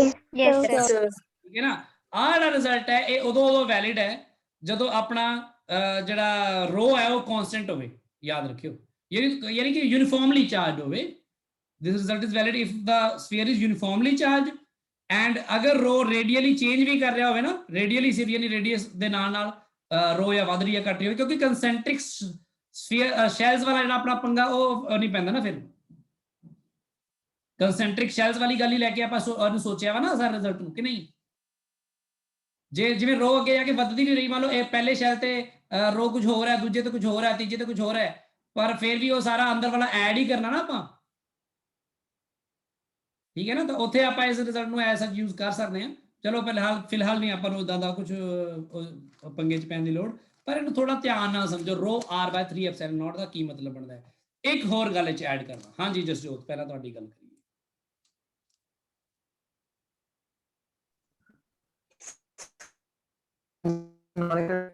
ਹੈ ਉਹਦੇ ਵੋਲਿਊਮ ਚ ਚਾਰਜ ਪ੍ਰੋਵਾਈਡ ਕਿੱਦਾਂ ਕਰੋਗੇ ਜੇ ਰਬਿੰਗ ਨਾਲ ਤਾਂ ਉਹ ਸਰਫੇਸ ਤੇ ਰਹਿ ਜਾਊਗਾ ਨਹੀਂ ਚਾਰਜ ਮਤਲਬ ਆਪਾਂ ਪ੍ਰੋਵਾਈਡ ਕੀਤਾ ਹੋਇਆ ਉਹ ਨਹੀਂ ਆਪਾਂ ਸੋਚਾਂਗੇ ਉਹਦੇ ਅੰਦਰ ਕਿਵੇਂ ਪ੍ਰੋਵਾਈਡ ਕੀਤਾ ਆਬਵੀਅਸਲੀ ਆਪਾਂ ਸਰਫੇਸ ਤੇ ਕਰ ਰਹੇ ਹਾਂ ਚਾਰਜ ਮੰਨ ਲਓ ਚਾਰਜ ਬਹੁਤ ਜ਼ਿਆਦਾ ਦਿੱਤਾ ਤੇ ਅੰਦਰ ਕਿਤੇ ਚਾਰਜ ਕਿਸੇ ਤਰ੍ਹਾਂ ਮੰਨ ਲਓ ਅੰਦਰ ਆਪਾਂ ਚਾਰਜ ਪ੍ਰੋਵਾਈਡ ਕਰਤਾ ਬਸ ਠੀਕ ਹੈ ਆਬਵੀਅਸਲੀ ਜਦੋਂ ਆਪਾਂ ਰੱਬ ਕਰਦੇ ਹਾਂ ਜਿੰਨੀ ਦੇਰ ਰੱਬ ਕਰਦੇ ਉਨੀ ਦੇਰ ਤੇ ਚਾਰਜ ਆਉਂਦਾ ਪ੍ਰੋਵਾਈਡ ਕਿਵੇਂ ਕੀਤਾ ਜਾਂਦਾ ਬਹੁਤ ਕੁਝ ਇਦਾਂ ਦਾ ਅੱਗੇ ਵੀ ਆਊਗਾ ਜਿੱਥੇ ਆਪਾਂ ਸੋਚਾਂਗੇ ਕਿ ਵੀ ਪ੍ਰੋਵਾਈਡ ਕਿਵੇਂ ਕੀਤਾ ਇਸ ਚੀਜ਼ ਨੂੰ ਆਪਾਂ ਫਿਲਹਾਲ ਉਹਨੂੰ ਗੱਲ ਸਿੱਖ ਰਹੇ ਹਾਂ ਆਪਾਂ ਜਿਵੇਂ ਆਪਾਂ ਕਈ ਵਾਰ ਸੋਚਦੇ ਨਹੀਂ ਕਿ ਧਰਤੀ ਦੇ ਵਿੱਚ ਆਪਾਂ ਇੱਕ ਹੋਲ ਕਰ ਦਈਏ ਜਾਂ ਹਨਾ ਵੀ ਤਾਂ ਕੀ ਹੋਊਗਾ ਜਾਂ ਆਪਾਂ ਬਸ ਇਸ ਤਰ੍ਹਾਂ ਸਿੱਖ ਰਹੇ ਹਾਂ ਇਸ ਚੀਜ਼ ਨੂੰ ਠੀਕ ਹੈ ਤੇ ਦੂਸਰੀ ਗੱਲ ਇਹ ਹੈ ਕਿ ਜਦੋਂ ਆਪਾਂ ਜਿਹੜੇ ਮਟੀਰੀਅਲ ਨੇ ਇਹਨਾਂ ਨੂੰ ਬਹੁਤ ਸਟਰੋਂਗ ਇਲੈਕਟ੍ਰਿਕ ਫੀਲਡ 'ਚ ਰੱਖਦੇ ਹਾਂ ਤਾਂ ਚਾਰਜਸ ਉਹਦੇ ਅੰਦਰ ਡਿਵੈਲਪ ਹੋ ਜਾਂਦੇ ਨੇ ਇਸ ਲਈ ਉੱਥੇ ਆਪਾਂ ਨੈਟ ਇਲੈਕਟ੍ਰਿਕ ਫੀਲਡ ਦੀ ਗੱਲ ਕਰਦੇ ਹਾਂ ਜਿਹੜੀ ਮੈਂ ਪਹਿਲਾਂ ਦੱਸ ਰਿਹਾ ਸੀ ਡਾਇਲੈਕਟ੍ਰਿਕ ਕਾਂਸਟੈਂਟ ਬਾਰੇ ਜੋ ਗੱਲ ਕਰ ਰਹੇ ਸੀ ਸੋ ਇਸ ਤਰ੍ਹਾਂ ਦੀ ਬਹੁਤ ਸਾਰੀ ਚੀਜ਼ਾਂ ਨੇ ਜਿਹੜੀਆਂ ਅੱਗੇ ਜਾ ਕੇ ਆਉਣਗੀਆਂ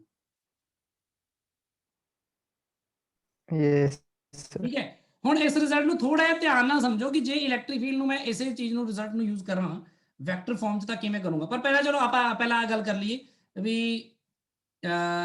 ਜੇ ਆਪਾਂ ਇਹਨੂੰ ਗ੍ਰਾਫ ਡਰਾ ਕਰੀਏ ਤਾਂ ਕੀ ਹੋਊਗਾ ਠੀਕ ਹੈ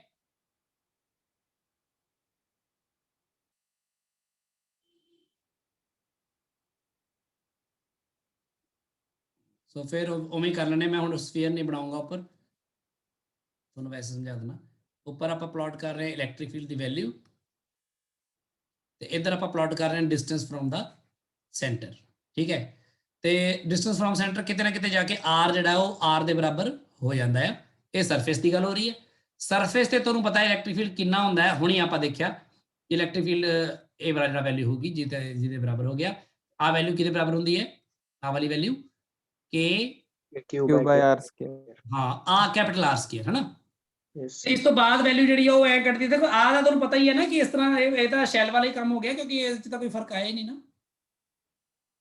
ਹਨਾ। Yes. ਪਰ ਇਹਦੇ ਅੰਦਰ ਇਲੈਕਟ੍ਰਿਕ ਫੀਲਡ ਉੱਥੇ 0 ਹੁੰਦਾ ਸੀ, ਇੱਥੇ ਬਣਦੀ ਸੀ, ਪਰ ਇੱਥੇ ਕੀ ਆ ਹੁਣ ਇੱਥੇ E ਜਿਹੜਾ ਆ ਇੱਥੇ E ਪ੍ਰੋਪੋਰਸ਼ਨਲ ਟੂ R ਹੈ ਨਾ, Small r. ਤੇ ਉਹ ਹੌਲੀ ਹੌਲੀ ਵੱਧ ਕੇ ਸਰਫੇਸ ਤੇ ਜਾ ਕੇ ਉਹ ਇਹਦੇ ਬਰਾਬਰ ਹੋ ਜਾਂਦਾ, ਬਿਲਕੁਲ ਇਹਦੇ ਬਰਾਬਰ, ਹੈ ਨਾ। ਤਾਂ ਇਹ ਬਿਲਕੁਲ ਇਥੋਂ ਲੀਨੀਅਰਲੀ ਹੀ ਜਾਊਗਾ, ਬਿਲਕੁਲ ਸਟ੍ਰੇਟ ਲਾਈਨ ਗ੍ਰਾਫ ਬਣੂਗਾ ਇੱਥੇ ਤੱਕ। ਤਾਂ ਇੱਥੇ ਆਪਾਂ ਕਹਾਂਗੇ ਕਿ E ਜਿਹੜਾ ਆ ਉਹ ਡਾਇਰੈਕਟਲੀ ਪ੍ਰੋਪੋਰਸ਼ਨਲ ਟੂ R ਹੋਏਗਾ। ਇਸ ਪੁਆਇੰਟ ਤੇ ਵੈਲਿਊ ਜੋ ਤੁਹਾਨੂੰ ਪਤਾ ਹੀ ਹੈ, ਇਸ ਜਗ੍ਹਾ ਤੇ ਇਲੈਕਟ੍ਰਿਕ ਫੀਲਡ ਜਿਹੜਾ ਇਨਵਰਸਲੀ ਪ੍ਰੋਪੋਰਸ਼ਨਲ ਟੂ R ਦਾ ਸਕੁਅਰ ਹੋਏਗਾ, where R is the distance from centre. ਦੱਸੋ ਗੱਲ ਕਲੀਅਰ ਹੋਈ? Yes, sir. Yes, sir. ਆ ਮੈਕਸਿਮਮ ਵੈਲਿਊ ਜਿਹੜੀ ਸੈਂਟਰ Yes, 'ਚ sir. ਹੈਗੀ ਹੈ। ਸੋ ਯਾਦ ਰੱਖਿਓ ਕਿ ਇਹਨੂੰ ਸਟ੍ਰੇਟ ਲਾਈਨ ਬਣਾਇਓ। ਇੱਕ ਵਾਰ ਮੈਂ ਬਣਾ ਹੀ ਦਵਾਂ, ਇਹਨੂੰ ਸਟ੍ਰੇਟ ਲਾਈਨ ਬਣਾਉਣਾ ਪੂਰੀ ਤਰ੍ਹਾਂ, ਇਹ ਸਟ੍ਰੇਟ ਲਾਈਨ ਹੈ, ਠੀਕ ਹੈ ਗੱਲ। ਸਰ ਸੈਂਟਰ ਤੇ ਇਲੈਕਟ੍ਰਿਕ ਫੀਲਡ ਸਰ 0 ਹੁੰਦੀ ਆ। ਸੈਂਟਰ ਤੇ ਇਲੈਕਟ੍ਰਿਕ ਫੀਲਡ ਹਾਂ ਉਹ 0 ਮੰਨ ਸਕਦੇ, ਕਿਉਂਕਿ ਉਹਦੇ ਅੰਦਰ ਕੋਈ ਸ਼ੈਲ ਹੀ ਨਹੀਂ ਆਇਆ ਨਾ, ਇੱਕਦਮ ਹਾਂਜੀ ਸੈਂਟਰ sir. ਤੇ ਮਿਲੇਗਾ। ਕਿ ਸਾਰੇ ਸ਼ੈਲਸ ਜਿਹੜੇ ਤੂੰ ਕੰਸੈਂਟ੍ਰਿਕ ਲਏਗਾ, ਸਾਰੇ ਸ਼ੈਲਸ ਦੇ ਸੈਂਟਰ ਤੇ ਇਲੈਕਟ੍ਰਿਕ ਫੀਲਡ 0 0 0 0 ਮੁੜ ਕੇ 0 ਹੀ ਹੋ ਜਾਣੀ ਉਹ। Okay sir.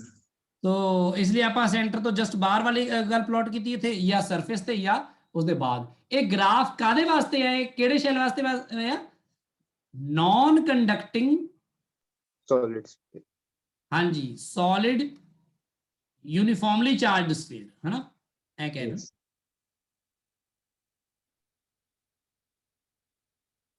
या फिर आप कह सकते हैं जिथे रो बदल भी रहा हो पर with radius with R, so that कि वो ਜਿਹੜੇ ਹਰ ਇੱਕ ਸ਼ੈਲ ਦੀ ਜਿਹੜੀ ਆਪਣੀ ਗੱਲ ਕਰ ਰਹੇ ਨਾ ਆਪਾਂ ਕਿ ਉਹ ਸਰਫੇਸ ਚਾਰਜ ਸੇਮ ਰਵੇ, ਰੋ ਸੇਮ ਰਵੇ, ਸੌਰੀ ਉਹਦੀ ਜਾਂ ਇੱਕ ਜਿਵੇਂ ਸ਼ੈਲਸ ਨੂੰ ਆਪਾਂ ਕੰਸੈਂਟ੍ਰਿਕ ਸ਼ੈਲਸ ਲੈ ਕੇ ਜਿਹੜਾ ਇਹ ਕੰਮ ਕੀਤਾ ਵੀ ਉਹ ਵੈਲਿਡ ਰਵੇ, ਮਤਲਬ ਠੀਕ ਹੈ।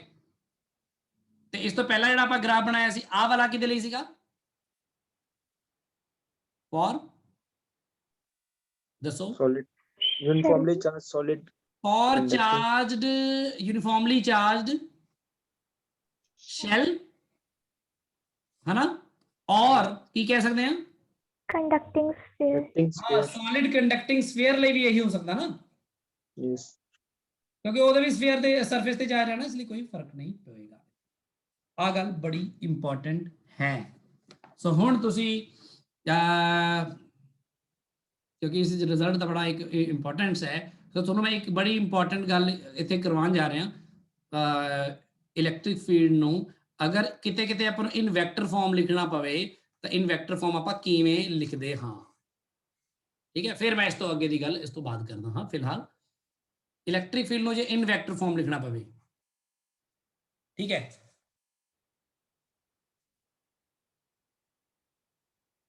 ਜਿਵੇਂ ਫੋਰਸਿਸ ਨੂੰ ਮੈਂ ਤੁਹਾਨੂੰ ਕੂਲਮਸ ਲਾਈਨ ਵੈਕਟਰ ਫਾਰਮ ਤਾਂ ਲਿਖਵਾਇਆ ਸੀ ਨਹੀਂ, Yes, sir.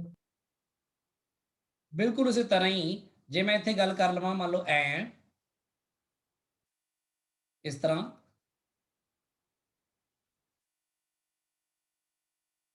ਠੀਕ ਹੈ। ਆ ਮੰਨ ਲਓ x ਐਕਸਿਸ ਹੈ, ਇਹ y ਐਕਸਿਸ ਹੈ, ਤੇ z ਐਕਸਿਸ ਵੀ ਹੈਗੀ ਹੈ ਇਧਰ ਨੂੰ, ਮੰਨ ਲਓ ਐ ਕਰਕੇ z ਐਕਸਿਸ ਵੀ ਹੈਗੀ ਹੈ। ਮੰਨ ਲਓ ਕਿਸੇ ਵੀ ਪੁਆਇੰਟ ਤੇ ਸੋਰਸ ਚਾਰਜ ਪਿਆ ਵਾ q, ਉਹਦੇ ਕਰਕੇ ਕਿਸੇ ਵੀ ਪੁਆਇੰਟ ਤੇ ਆਪਾਂ ਇਲੈਕਟ੍ਰਿਕ ਫੀਲਡ ਪਤਾ ਕਰਨਾ, ਇਹ ਆਪਣਾ ਆਬਜ਼ਰਵੇਸ਼ਨ ਪੁਆਇੰਟ ਆ। ਇਹ ਗੱਲ ਤੁਸੀਂ ਪਹਿਲਾਂ ਕੀਤੀ ਨਾ, ਆ q ਚਾਰਜ ਇਹਦੇ ਕਰਕੇ ਇਸ ਜਗ੍ਹਾ ਤੇ ਪਤਾ ਕਰੋ, ਤੇ ਆਪਾਂ ਕਹਿੰਦੇ ਸੀ ਵੀ ਆ ਇਲੈਕਟ੍ਰਿਕ ਫੀਲਡ ਹੋਊਗਾ, ਇਹ ਸਭ ਕਰਦੇ ਆ ਨਾ ਆਪਾਂ। Yes, sir.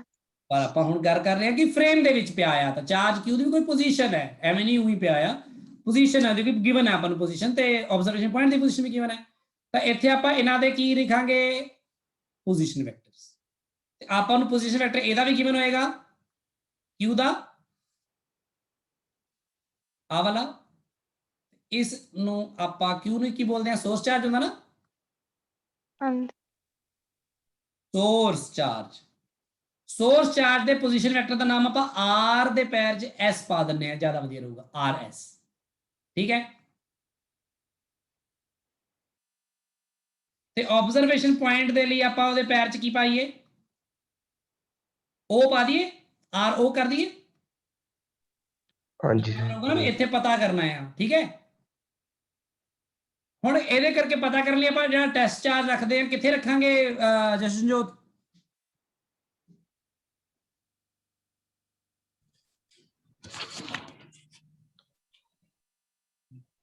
ਜਸ਼ਨ ਹਾਂਜੀ ਸਰ। ਕਿੱਥੇ ਰੱਖੀ ਹੈ ਆਪਾਂ ਟੈਸਟ ਚਾਰਜ? ਸਰ ਇਹਨਾਂ ਦੇ ਸੈਂਟਰ 'ਚ। ਯਾਰ ਭਰਾਵਾ ਤੈਨੂੰ ਮੈਂ ਕਿਹਾ ਆਬਜ਼ਰਵੇਸ਼ਨ ਆਪਾਂ ਕਿਵੇਂ ਕਰਦੇ ਆ ਇਲੈਕਟ੍ਰਿਕ ਫੀਲਡ ਸ਼ੁਰੂ ਚ ਕਰਾਇਆ ਨਹੀਂ ਇਲੈਕਟ੍ਰਿਕ ਫੀਲਡ ਜਿੱਥੇ ਪਤਾ ਕਰਨਾ ਉੱਥੇ ਟੈਸਟ ਚਾਰਜ ਰੱਖ ਕੇ ਸੈਂਟਰ ਚ ਕਿਉਂ ਰੱਖ ਰਿਹਾ ਤੂੰ ਇਲੈਕਟ੍ਰਿਕ ਫੀਲਡ ਵਾਲਾ ਸ਼ੁਰੂ ਦੇ ਲੈਕਚਰ ਲਾਏ ਸੀ ਉਹ ਕੁਝ ਵੀ ਰਿਵਾਈਜ਼ ਨਹੀਂ ਕੀਤਾ ਪੜਿਆ ਨਹੀਂ ਕੁਝ ਵੀ ਸਰ ਲੈਕਚਰ ਤਾਂ ਲਾਏ ਹੋਏ ਨੇ ਸਰ। ਫਿਰ ਜਿੱਥੇ ਆਪਾਂ ਚੈੱਕ ਕਰਨਾ ਮੈਂ ਤੈਨੂੰ ਕਿਹਾ ਇੱਥੇ ਚੈੱਕ ਕਰ ਤੇ ਕਰੰਟ ਹੈਗਾ ਕਿ ਨਹੀਂ ਹੈਗਾ ਟੈਸਟ ਪਿਨ ਉੱਥੇ ਲਾਏਗਾ ਕਿ ਉਹਦੇ ਸੈਂਟਰ ਚ ਕਿਤੇ ਜਾ ਕੇ ਲਾਏਗਾ ਸਰ ਜਿੱਥੇ ਚੈੱਕ ਕਰਨਾ। ਫਿਰ ਇੱਥੇ ਹੁਣ ਇੱਥੇ ਕਿੱਥੇ ਚੈੱਕ ਕਰਨਾ ਦੱਸ ਸਰ ਆਬਜ਼ਰਵੇਸ਼ਨ ਪੁਆਇੰਟ ਤੇ ਫਿਰ ਟੈਸਟ ਚਾਰਜ ਕਿੱਥੇ ਰੱਖਣਾ ਚਾਹੀਦਾ ਮੈਨੂੰ ਚੈੱਕ ਕਰਨ ਲਈ? ਆਬਜ਼ਰਵੇਸ਼ਨ ਪੁਆਇੰਟ ਤੇ ਸਰ ਤੇ ਰੱਖਣਾ ਚਾਹੀਦਾ ਨਾ ਤੇ ਜੇ ਇੱਥੇ ਰੱਖਾਂਗਾ ਤਾਂ ਫੋਰਸ ਕਿਹੜੇ ਡਾਇਰੈਕਸ਼ਨ 'ਚ ਲੱਗੂਗਾ? ਪੋਜ਼ਿਟਿਵ ਚਾਰਜ ਲਿਆ ਹੈ ਆਪਾਂ ਐ ਲੱਗੂਗਾ ਕਿ ਐ ਲੱਗੂਗਾ ਕਿ ਐ ਕਿਵੇਂ ਲੱਗੂ ਦੱਸ ਇਧਰ ਲੱਗੂਗਾ? Yes sir. ਹਾਂ ਇਧਰ ਲੱਗੂਗਾ ਨਾ ਆ ਆਪਣਾ ਫੋਰਸ ਦੀ ਡਾਇਰੈਕਸ਼ਨ ਹੋਊਗੀ ਤੇ ਇੱਥੇ ਜੇ ਆਪਾਂ ਟੈਸਟ ਚਾਰਜ Q ਨੋਟ ਰੱਖਦੇ ਆ ਜੋ ਵੀ ਰੱਖਦੇ ਆ ਉਹ ਸਾਰੀ ਗੱਲਾਂ ਆਪਾਂ ਕਰਦੇ ਆ ਇਲੈਕਟ੍ਰਿਕ ਫੀਲਡ ਦੀ ਡਾਇਰੈਕਸ਼ਨ ਆਹੀ ਹੋਊਗੀ ਕਿ ਨਹੀਂ ਪਹਿਲਾਂ ਸਿੰਪਲ ਜੀ ਗੱਲ ਦੱਸ ਦੇ ਤੇ ਇਲੈਕਟ੍ਰਿਕ ਫੀਲਡ ਦਾ ਮੈਗਨੀਟਿਊਡ ਤੇ ਡਾਇਰੈਕਸ਼ਨ ਲਿਖਣ ਲਈ ਤੁਹਾਨੂੰ ਜਿਹੜੇ ਵੈਕਟਰ ਨੂੰ ਯੂਜ਼ ਕਰਨਾ ਚਾਹੀਦਾ ਇੱਥੇ ਸਮਝਾਇਆ ਸੀ ਤੁਹਾਨੂੰ ਮੈਂ ਉਹ ਕਿਹੜੇ ਵੈਕਟਰ ਨੂੰ ਯੂਜ਼ ਕਰਨਾ ਚਾਹੀਦਾ ਹੈ ਇਸ ਵੈਕਟਰ ਨੂੰ ਯੂਜ਼ ਕਰਨਾ ਚਾਹੀਦਾ ਕਿ ਨਹੀਂ ਪੋਜੀਸ਼ਨ ਵੈਕਟਰ ਦੇ ਟਰਮ ਦੇ ਵਿੱਚ ਜਿਵੇਂ ਮੈਂ ਉੱਥੇ ਦੱਸਿਆ ਸੀ ਤੁਹਾਨੂੰ ਕੂਲਮਜ਼ ਲਾਈਨ ਵੈਕਟਰ ਫਾਰਮ ਆ ਵੈਕਟਰ ਕੀ ਹੋਏਗਾ ਦੱਸੋ RO minus R ਹਾਂ RO minus RS क्लियर है जशन जो तू ही बोल रहा है ना कौन बोल रहे सी शुभम हाँ very good so RO minus RS ਤਾਂ ਇਲੈਕਟ੍ਰਿਕ ਫੀਲਡ ਲਿਖਣ ਲਈ ਫਿਰ ਤੁਸੀਂ ਕੀ ਕਰਦੇ ਹੋ ਤੁਸੀਂ ਇਲੈਕਟ੍ਰਿਕ ਫੀਲਡ ਨੂੰ ਵੈਕਟਰ ਫਾਰਮ 'ਚ ਲਿਖਣ ਲਈ ਤੁਸੀਂ ਲਿਖਦੇ ਹੋ ਇਲੈਕਟ੍ਰਿਕ ਫੀਲਡ ਵੈਕਟਰ ਫਾਰਮ ਬਰਾਬਰ ਹੈ ਇਹਦਾ ਕੀ ਲਿਖਾਂਗੇ ਆਪਾਂ ਮੈਗਨੀਟਿਊਡ ਤੇ डायरेक्शन ਤੇ ਮੈਗਨੀਟਿਊਡ ਇਹਦਾ ਕਿਹਦੇ ਬਰਾਬਰ ਹੋਊਗਾ k 1/4 pi epsilon ਵੀ ਲਿਖ ਸਕਦੇ ਹੋ ਫਿਰ ਸੋਰਸ ਚਾਰਜ ਹੈ ਨਾ ਬਟਾ ਡਿਸਟੈਂਸ ਦਾ ਸਕੁਅਰ ਡਿਸਟੈਂਸ ਨੂੰ ਕੀ ਲਿਖੋਗੇ RO vector minus RS vector ਦੇ ਮੋਡ ਦਾ ਸਕੁਅਰ ਲਿਖੋਗੇ ਹੈ ਕਿ ਨਹੀਂ Yes, sir. ਫਿਰ ਡਾਇਰੈਕਸ਼ਨ ਲਈ ਤੁਸੀਂ ਇਹਦੇ ਡਾਇਰੈਕਸ਼ਨ ਯੂਨਿਟ ਵੈਕਟਰ ਲਿਖਣਾ ਤਾਂ RO minus RS vector bracket बटा RO minus RS वेक्टर दा मैग्नीट्यूड mod ते एक ही बन जाऊगा फिर KQ डिवाइडेड बाय जिथे पता करना माइनस जी दे करके पता करना दे मॉड दा क्यूब जिथे पता करना माइनस जी दे करके पता करना ओदे दा ब्रैकेट आ अपना इलेक्ट्रिक फील्ड आप इन वेक्टर फॉर्म लिखते हैं दसो दा समय लगी सारे ਨੂੰ Yes, sir. yes sir F12 ਲਿਖਦੇ ਸੀ ਤਾਂ R1 R2 F21 ਲਿਖਦੇ R2 ਮੈਂ ਆਪਣਾ ਯੂਜ਼ ਕਰਦੇ ਸੀ ਤੁਹਾਨੂੰ ਮੈਂ ਸਮਝਾਇਆ ਹੋਇਆ ਹੈ ਇਹ ਇਲੈਕਟ੍ਰਿਕ ਫੀਲਡ ਲਈ ਵੀ ਆਪਾਂ ਗੱਲ ਕਹਿ ਸਕਦੇ ਹਾਂ ਇਨ ਟਰਮਸ ਆਫ ਪੋਜੀਸ਼ਨ ਵੈਕਟਰਸ ਦੱਸੋ ਗੱਲ ਕਲੀਅਰ ਹੋਈ ਸਭ ਨੂੰ Yes, sir. Yes, sir. ਹੁਣ ਇੱਕ ਬੜੀ ਵਧੀਆ ਇੱਕ ਗੱਲ ਹੋਰ ਆਪਾਂ ਐਡ ਕਰਦੇ ਹਾਂ ਦੇਖੋ ਗੱਲ ਬਹੁਤ ਧਿਆਨ ਨਾਲ ਸਮਝੋ ਤਾਂ ਕਿ ਪਿਛਲੇ ਰਿਜ਼ਲਟ ਨੂੰ ਮੈਂ ਹੋਰ ਵਧੀਆ ਕਰ ਸਕਾਂ ਜਿਹੜਾ ਇਸ ਤੋਂ ਪਹਿਲਾਂ ਕਰਾਇਆ ਆਰਟੀਕਲ ਵਿੱਚ ਜੇ ਇਹ ਹੋ ਜਾਵੇ ਕਿ ਜਿਹੜਾ ਤੁਹਾਡਾ ਸੋਰਸ ਚਾਰਜ ਹੈ ਮੰਨ ਲਓ ਤੁਹਾਡਾ ਸੋਰਸ ਚਾਰਜ ਲਿਆ ਕੇ ਰੱਖੀ ਇੱਥੇ ਦਿੱਤਾ origin ਤੇ ਰੱਖਤਾ ਲਿਆ ਕੇ ਵੀ +q ਠੀਕ ਹੈ ਇੱਥੇ ਹੀ ਰੱਖਤਾ ਉਹ ਸੋਰਸ ਚਾਰਜ ਤੇ ਇਹਦੇ ਕਰਕੇ ਕਿਸੇ ਨੇ ਕਿਹਾ ਵੀ ਇੱਥੇ ਪਤਾ ਕਰਨਾ ਇਲੈਕਟ੍ਰਿਕ ਫੀਲਡ ਇੱਥੇ ਆ p ਪੁਆਇੰਟ ਹੈ ਤਾਂ p ਪੁਆਇੰਟ ਦਾ ਜਿਹੜਾ ਪੋਜੀਸ਼ਨ ਵੈਕਟਰ ਹੋਏਗਾ ਪਹਿਲਾਂ ਤਾਂ ਜੇ ਉਹ ਲਿਖੀਏ ਤਾਂ ਪੋਜੀਸ਼ਨ ਵੈਕਟਰ ਤਾਂ ਤੁਹਾਡਾ ਆ ਹੋਏਗਾ ਆਈ ਹੋਏਗਾ ਨਹੀਂ ਡਾਇਰੈਕਟਲੀ ਦੱਸੋ Yes. Yes, sir. ਆਰ ਹੀ ਕਹਿ ਦੋ ਗੱਲਾਂ ਹੈਨਾ ਆ ਆਬਜ਼ਰਵੇਸ਼ਨ ਪੁਆਇੰਟ ਦਾ ਡਿਸਟੈਂਸ r ਲੈਣਾ ਵੈਸੇ ਵੀ ਆਪਾਂ ਇਸ ਲਈ ਉਹਨੂੰ ਜਾਣ ਕੇ origin ਤੇ ਰੱਖਤਾ ਵੀ ਸੌਖਾ ਹੋ ਜਾਏ ਕੰਮ ਤੇ ਜਿਹੜਾ ਇਲੈਕਟ੍ਰਿਕ ਫੀਲਡ ਹੋਏਗਾ ਹਿਮਾਨੀ ਉਹ ਕਿੱਧਰ ਨੂੰ ਹੋਏਗਾ Sir, OP ਦੇ along ਹੋਏਗਾ ਉੱਪਰ ਨੂੰ ਹਾਂ OP ਦੇ ਅਲੋਂਗ ਹੀ ਹੋਏਗਾ ਤੇ ਇੱਧਰ ਨੂੰ ਹੀ ਤਾਂ ਇਲੈਕਟ੍ਰਿਕ ਫੀਲਡ ਵੀ ਹੋਏਗਾ ਹੈਨਾ Yes, sir. ਤੇ ਇਲੈਕਟ੍ਰਿਕ ਫੀਲਡ ਦਾ ਮੈਗਨੀਟਿਊਡ ਹੋਏਗਾ k q ਬਾਈ ਆ ਵਾਲੇ r ਦਾ ਹੀ ਮੈਗਨੀਟਿਊਡ ਹੈ ਤੇ ਉਹਨੂੰ ਆਪਾਂ r ਹੀ ਕਹਿ ਦਈਏ ਇੱਕ ਗੱਲ ਹੀ ਆ Yes, sir.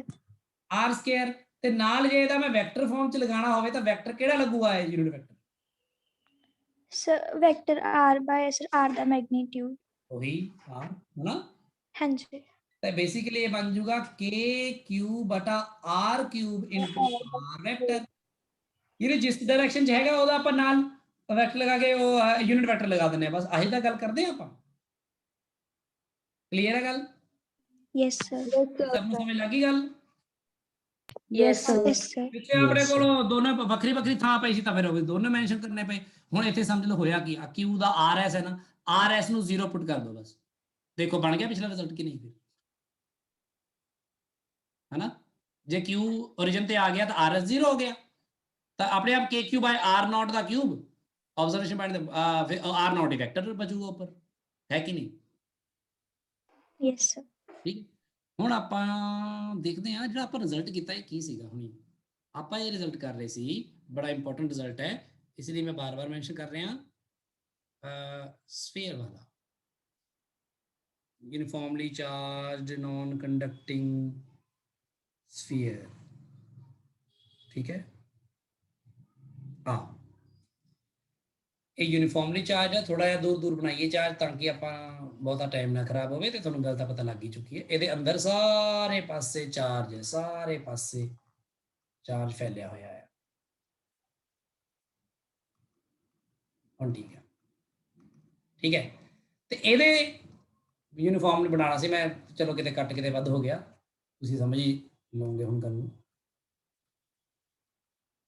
हुण ठीक है, ਇਹਦਾ सेंटर है, ਇਹਦੇ ਕਰਕੇ ਜਿਹੜਾ ਇਲੈਕਟ੍ਰਿਕ ਫੀਲਡ ਆਪਾਂ ਬਾਹਰ ਲਿਖਦੇ ਆਂ, ਬਾਹਰ ਰੱਖਦੇ ਆਂ, ਤੁਹਾਨੂੰ ਪਤਾ ਹੈ ਉਹ ਇਹਦੇ ਸੈਂਟਰ ਤੋਂ ਆਊਟਵਰਡ ਹੋਏਗਾ ਤੇ ਉਹ ਹੋਏਗਾ k q ਬਾय r ਸਕੁਅਰ। ਇਹਦੇ ਸਰਫੇਸ ਤੇ ਜਿਹੜਾ ਹੋਏਗਾ ਉਹ ਹੋਏਗਾ k q by r square। Clear है गल? Yes. यस सर थोड़ा वाला ना थोड़ा छोटा वेक्टर बनाइए, एवें धक्का होना नहीं था क्योंकि दूर जाते तो घट जाना ना।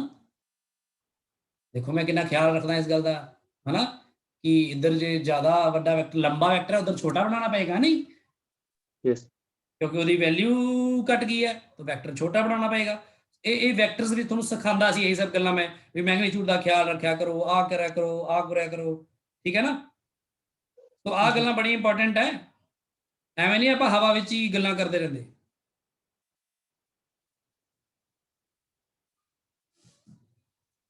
सो ਇਹਦੇ ਅੰਦਰ ਸੈਂਟਰ ਵਾਲੇ ਪੁਆਇੰਟ ਤੇ ਜਿਹੜਾ ਆਪਾਂ ਅੰਦਰ ਇਨਸਾਈਡ ਪੁਆਇੰਟ ਲਿਆ ਨਾ ਆਪਾਂ, ਉੱਥੇ ਬੜਾ ਇੰਟਰਸਟਿੰਗ ਜਿਹਾ ਇੱਕ ਚੀਜ਼ ਆਈ ਕਿ ਮੰਨ ਲਓ ਆ ਪੁਆਇੰਟ ਹੈ, ਆ ਪੁਆਇੰਟ ਦਾ ਸੈਂਟਰ ਤੋਂ ਜਿਹੜਾ ਡਿਸਟੈਂਸ ਹੈ ਉਹਨੂੰ ਜੇ ਆਪਾਂ ਥੋੜਾ ਜਿਹਾ ਵੈਕਟਰ ਫਾਰਮ ਚ ਵੀ ਲਿਖਣਾ ਚਾਹੀਏ ਤੇ ਆ ਸੈਂਟਰ ਪੁਆਇੰਟ ਦਾ ਮੰਨ ਲਓ ਆ ਵਾਲਾ ਵੈਕਟਰ ਜਿਹੜਾ ਆ ਸੈਂਟਰ ਤੋਂ, ਉਸ ਨੂੰ ਆਪਾਂ ਕਹਿ ਦਿੰਨੇ ਆ ਮੰਨ ਲਓ r ਵੈਕਟਰ ਕਹਿ ਦਈਏ, है ना। ਆ ਪੁਆਇੰਟ ਦਾ ਪੋਜੀਸ਼ਨ ਵੈਕਟਰ ਲਿਖਿਆ ਮੈਂ, ਇਲੈਕਟ੍ਰਿਕ ਫੀਲਡ ਨਹੀਂ ਲਿਖਿਆ ਹਲੇ। ਇਸ ਜਗ੍ਹਾ ਤੇ ਜਿਹੜਾ ਇਲੈਕਟ੍ਰਿਕ ਫੀਲਡ ਹੋਏਗਾ ਉਹ ਕਿੰਨਾ ਹੋਏਗਾ, ਰੋ r upon 3 ਐਪਸੀਲਨ ਨੋਟ ਹੈ ਨਾ। एप्सिलॉन नॉट मैं ये कह रहा कि हुण तुहानूं इत्थे अलग तो जे तुसी r वैक्टर दी डायरेक्शन च यूनिट वैक्टर लिखना चाहोगे तो की लिखोगे हिमानी? आ लिखोगे हाँ जी सर। फिर आधा छड्ड दो, तुसी सीधा ही क्यों नहीं लिख दिंदे रो r वैक्टर बटा 3 एप्सिलॉन नॉट, क्योंकि r वैक्टर दी डायरेक्शन च भी है ते मैग्नीट्यूड ऊपर न्यूमरेटर च आना भी जरूरी है। मैग्नीट्यूड ते डायरेक्शन दोनों आ गए तो आ ही नहीं बन गया रिजल्ट जिन्ना वधिया। यस सर दसो भी गल समझ लगी सारे नूं? Yes sir. Yes, sir. बहुत ध्यान ਨਾਲ ਸਮਝੋ ਕਿ ਇੱਥੇ ਮੈਂ ਵੈਕਟਰ ਨੂੰ ਵਰਤ ਲਿਆ ਤੇ ਉਸ ਨੂੰ ਅਕੋਰਡਿੰਗ ਲਿਖਤਾ। ਕਹਿਣ ਦਾ ਭਾਵ ਇਹ ਹੈ ਕਿ ਜੇ ਪੁਆਇੰਟ ਇੱਧਰ ਹੋਊਗਾ ਕਿਤੇ ਇੱਧਰ ਤੇ ਉਹਦਾ ਪੋਜੀਸ਼ਨ ਵੈਕਟਰ ਜੇ ਇੱਧਰ ਹੋਊਗਾ ਇੱਧਰ ਇਸ ਤਰ੍ਹਾਂ, ਮੰਨ ਲਓ ਇਸ ਵੈਕਟਰ ਦਾ ਨਾਮ ਆਪਾਂ r1 ਵੈਕਟਰ ਲਿਖ ਦਈਏ ਤਾਂ ਇਸ ਪੁਆਇੰਟ ਤੇ ਜਿਹੜਾ ਇਲੈਕਟ੍ਰਿਕ ਫੀਲਡ ਹੋਊਗਾ ਇਸ ਜਗ੍ਹਾ ਤੇ ਉਹ ਇਲੈਕਟ੍ਰਿਕ ਫੀਲਡ ਕੀ ਲਿਖਿਆ ਜਾਊਗਾ, ਰੋ r1 ਵੈक्टर बटा 3 एप्सिलॉन नॉट। इस तरीके से मतलब R1 की उसके डायरेक्शन में इलेक्ट्रिक फील्ड भी हो। हाँ, क्योंकि उसकी जो पोजीशन वेक्टर है उस पॉइंट का आप ले रहे हो और या पोजीशन वेक्टर नहीं, ओरिजिन से जोड़ते वाली लाइन जो है तो उसी डायरेक्शन में ही जा रहा है ना वो इलेक्ट्रिक फील्ड भी। Yes. इसलिए हम उसको वेक्टर फॉर्म में अगर लिख दें, ये जो हमने अभी मैग्नीट्यूड में रो r बाय 3 एप्सिलॉन, मैंने उसको वेक्टर फॉर्म में बनाने की जो बात है उसको एक्सप्लेन की है अभी आपको बस। मेडिकल स्टूडेंट्स सब नु समझ लग गया कि नहीं है? दोस्तों ਸਰ ਹਾਂਜੀ ਸਰ ਜਿੱਥੇ ਆਪਾਂ R1 ਉੱਤੇ ਵੈਕਟਰ ਤੇ ਮਾਈਨਸ ਚਾਰਜ ਰੱਖੇ, ਮਤਲਬ ਨੈਗੇਟਿਵ ਚਾਰਜ ਰੱਖੇ, ਤਾਂ ਮਾਈਨਸ ਲਿਖ ਦਾਂਗੇ ਅੱਗੇ, ਮਾਈਨਸ ਰੋ R1 ਬਾਈ 3 ਐਪਸਾਈਲਨ। ਐਗਜ਼ੈਕਟਲੀ, ਬਿਲਕੁਲ ਕਰੈਕਟ, ਓਕੇ परफेक्टली। अगर सारे स्फीयर ते चार्ज नेगेटिवली चार्ज हो जाएगा तो R1 वेक्टर दे बाद ਜਿਹੜੀ बेसिकली रो ही नेगेटिव हो जानी, अपने आप ही रो नेगेटिव हो जानी है, फिर माइनस रो हो जूगी ना वो, ਹਾਂਜੀ ਤਾਂ ਉਹ ਮਾਈਨਸ ਰੋ ਹੋਣ ਦੇ ਨਾਲ ਤੁਸੀਂ ਆਪਣੇ ਵੱਲੋਂ R ਵੈਕਟਰ ਹੀ ਲਿਖਿਆ, ਪਰ ਉਹ ਰੋ ਦੇ ਨਾਲ ਜਿਹੜਾ ਮਾਈਨਸ ਲੱਗਿਆ ਉਹਨੇ ਆਪਣੇ ਆਪ ਹੀ ਉਹ ਐਰੋ ਪੁੱਠਾ ਕਰ ਦੇਣਾ, ਕਹਿੰਦਾ ਇਧਰ ਨੂੰ ਇਲੈਕਟ੍ਰਿਕ ਫੀਲਡ ਵਾਪਸ ਹੋ ਗਿਆ। ਠੀਕ ਹੈ, ਇਸ ਲਈ ਜਦੋਂ ਵੀ ਅਸੀਂ ਵੈਕਟਰ ਫਾਰਮ ਵਿੱਚ ਆਹ ਰਿਜ਼ਲਟਸ ਲਿਖਦੇ ਆ ਨਾ, ਇੱਥੇ Q ਦਾ ਬੜਾ ਰੋਲ ਹੁੰਦਾ ਹੈ। ਹੁਣ ਤੂੰ ਇੱਥੇ ਦੇਖ ਹਿਮਾਨੀ, ਅਗਰ ਆ Q ਪੋਜ਼ਿਟਿਵ ਦੀ ਬਜਾਏ ਨੈਗੇਟਿਵ ਹੋ ਜਾਏ ਤਾਂ ਇਹ Q ਦੀ ਵੈਲਿਊ ਮੰਨ ਲਓ -4, मान लो Q की वैल्यू -4 कूलम है, ठीक है हिमानी? Yes sir.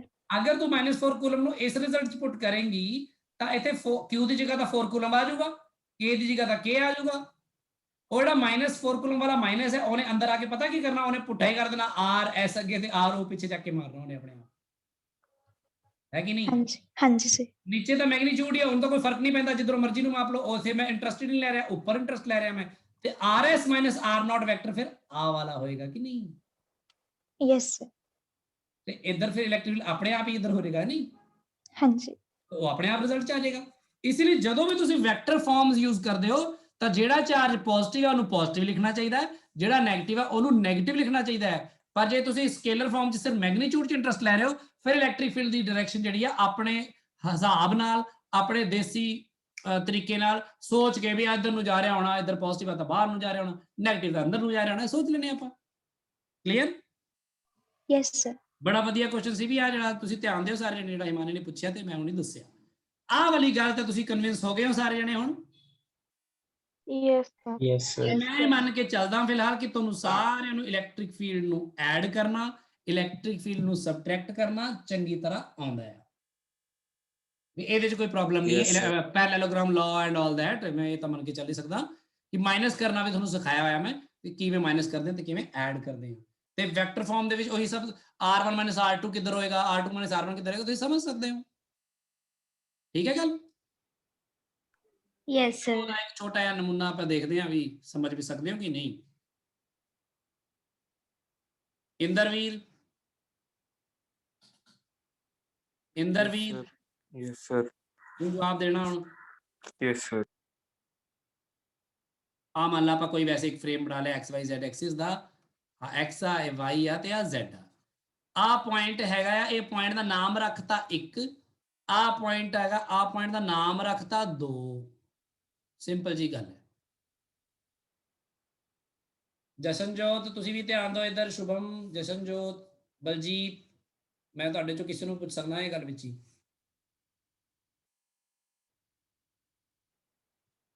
ਖੁਸ਼ਪ੍ਰੀਤ, ਤਨਵੀਰ, ਸਾਰੇ ਜਣੇ। ਆ ਹੈਗਾ ਜੀ R1 ਵੈਕਟਰ, ਕਹਿ ਦਈਏ ਇਹਨੂੰ ਪਹਿਲੀ ਪੋਜੀਸ਼ਨ ਨੂੰ R, ਆ ਦੂਜੀ ਨੂੰ R2 ਵੈਕਟਰ। ਠੀਕ ਹੈ, ਜੇ ਮੈਂ ਵੈਸੇ ਤੁਹਾਨੂੰ ਕਹਾਂ ਕਿ ਇੱਕ ਵੈਕਟਰ ਹੈਗਾ ਜੀ R1 ਵੈਕਟਰ -R2 ਵੈਕਟਰ, ਤਾਂ ਸਭ ਤੋਂ ਪਹਿਲਾਂ ਇੰਦਰਵੀਰ ਤੂੰ ਮੈਨੂੰ ਦੱਸ, ਆ ਜਿਹੜਾ ਵੈਕਟਰ ਹੋਏਗਾ ਇਹ 1 ਤੋਂ 2 ਵੱਲ ਨੂੰ ਜਾਏਗਾ ਕਿ 2 ਤੋਂ 1 ਵੱਲ ਨੂੰ ਜਾਏਗਾ?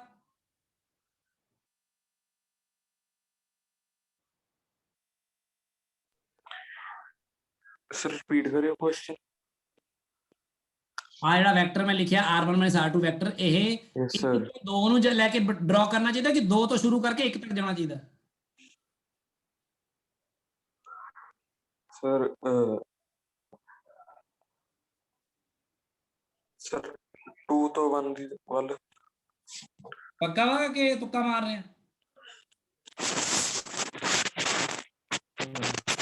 ਹੈ? सर पक्का। पक्का 2 तो 1 जाएगा, बिल्कुल ठीक है, यस सर। क्योंकि यहाँ डिस्प्लेसमेंट वेक्टर हो गया एक तरह। Final Yes, sir. Position R1, initial position R2, R1 - R2 ਤੇ ਹੁਣ ਟ੍ਰਾਇੰਗਲ ਵਾਲਾ ਕੇ ਵੀ ਦੇਖ ਲਓ ਤਾਂ ਤੁਸੀਂ ਪਤਾ ਲੱਗ ਜੂ। ਮੰਨ ਲਓ ਇਹਨੂੰ x ਵੈਕਟਰ ਮੰਨ ਲਓ, ਸਾਰਿਆਂ ਨੇ ਸੋਚੋ, ਦੇਖੋ ਇਹਨੂੰ ਮੰਨ ਲੈਣੇ x ਵੈਕਟਰ, ਤਾਂ ਕਹਿਣ ਦਾ ਭਾਵ ਦਿਖ ਰਿਹਾ ਨਾ, ਇਹ ਪਹਿਲਾਂ R2 ਇਧਰੋਂ ਇਧਰ ਤੱਕ ਆਇਆ, ਫਿਰ ਇਧਰੋਂ ਇਧਰ ਤੱਕ x ਗਿਆ, ਫਿਰ ਮਿਲ ਕੇ ਬਣਿਆ ਆ ਰਿਜ਼ਲਟੈਂਟ ਬਣ ਗਿਆ ਤੁਹਾਡਾ। ਤਾਂ ਬੇਸਿਕਲੀ ਬਣਿਆ ਹੈ ਕਿ r2 ਵੈਕਟਰ ਜਮਾ x ਵੈਕਟਰ ਬਰਾਬਰ ਹੈ r1 ਵੈਕਟਰ, ਤੇ x ਵੈਕਟਰ ਤੁਹਾਡਾ ਬਣਿਆ r1 r2। ਸੋ ਬਿਲਕੁਲ ਠੀਕ ਕਹਿ ਰਿਹਾ ਹੈ ਬਲਜੀਤ, ਪਤਾ ਲੱਗ ਗਈ ਗੱਲ? Yes, sir. ਸਾਰਿਆਂ ਨੂੰ ਪਤਾ ਲੱਗ ਰਹੀ ਹੈ ਗੱਲ? ਹੈ ਕਿਸੇ ਨੂੰ Yes, ਨਹੀਂ sir. ਪਤਾ ਲੱਗੀ ਤਾਂ ਹੱਥ ਖੜੇ ਕਰ ਲਓ। ਚਲੋ ਫਿਰ ਆਪਾਂ ਹੁਣ ਗੱਲ ਕਰਦੇ ਹਾਂ ਅੱਗੇ, ਇਸ ਚੀਜ਼ ਨੂੰ ਵਰਤਾਂਗੇ ਆਪਾਂ ਵਿੱਚ। ਸਭ ਤੋਂ ਪਹਿਲਾਂ ਆਪਾਂ ਇੱਕ ਕੁਐਸਚਨ ਕਰਦੇ ਹਾਂ ਛੋਟਾ ਜਿਹਾ, ਫਿਰ ਆਪਾਂ ਗੱਲ ਕਰਦੇ ਹਾਂ ਬਾਕੀ। ਤੇ ਇਲੈਕਟ੍ਰਿਕ ਫੀਲਡਸ ਨੂੰ ਕਿਵੇਂ ਜੋੜਦੇ ਘਟਾਉਂਦੇ ਆ, ਇਹ ਗੱਲ ਬਾਰੇ ਤੁਹਾਨੂੰ ਹੁਣ ਵੈਕਟਰ ਫਾਰਮ 'ਚ ਕਰਨਾ ਆਉਣਾ ਚਾਹੀਦਾ ਹੈ। ਤਾਂ ਦੇਖਦੇ ਹਾਂ ਆਪਾਂ। ਸਭ ਤੋਂ ਪਹਿਲਾਂ ਕੁਐਸਚਨ ਇੱਕ ਲਿਖਦੇ ਹਾਂ ਸਾਰਿਆਂ ਨੇ, ਤੁਸੀਂ ਵੀ ਆਪਣੀ ਆਪਣੀ ਕਾਪੀਆਂ ਤੇ ਲਿਖ ਲਓ। two identical spheres are uniformly charged as shown। ठीक है, इस तरह आप दो आइडेंटिकल स्फीयर्स बनाए।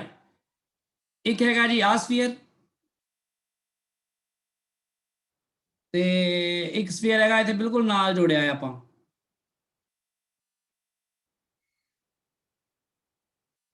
बई बड़ा भैड़ा स्फीयर जिहा बनदा मेरा, पर कोई नहीं, मैं कोशिश करदा एक बार फिर।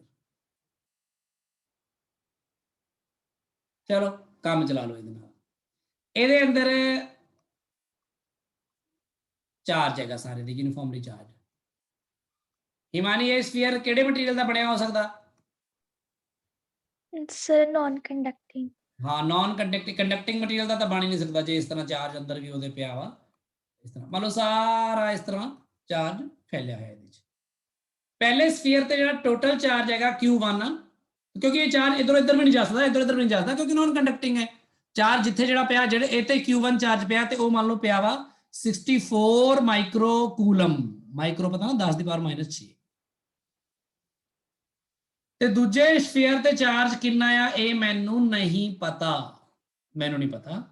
ਉਹ ਕਹਿ ਰਹੇ ਨੇ ਕਿ ਇੱਥੇ ਆਪਾਂ ਪੁਆਇੰਟ ਆ ਸੈਂਟਰ ਹੈ, ਮੰਨ ਲਓ ਇਹਦਾ ਸੈਂਟਰ O ਮੰਨ ਲਓ, ਇਹਦਾ ਸੈਂਟਰ O ਡੈਸ਼ ਮੰਨ ਲਓ। ਤੇ ਆਈਡੈਂਟੀਕਲ ਸਫੀਅਰ ਨੇ ਤਾਂ ਰੇਡੀਅਸ ਦੋਨਾਂ ਦੇ ਕਿੰਨੇ ਹੋਣਗੇ? R ਮੰਨ ਲਓ। ਤੇ ਆਪਾਂ ਇੱਕ ਪੁਆਇੰਟ ਲਿਆ ਆਪਾਂ ਇੱਥੇ ਇਸ ਜਗ੍ਹਾ ਤੇ। ਆ ਪੁਆਇੰਟ ਹੈਗਾ ਆ P, ਤੇ P ਪੁਆਇੰਟ ਇੰਨੀ ਦੂਰ ਲਿਆ ਆਪਾਂ ਕਿ OP ਜਿਹੜਾ ਆ ਉਹ ਬਰਾਬਰ ਹੈ R/2। ਠੀਕ ਹੈ, ਤੇ ਉਹ ਕਹਿ ਰਹੇ ਨੇ if electric field at P is equal to 0, electric field at P 0 then find Q2, we Q2 ਕਿੰਨਾ ਚਾਰਜ ਹੋਣਾ ਚਾਹੀਦਾ ਹੈ। ਹੁਣ ਆ ਤੁਸੀਂ ਸੋਚ ਕੇ ਸਾਰਿਆਂ ਨੇ ਕਰੋ, ਹੁਣੇ ਕੁਐਸਚਨ ਕਰੋ ਤੇ ਮੈਨੂੰ ਆਨਸਰ ਦੱਸੋ ਕੀ ਆਇਆ, ਫਿਰ ਆਪਾਂ ਦੇਖਦੇ ਹਾਂ। ਸਾਰਿਆਂ ਨੇ ਕਰੋ ਹੁਣੀ। P ਪੁਆਇੰਟ ਤੇ ਇਲੈਕਟ੍ਰਿਕ ਫੀਲਡ ਦੇਖੋ ਕਿਹਦੇ ਕਿਹਦੇ ਕਰਕੇ ਕਿੰਨਾ ਕਿੰਨਾ ਆਏਗਾ। ਫਾਰਮੂਲੇ ਤੁਹਾਨੂੰ ਪਤਾ ਨੇ ਹੁਣ, ਇਨਸਾਈਡ ਪੁਆਇੰਟ ਦੇ ਵੀ ਆਊਟਸਾਈਡ ਪੁਆਇੰਟ ਦੇ ਵੀ, ਦੋਨਾਂ ਦਾ ਕਰਕੇ। ਤੇ ਉਹ ਇਲੈਕਟ੍ਰਿਕ ਫੀਲਡ P ਪੁਆਇੰਟ 0 ਕਿਹੜੀ ਕੰਡੀਸ਼ਨ 'ਚ ਹੋ ਸਕਦਾ ਵਾ, ਬਸ ਉਸ ਕੰਡੀਸ਼ਨ ਨੂੰ ਲਗਾ ਕੇ ਦੇਖੋ Q2 ਕਿੰਨਾ ਆ ਰਿਹਾ। Q1 ਹੈਗਾ ਆਪਣਾ 64 ਮਾਈਕਰੋ ਕੂਲਮ। ਸਾਰਿਆਂ ਨੇ ਕਰਨਾ ਹੈ, 2-4 ਬੱਚਿਆਂ ਨੇ ਨਹੀਂ ਕਰਨਾ, ਮੈਂ ਪੁੱਛੂਗਾ ਹੁਣੀ ਕਿੰਨਾ ਆਇਆ ਬਈ।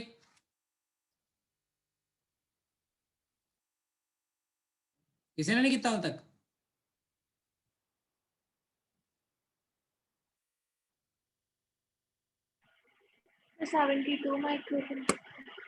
कितना? फिर बोलो। 72 माइक्रोकूलम। 72 माइक्रोकूलम आंसर आया ਤੁਹਾਡਾ। ਚੈੱਕ ਕਰਦੇ ਚਲੋ ਹੁਣ ਦੇਖੋ ਕਰਨਾ ਕਿਵੇਂ ਸੀ। ਦੇਖੋ ਆ P ਪੁਆਇੰਟ ਹੈ, P ਪੁਆਇੰਟ ਮੈਂ ਇੱਥੇ ਰਫ 'ਚ ਦਿਖਾਣਾ ਤੁਹਾਨੂੰ ਸਾਈਡ ਤੇ, ਆ ਇੱਥੇ P ਪੁਆਇੰਟ ਨੀਚੇ ਦਿਖਾ ਦੇਣਾ। P ਪੁਆਇੰਟ ਤੇ ਸਭ ਤੋਂ ਪਹਿਲਾਂ ਤਾਂ ਪਹਿਲੇ ਸਫੀਅਰ ਦੇ ਕਰਕੇ ਪਤਾ ਕੀਤਾ ਜਾਵੇ, ਤੇ P ਪੁਆਇੰਟ ਤੇ ਪਹਿਲੇ ਸਫੀਅਰ ਕਰਕੇ ਇਲੈਕਟ੍ਰਿਕ ਫੀਲਡ ਜਿਹੜਾ ਹੋਏਗਾ ਉਹ ਇੱਧਰ ਨੂੰ ਹੋਏਗਾ E1 ਕਹਿ ਲਓ, ਹਨਾ। ਠੀਕ ਹੈ, ਤੇ ਉਹ E1 ਕਿੰਨਾ ਹੋਏਗਾ? ਦੇਖੋ ਇਹਨੂੰ ਹੁਣ ਯਾਦ ਤਾਂ ਆਪਾਂ ਇਹ ਰੱਖਿਆ ਹੈ ਅੰਦਰ ਵਾਲੇ ਕਿਸੇ ਪੁਆਇੰਟ ਲਈ ਕਿ ਆਪਾਂ ਕੀ ਕਰਦੇ ਹਾਂ, ਰੋ ਹਨਾ R ਜੇ ਮੈਗਨੀਟਿਊਡਿਕਲੀ ਕਰ ਓਵਰ 3 ਐਪਸਾਈਲਨ ਨੋਟ, ਐ ਵੀ ਕਰ ਸਕਦੇ। ਬਾਅਦ ਚ ਰੋ ਆਪਾਂ ਪਹਿਲੇ ਦਾ ਬਾਅਦ ਪੁੱਟ ਕਰ ਦਾਂਗੇ, ਰੋ 1 ਕਹਿ ਲਓ ਇਹਨੂੰ ਚਾਹੇ, ਹਨਾ ਪਹਿਲੇ ਸਫੀਅਰ ਦੇ ਲਈ। ਦੂਜੇ ਸਫੀਅਰ ਦੇ ਕਰਕੇ P ਪੁਆਇੰਟ ਕੀ ਹੈ, ਆਊਟਸਾਈਡ ਆ ਨਾ, ਤੇ ਆਊਟਸਾਈਡ ਪੁਆਇੰਟ ਦੇ ਵਿੱਚ ਬਾਹਰ ਇਧਰ ਨੂੰ ਇਲੈਕਟ੍ਰਿਕ ਫੀਲਡ ਹੋਊਗਾ ਨਾ E2, ਤੇ E2 ਕਿੰਨਾ ਹੋਊਗਾ ਬਿਲਕੁਲ K Q2 upon R ਦੀ ਵੈਲਿਊ ਕਿੰਨੀ ਆਊਗੀ ਦੱਸੋ? ਨਹੀਂ 3R/2 ਆਊਗੀ, ਕਿਉਂਕਿ ਇਸ ਦੇ ਸੈਂਟਰ ਤੋਂ ਡਿਸਟੈਂਸ ਲਓਗੇ ਨਾ ਆ ਵਾਲਾ ਸਾਰਾ, R ਤਾਂ ਇੱਧਰ ਹੀ ਹੈ, R ਬਟਾ 2 ਇੱਧਰ ਹੈ, ਤਾਂ 3R/2 ਦਾ ਹੋਲ ਸਕੁਅਰ ਆਊਗਾ। ਸੋ P ਪੁਆਇੰਟ ਤੇ ਇਲੈਕਟ੍ਰਿਕ ਫੀਲਡ 0 ਤਾਂ ਹੀ ਹੋ ਸਕਦਾ ਜੇ ਇਹਨਾਂ ਦੋਨਾਂ ਦਾ ਮੈਗਨੀਟਿਊਡ ਕੀ ਹੋਵੇ, ਇਕੁਅਲ ਹੋਵੇ। ਤਾਂ ਫਿਰ ਪਹਿਲਾ ਮੈਗਨੀਟਿਊਡ ਹੈਗਾ K Q2 ਓਵਰ ਇਹ ਆਊਗਾ 9R²/4 ਤੇ 4 ਨੂੰ ਉੱਪਰ ਲੈ ਜਾਓ, ਤੇ ਇਧਰਲੇ ਪਾਸੇ ਜਿਹੜਾ ρ1 ਵਾਲਾ ਰਿਜ਼ਲਟ ਦੀ ਇਹਨੂੰ ਵੀ ਤੁਸੀਂ ਲੈ ਹੀ ਆਓ ਚ K ਚ, ਕਿਉਂਕਿ ਤਾਂ ਹੀ ਕੰਮ ਹੋ ਪਾਊਗਾ, K ਨਾਲ K ਕੈਂਸਲ ਹੋ ਜੂਗਾ ਨਾਲੇ।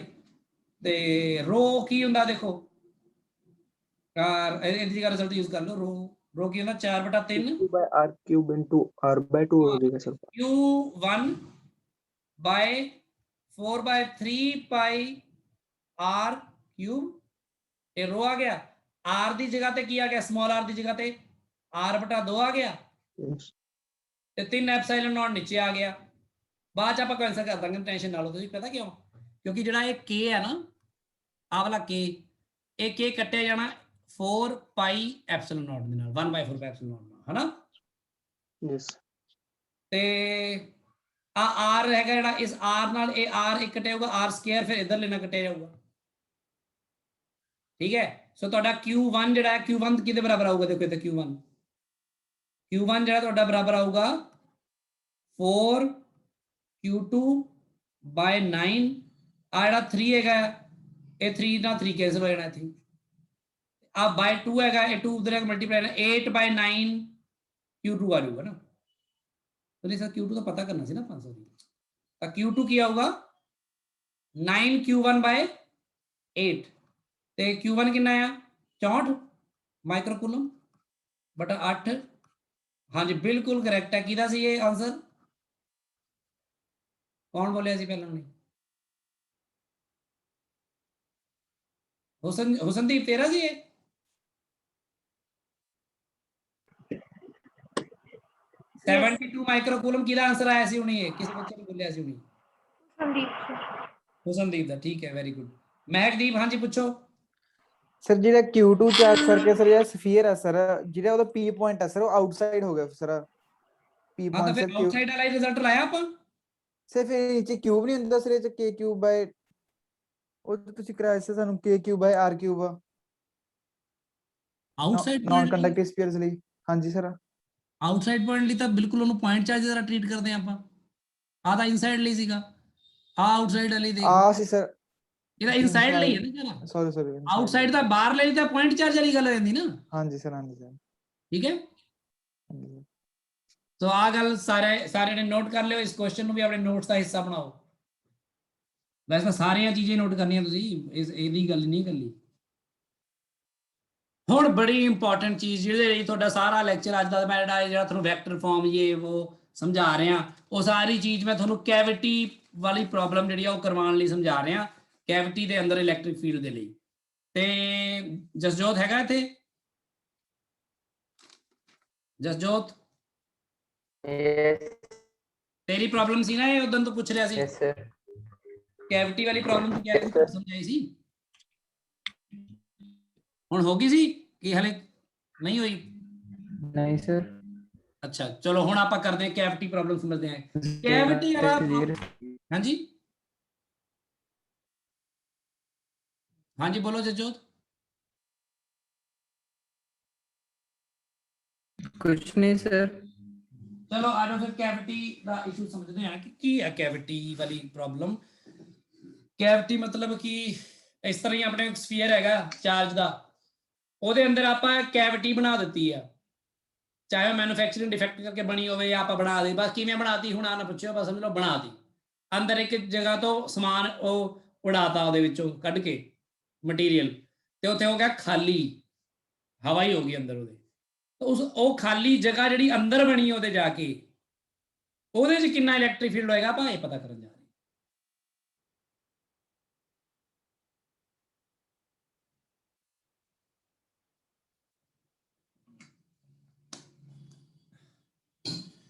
ਦੇਖੋ ਬਈ कैविटी प्रॉब्लम कह लिए या जो मर्जी कह लिए, यानी electric field inside a cavity in a uniformly charged solid sphere, ठीक है, obviously non conducting, क्योंकि जेड़ा शैल हुंदा है खाली अंदर या ਉਹਦੇ ਅੰਦਰ ਇਲੈਕਟ੍ਰਿਕ ਫੀਲਡ ਜ਼ੀਰੋ ਹੁੰਦਾ, ਸਾਨੂੰ ਪਤਾ ਹੀ ਹੈ। तो ਆਪਾਂ ਇਹ ਗੱਲ ਕਰ ਰਹੇ ਹਾਂ ਕੈਵਿਟੀ ਦੇ ਅੰਦਰ ਇਲੈਕਟ੍ਰਿਕ ਫੀਲਡ ਕਿੰਨਾ ਆਏਗਾ, ਇਹਨੂੰ ਆਪਾਂ ਵੈਕਟਰ ਫਾਰਮ 'ਚ ਵੀ ਦੇਖਾਂਗੇ ਵੈਸੇ ਹੁਣੀ। ਤੇ ਫਿਰ ਹਰ ਪ੍ਰੋਬਲਮ ਨੂੰ ਸਮਝ ਲਓ ਕੀ ਹੈ। ਉਹ ਕਹਿ ਰਹੇ ਨੇ ਮੰਨ ਲਓ ਇਸ ਤਰ੍ਹਾਂ ਇੱਕ ਸਫੀਅਰ ਹੈ, ਯੂਨੀਫਾਰਮਲੀ ਚਾਰਜਡ ਸਫੀਅਰ ਇਸ ਤਰ੍ਹਾਂ, ਤੇ ਆ ਇਹਦਾ ਸੈਂਟਰ ਹੈ, ਇਹਦੇ ਉੱਪਰ ਚਾਰਜ ਹੈਗਾ ਮੰਨ ਲਓ Q, ਇਹਦਾ ਰੇਡੀਅਸ ਹੈਗਾ ਮੰਨ ਲਓ R। ਉਹੀ ਜਾਣਕਾਰੀ ਜਿਹੜੀ ਆਮ ਜਾਣਕਾਰੀ ਪਹਿਲਾਂ ਆਪਾਂ ਦਿੰਦੇ ਰਹੇ ਹਾਂ। ਇਹਦੇ ਅੰਦਰ ਕੈਵਿਟੀ ਦੇ ਅੰਦਰ ਚਾਰਜ ਹੈ ਬਹੁਤ ਸਾਰਾ, ਯੂਨੀਫਾਰਮਲੀ ਆਪਾਂ ਡਿਸਟ੍ਰੀਬਿਊਟ ਕੀਤਾ ਹੋਇਆ ਇਹਦੇ ਅੰਦਰ।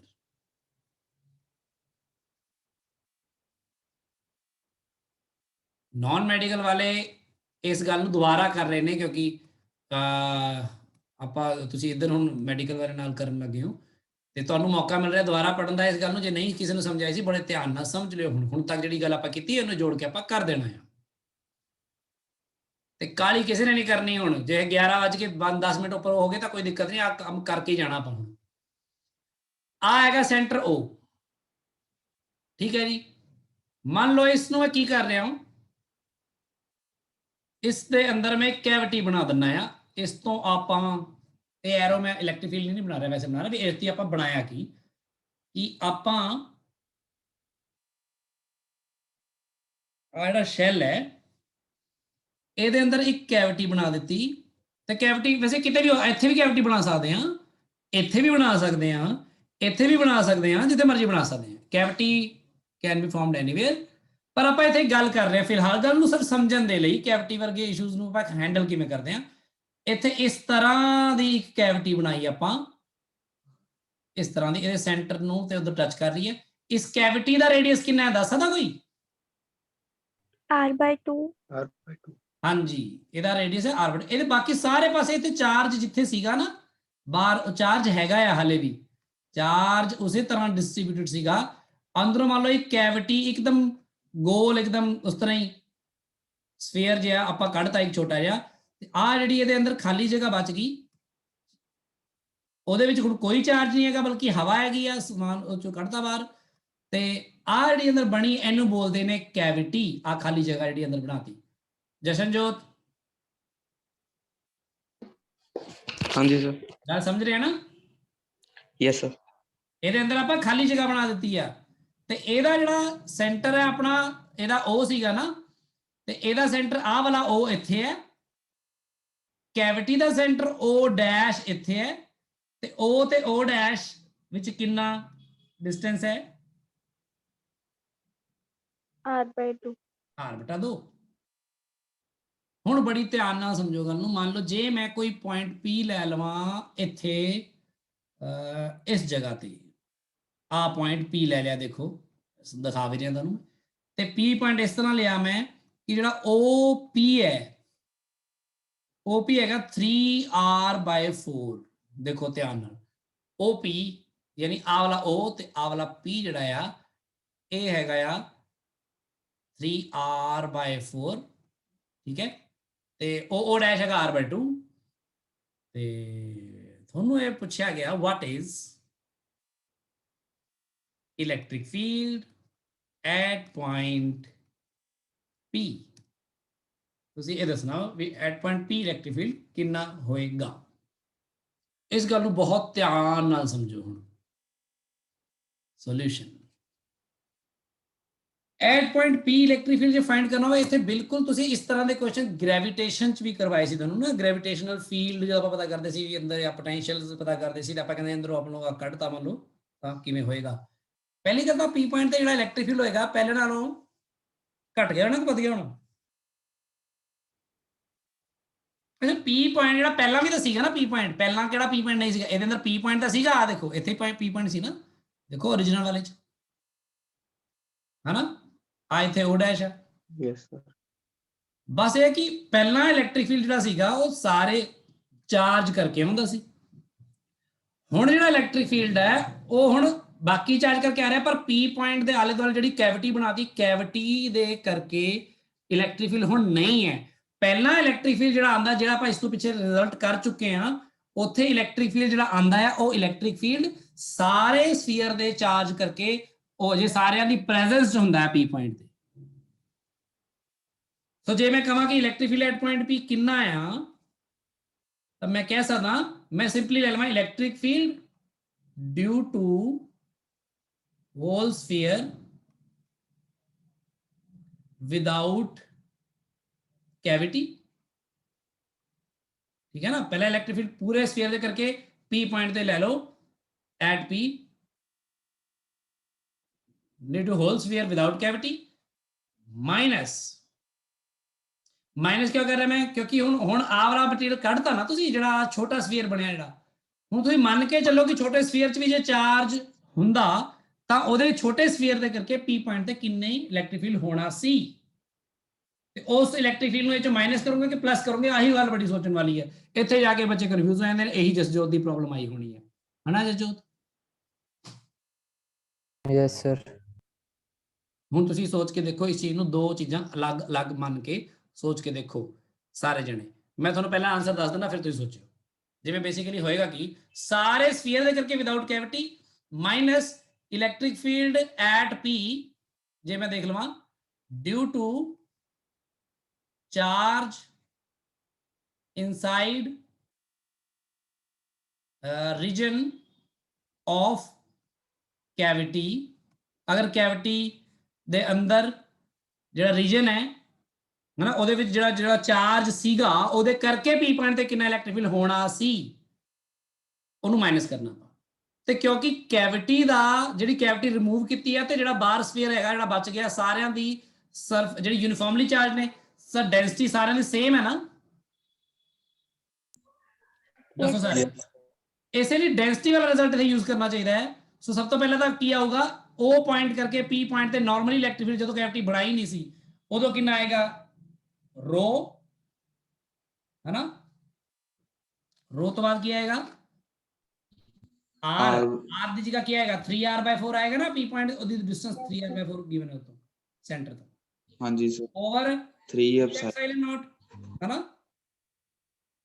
हाँ जी माइनस जेड़ा P पॉइंट ते कल्ली कैविटी करके आना सी, क्योंकि माइनस कर देंगे ना, क्योंकि कैविटी तो है नहीं हुण, कैविटी तो मटीरियल ही उड़ाता, पर जे मटीरियल हुंदा तो ओदे करके P पॉइंट ते कितना आना सी, वो आएगा रो, ते उत्थे फिर ओदे करके सेंटर तो ओदे डिस्टेंस आ वाला लिया जाएगा नहीं, हाँ जी सर, वो आऊगा R/4 ते बटा 3 एप्सिलॉन नॉट, इसलिए रो 3 एप्सिलॉन सब कॉमन है, इसलिए कट दने आप सौखा हो जाता है इतना काम। आंसर आ जाएगा रो बाय 3 एप्सिलॉन नॉट ते R/3I/4 माइनस R/2 आ जाएगा। ये आंसर आ जाएगा थोड़ा रो R/6 एप्सिलॉन नॉट आंसर। हुण मैनू दसो ये गल समझ किसनू नहीं आई, हाथ खड़े कर लो ईमानदारी नाल, बाद फिर मैं पूछूंगा, फिर कहूंगा कि जी नहीं समझ नहीं सी आया। सारे हाथ खड़े कर लो जिन्होंने समझ नहीं आया या जिन्होंने क्लैरिटी की लोड़ है, फिर मैं समझाना सारे।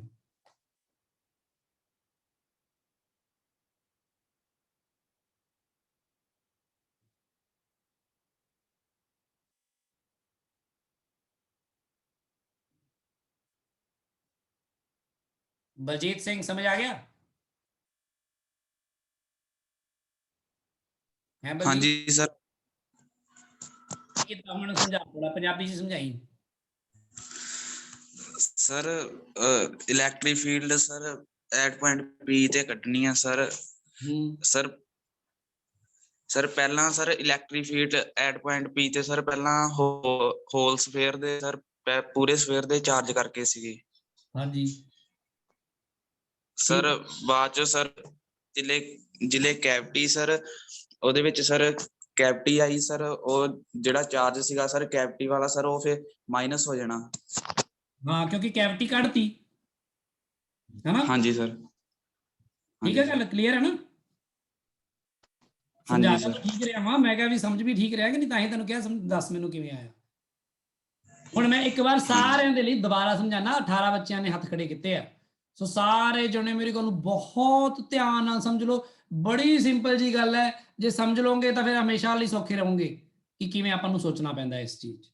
ਮੈਂ ਬਸ ਥੋੜੇ ਡਾਇਗਰਾਮ ਬਣਾਉਣ ਦੇ ਵਿੱਚ ਥੋੜਾ ਹੋਏਗਾ ਮੈਂ ਇੱਥੇ ਵੀ ਮੈਂ ਇਹ ਕਰਦਾ।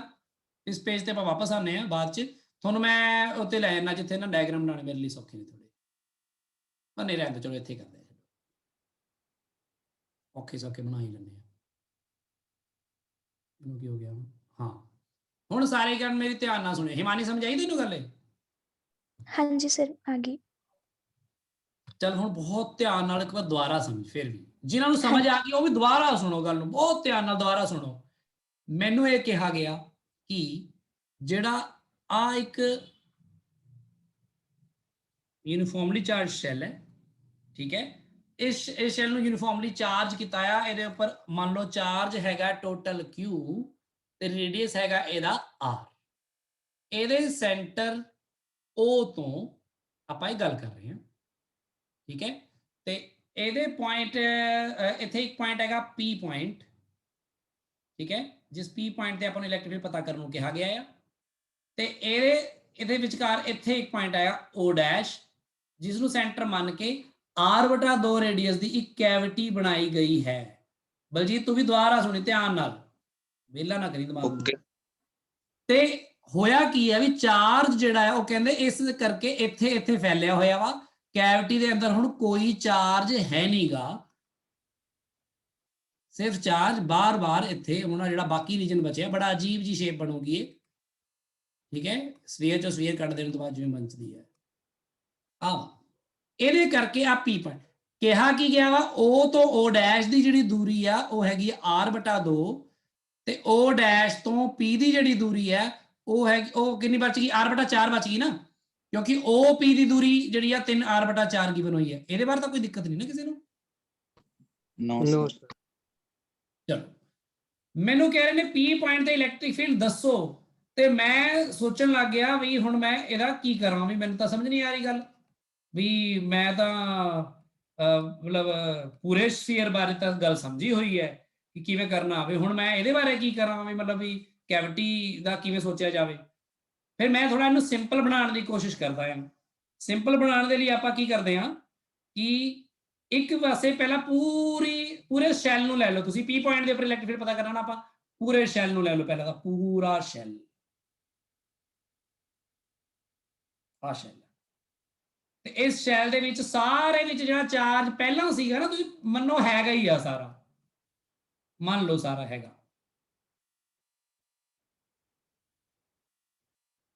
ਕਿਉਂਕਿ ਇੱਥੇ ਡਾਇਰੈਕਸ਼ਨਾਂ ਵੀ ਥੋੜੀ ਜਿਹੀ ਤੁਹਾਨੂੰ ਸੋਚਣਾ ਸਿਖਾਉਂਗਾ ਮੈਂ ਥੋੜਾ ਤੇਜ਼ ਤਾਂ ਕਿ ਰਿਜ਼ਲਟ ਤੱਕ ਪਹੁੰਚ ਸਕੋ। ਆ ਸਾਰੇ ਚ ਚਾਰਜ ਹੈਗਾ ਵਾ, ਇਸ ਸਾਰੇ ਚਾਰਜ ਦੇ ਕਰਕੇ ਆ ਪੁਆਇੰਟ O ਹੈਗਾ ਆ ਪੁਆਇੰਟ P ਹੈਗਾ ਆ। P ਪੁਆਇੰਟ ਤੇ ਇਲੈਕਟ੍ਰਿਕ ਫੀਲਡ ਕਿੰਨਾ ਆ ਹਿਮਾਨੀ, ਇਹ ਦੱਸ ਸਕਦੇ ਹੋ? ਸਰ ਰੋ 3/4 R ਹਾਂਜੀ by 3 epsilon naught। ਤੂੰ ਮੈਨੂੰ ਇਹ ਦੱਸ ਕਿ ਡਾਇਰੈਕਸ਼ਨ ਕਿੱਧਰ ਨੂੰ ਹੋਏਗੀ? Can you tell?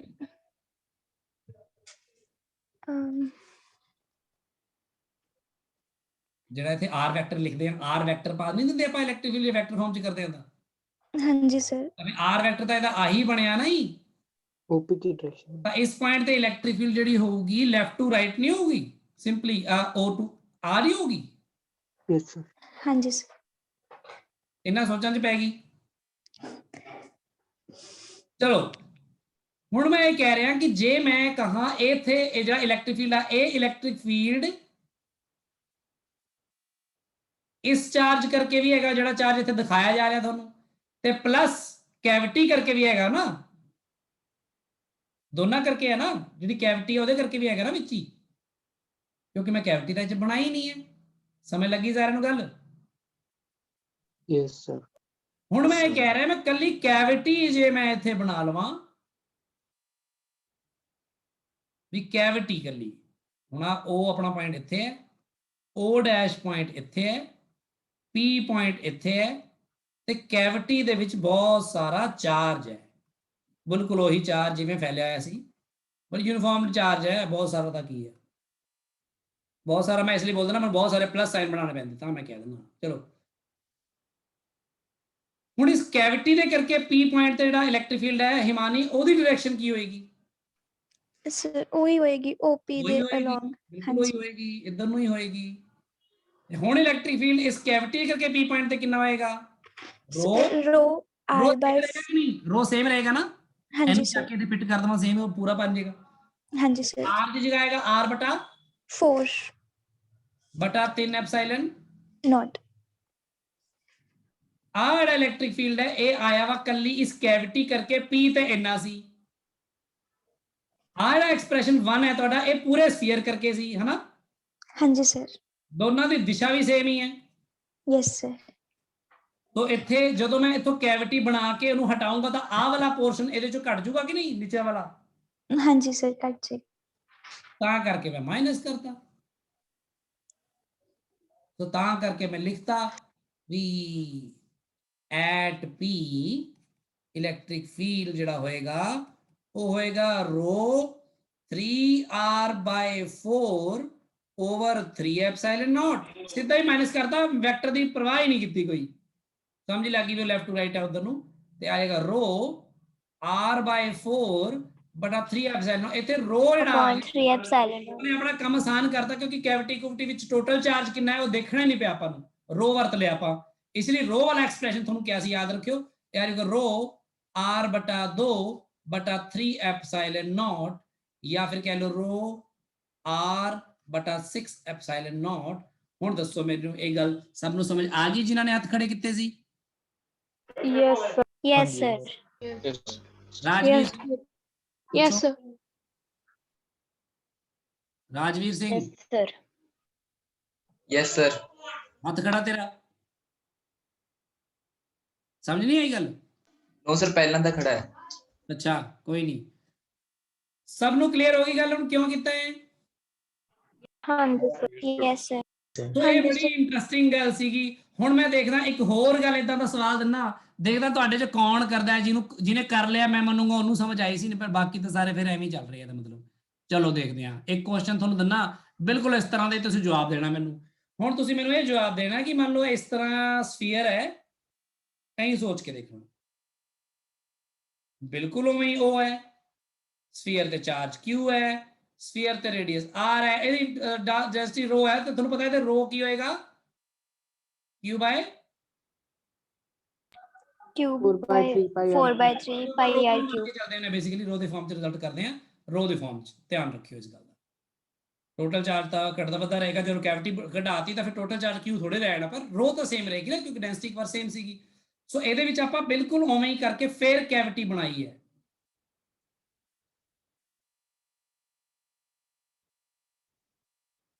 ਫਿਰ ਇਹਦਾ ਸੈਂਟਰ O ਡੈਸ਼ ਹੈ, ਫਿਰ O ਤੇ O ਡੈਸ਼ ਦੀ ਦੂਰੀ R ਬਟਾ 2 ਹੈ। ਹੁਣ ਮੈਂ ਪੁਆਇੰਟ ਲੈ ਰਿਹਾ ਜੀ ਇੱਥੇ Q ਪੁਆਇੰਟ, ਸੱਚ ਦੈਟ ਕਿ O ਤੇ Q ਦੀ ਦੂਰੀ ਜਿਹੜੀ ਆ ਉਹ R ਬਟਾ 4 ਹੈ। ਤੇ ਹੁਣ ਤੁਸੀਂ ਮੈਨੂੰ ਦੱਸਣਾ ਹੈ ਇਲੈਕਟ੍ਰਿਕ ਫੀਲਡ ਐਟ Q ਕਿੰਨਾ ਹੋਵੇਗਾ। ਡਾਇਰੈਕਸ਼ਨ ਵਗੈਰਾ ਦਾ ਧਿਆਨ ਰੱਖਿਓ, ਸੋਚਿਓ ਕਿ ਕੀ ਜੋੜਨਾ ਕੀ ਘਟਾਣਾ, ਜਲਦੀ ਕਰੋ ਇਹਨੂੰ ਸਾਰੇ ਜਣੇ ਕਰਕੇ ਦੱਸੋ ਮੈਨੂੰ, ਦੇਖਦਾ ਹੁਣ ਤੁਹਾਨੂੰ ਕਿਹਨੂੰ ਸਮਝ ਆਇਆ ਕਿੰਨਾ ਸਮਝ ਆਇਆ। ਪੂਰੇ ਤੁਹਾਨੂੰ ਮੈਂ ਦਿੰਨਾ ਵਾ 2 ਮਿੰਟ ਚ ਸਾਰੇ ਨੇ ਸੋਚੋ, ਕਿਉਂਕਿ ਰਿਜ਼ਲਟ ਤਾਂ ਛੋਟਾ ਜਿਹਾ ਹੀ ਆ, ਬਸ ਕਰਨਾ ਕੀ ਹੈ ਆ ਸੋਚਣਾ। ਤੁਸੀਂ ਸੋਚੋ, ਸਾਰੇ ਨੇ ਟਰਾਈ ਕਰ ਲਓ ਪਹਿਲਾਂ, ਫਿਰ ਆਪਾਂ ਗੱਲ ਕਰੀਏ। ਅਗਲੀ ਕਲਾਸ ਕਦੋਂ ਤੁਹਾਡੀ, ਕਿੰਨੇ ਵਜੇ ਆ? ਨਹੀਂ ਨਾ ਕਲਾਸ, ਬਸ ਠੀਕ ਆ, ਫਿਰ ਕਰੋ ਇਹਨੂੰ। ਇੱਕ ਆ ਪ੍ਰੋਬਲਮ ਮੈਂ ਕਰਵਾ ਕੇ ਫਿਰ ਮੈਂ ਤੁਹਾਨੂੰ ਛੱਡ ਦੂੰਗਾ। Sir, rho r upon 6 epsilon naught. Same ਹੀ ਆ ਗਿਆ answer? Sir, rho r upon 6 epsilon naught. ਮੈਂ ਕਿਹਾ ਸੇਮ ਆਨਸਰ ਆ ਗਿਆ, ਮਤਲਬ ਜੋ ਪਹਿਲਾਂ ਆਇਆ ਸੀ P ਪੁਆਇੰਟ ਤੇ, ਹੈਨਾ? Yes sir. सर वही आ रहा है। ਕਿਵੇਂ ਆ ਰਿਹਾ ਪਨਮ, ਤੂੰ ਦੱਸ ਫਿਰ ਕਿਵੇਂ ਕੈਲਕੂਲੇਟ ਕੀਤਾ?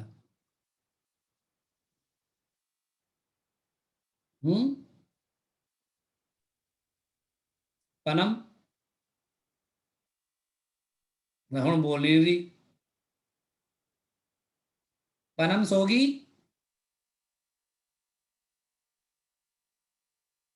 पनम ले दस, ਉਹਦਾ पता ही नहीं लग रहा किधर चली गई। किसी का आंसर आया? सलोनी नहीं आया आंसर। रिदम,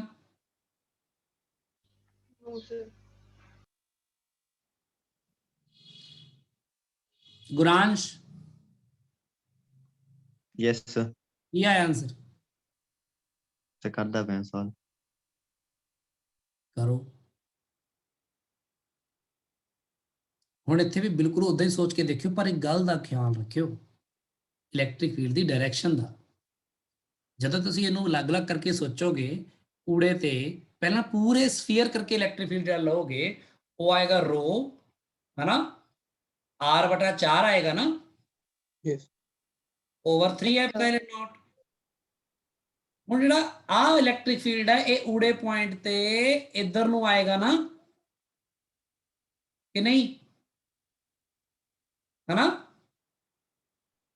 ਯੈਸ ਪਰ ਜਦੋਂ ਕੈਵਿਟੀ ਦੇ ਕਰਕੇ ਊੜੇ ਪੁਆਇੰਟ ਤੇ ਲੋਗੇ ਤਾਂ ਇਲੈਕਟ੍ਰਿਕ ਫੀਲਡ ਕਿੱਧਰ ਨੂੰ ਆਏਗਾ? ਸਰ ਆਪੋਜ਼ਿਟ ਡਾਇਰੈਕਸ਼ਨ ਚ। ਹਾਂ ਬਿਲਕੁਲ, ਉਹਦੇ ਕਰਕੇ ਹੁਣ ਇੱਧਰ ਨੂੰ ਆਏਗਾ। ਤੇ ਜਦੋਂ ਤੁਸੀਂ ਇਹਦੇ ਵਿੱਚੋਂ, ਜਿਵੇਂ ਤੁਸੀਂ ਕੱਲ ਹੁਣ, ਜਿਵੇਂ ਪਹਿਲਾਂ ਸ਼ੁਰੂਆਤ ਵਿੱਚ ਤਾਂ ਆ ਵੀ ਵਿੱਚ ਹੀ ਸੀਗਾ, ਹੁਣ ਇਹ ਹਟ ਗਿਆ, ਜੇ ਇੱਧਰਲਾ ਨਹੀਂ ਰਿਹਾ ਤਾਂ ਇਹ ਵੱਧ ਜਾਏਗਾ ਕਿ ਘਟ ਜਾਏਗਾ ਹੋਰ? ਹੁਣ ਜੇ ਕੈਵਿਟੀ ਹਟਾਓਗੇ, ਮਾਈਨਸ ਕਰੋਗੇ ਦੋਨਾਂ ਨੂੰ, ਤਾਂ ਬੇਸਿਕਲੀ ਮੈਗਨੀਟਿਊਡਸ ਐਡ ਨਹੀਂ ਹੋ ਜਾਣਗੇ। Yes sir Yes, sir. ਜਦੋਂ ਤੁਸੀਂ ਇੱਕ ਵੈਕਟਰ A ਇੱਧਰ ਨੂੰ ਹੈ, ਇੱਕ B ਇੱਧਰ ਨੂੰ ਹੈ, ਤੇ ਜਦੋਂ ਤੁਸੀਂ ਦੋਨਾਂ ਨੂੰ ਐਡ ਸਬਟ੍ਰੈਕਟ ਕਰੋਗੇ, A vector minus B vector, ਤਾਂ ਮਾਈਨਸ B ਕਰਨ ਲੱਗੇ ਇਹ ਇੱਧਰ ਨੂੰ ਆ ਜਾਣਾ ਫਿਰ ਮੁੜ ਕੇ। ਤਾਂ ਬੇਸਿਕਲੀ ਤਾਂ ਸਬਟ੍ਰੈਕਟ ਕਰਦੇ ਆ ਆਪਾਂ ਕੈਵਿਟੀ ਨੂੰ, ਪਰ ਇੱਥੇ ਐਡ ਹੋ ਜਾਂਦਾ ਆ, ਇਹ ਆ ਜਾਂਦਾ ਰੋ, ਫਿਰ ਉਹਦੇ ਕਰਕੇ ਵੀ r/4 ਹੀ ਆਊਗਾ ਨਾ।